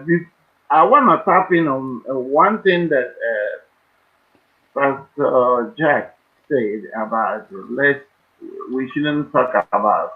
We are not talk about the armed struggle now because we don't know how this is going to end. And that comment to me, it simply validates that in freedom fighting, there is no roadmap because anything can happen. Okay? Depending What on we need to do circumstance is and mood of this. depending on anything that. So if you And what then if you have a my rep, roadmap? freedom fighting don't go with roadmap. Freedom fighting It goes doesn't go with roadmap. with Okay, action. at this stage, yes, action. Action. We are not doing roadmap here. For the people that are being deceived with all these staircase, you see, they say this time they are doing this time they are doing it. Just like Emeka rightly fooled himself the other day. He was telling the audience that they have done their evangelism, that there's no need of coming out to shout. And he was the one shouting. Okay, our people is deep into a mess, and we will continue to do this. And Mazi Mefor, the last thing I want to say here is what the other brother says about our leader coming on a higher tempo. Okay, the responsibility now lays on you to come and do this explanation that you do. That's exactly what that brother said here. Okay, and they get this confidence in you when you come out and break these things down. So they expect you, and I've been saying this in the private, I'm not saying it so that everyone can hear me, that we're looking forward that you make these programs more. See how long we've been here. Maybe in the subsequent programs, 2-3 hours, we will have a discussion. You bring in another group of people to talk. Okay, it's very helpful. Very, This is an appeal that I'm making to you. Yes. Dr. Kade needs a future. Remember, when Dr. Kade comes on the radio, our people are having fun. These are the things. During the time our leader was placed in detention, Dr. Kade was there directing and telling them what to do, and people were joining. So people are missing what you're doing for us. And this is what that brother says. And I have to tell you this, my brother. That before I leave, I must tell Biafrans to stay consistent with what you're doing. Consistent. Stay where you are, no shaking according to them. No going back. Yeah. Okay, and then we must tell ourselves the truth. The truth is the key word. Okay? If we tell ourselves the truth, God in heaven, who is truth, we all believe that He's seeing us through. With the magnitude of the people.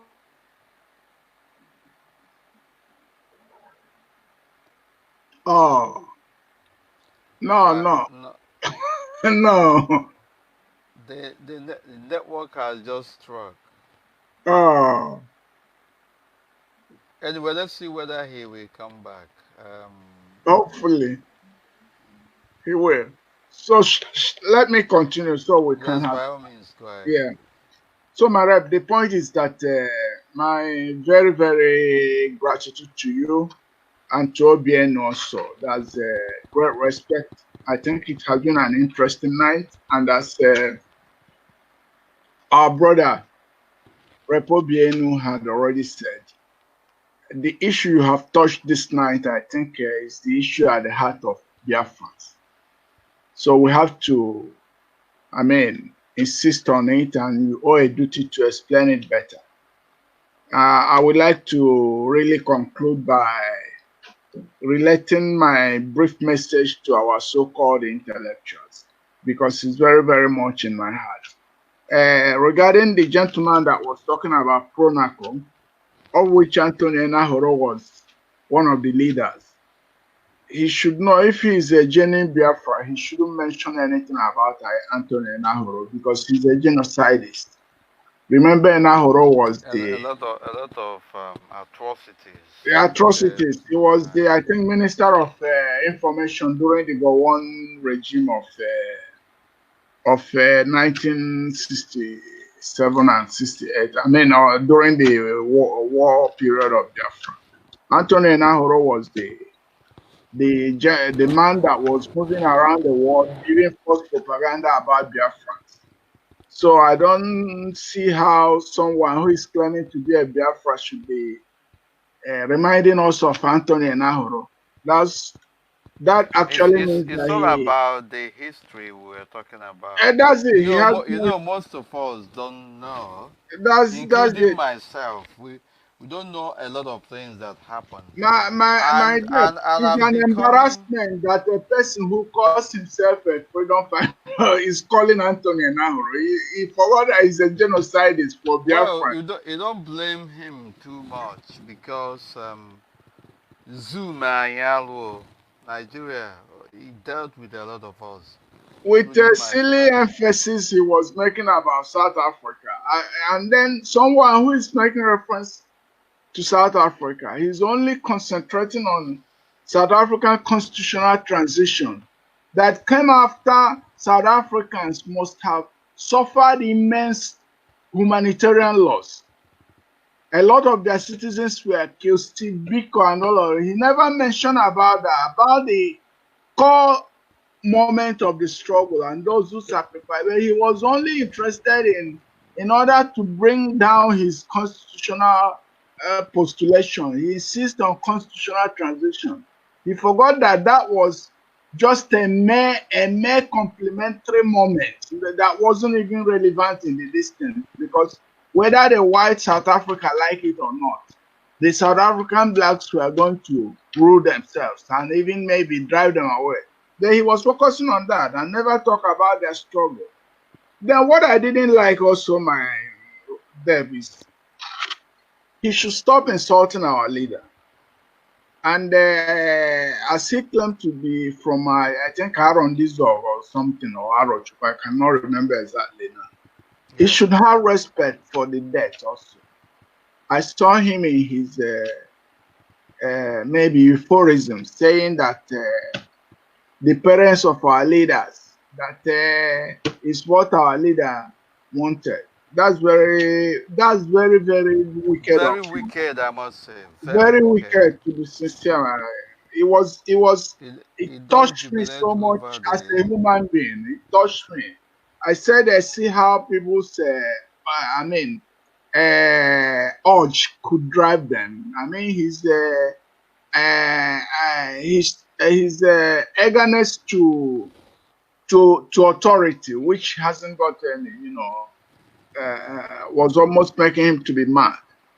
Then Biafran people, we are not multitude. Biafran people knows what they want, and presently what they want is IPOB. So he shouldn't be referring to them in an abstract manner. And it's important. He is a lawyer. He should know that having colloquial within our leader Nnamdi Kanu in a meeting is not an agreement. If you have a colloquial with him in such condition that he was, or even in a comfortable colloquial with any person does not mean an agreement, because he's presenting a colloquial he had with him, like if he signed any official agreement with him that he betrayed. So while he talks, he should remember that the genuine best intellectuals of Biafra land were attentively listening. Don't worry. Very soon we are going to deal with all those, including with evidence. He should bear in mind that we are not stuck with secession. What IPOB is talking about is restoration and not secession. We are not stuck with it. We don't have no plan, no agenda. He has no plan, no agenda other than falsehood. That was a silly statement he made. It's quite unfortunate.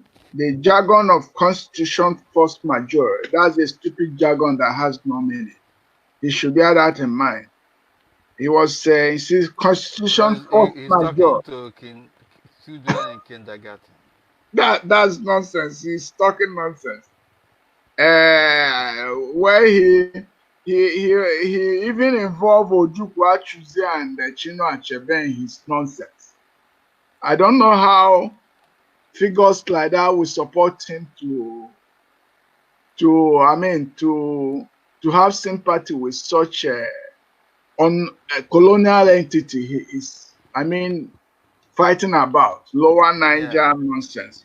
So, but however, the interesting thing is that at last he demonstrated that he is also in war with Emeka Keziri, which means that they are both going astray and don't know what they are talking about. So my deputy, I think we'll call it maybe a day, or I may say a night. It has been a wonderful moment, and then I thank you for giving me this opportunity, and I'm happy, being with you in this program. Thank you very much, and I'm grateful to our listeners. Thank you for their maybe patience to stay with us at this time.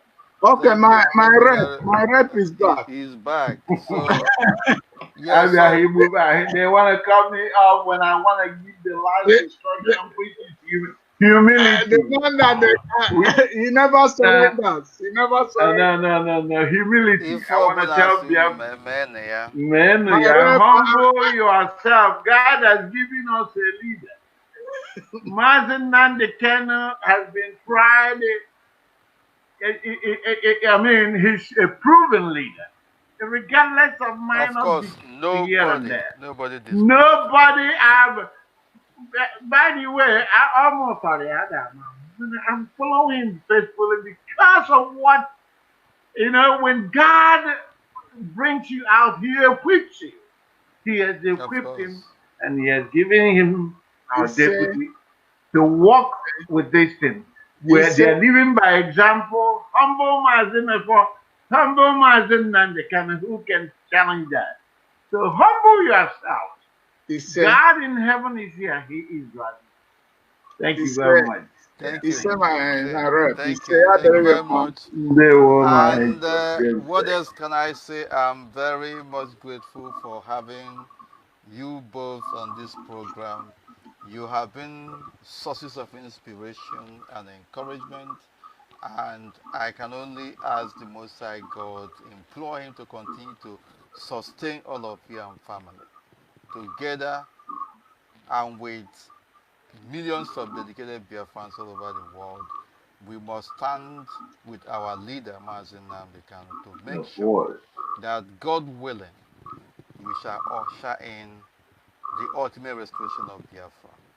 We thank you, eminent Biafrans, for having participated. And we continue to also pray the Most High God to continue to renew us, to continue to revive us. And more importantly, may he give us every enablement to restore Biafra. From us from here, it is, well, good morning from me, and it's still late night. Good evening from here. Thank you. Good morning, my rep. And going forward, we shall be having these interactive sessions, and we'll be posting the programs ahead of time. Thank you once again. Thank you all. Thank you, and have a nice time.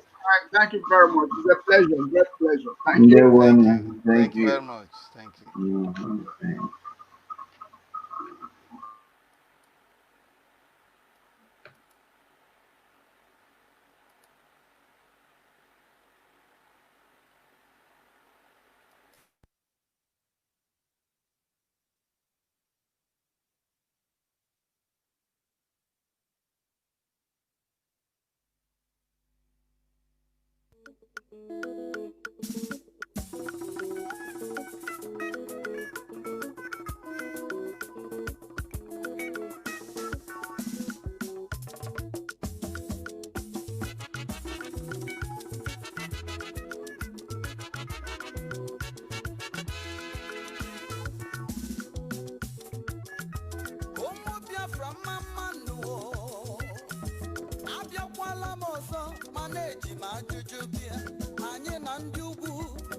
Anya bụ n'ofuo, anya bụrụ ofuo.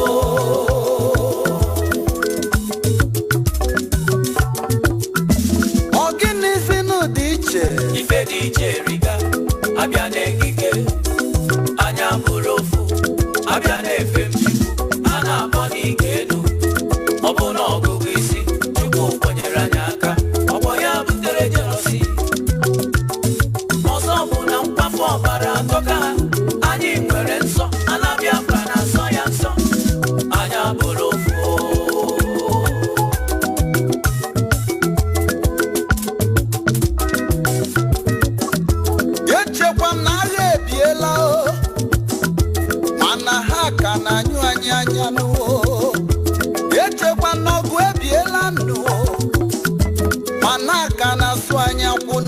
gaje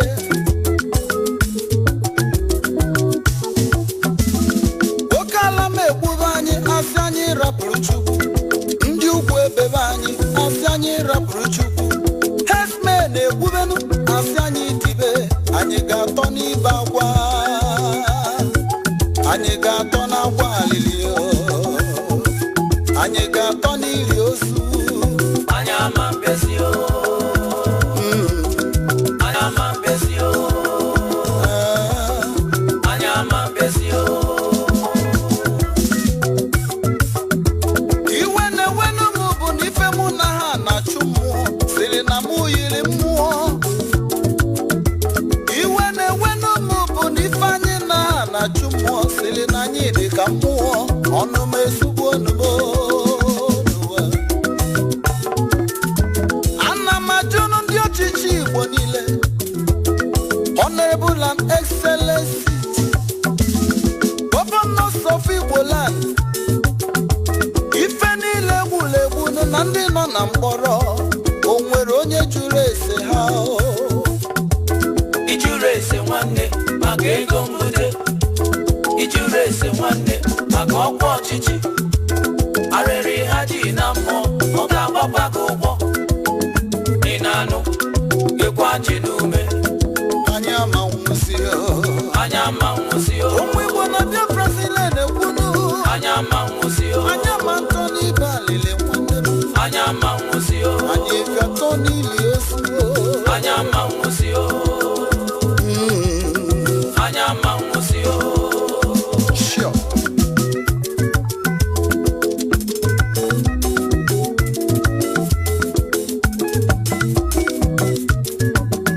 Online, on air, on digital satellite, 24 hours a day. This is the largest indigenous broadcaster, Radio Biafra. The first, the best, and the last.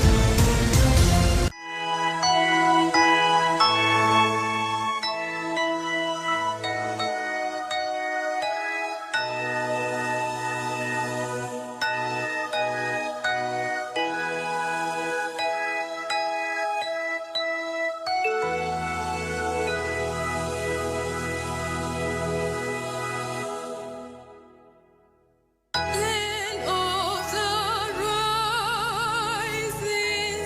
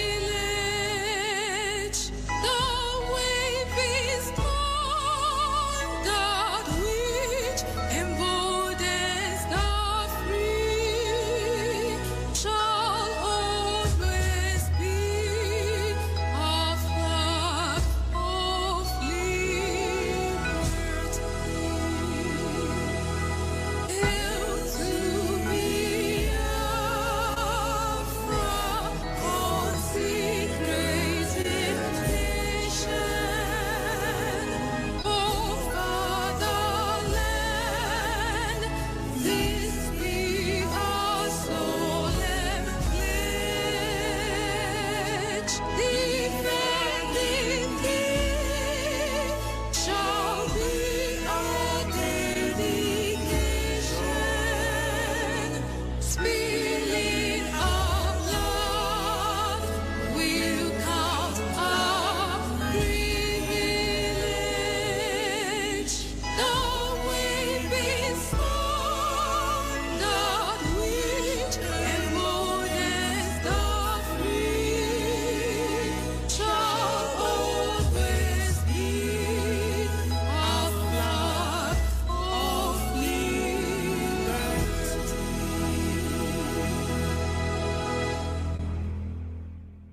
The strength of a lion is in its claws. Radio Biafra is the media mouthpiece of the indigenous people of Biafra. An epitome of classic excellence, the beacon of hope, and a citadel of knowledge. Oh yeah, Radio Biafra.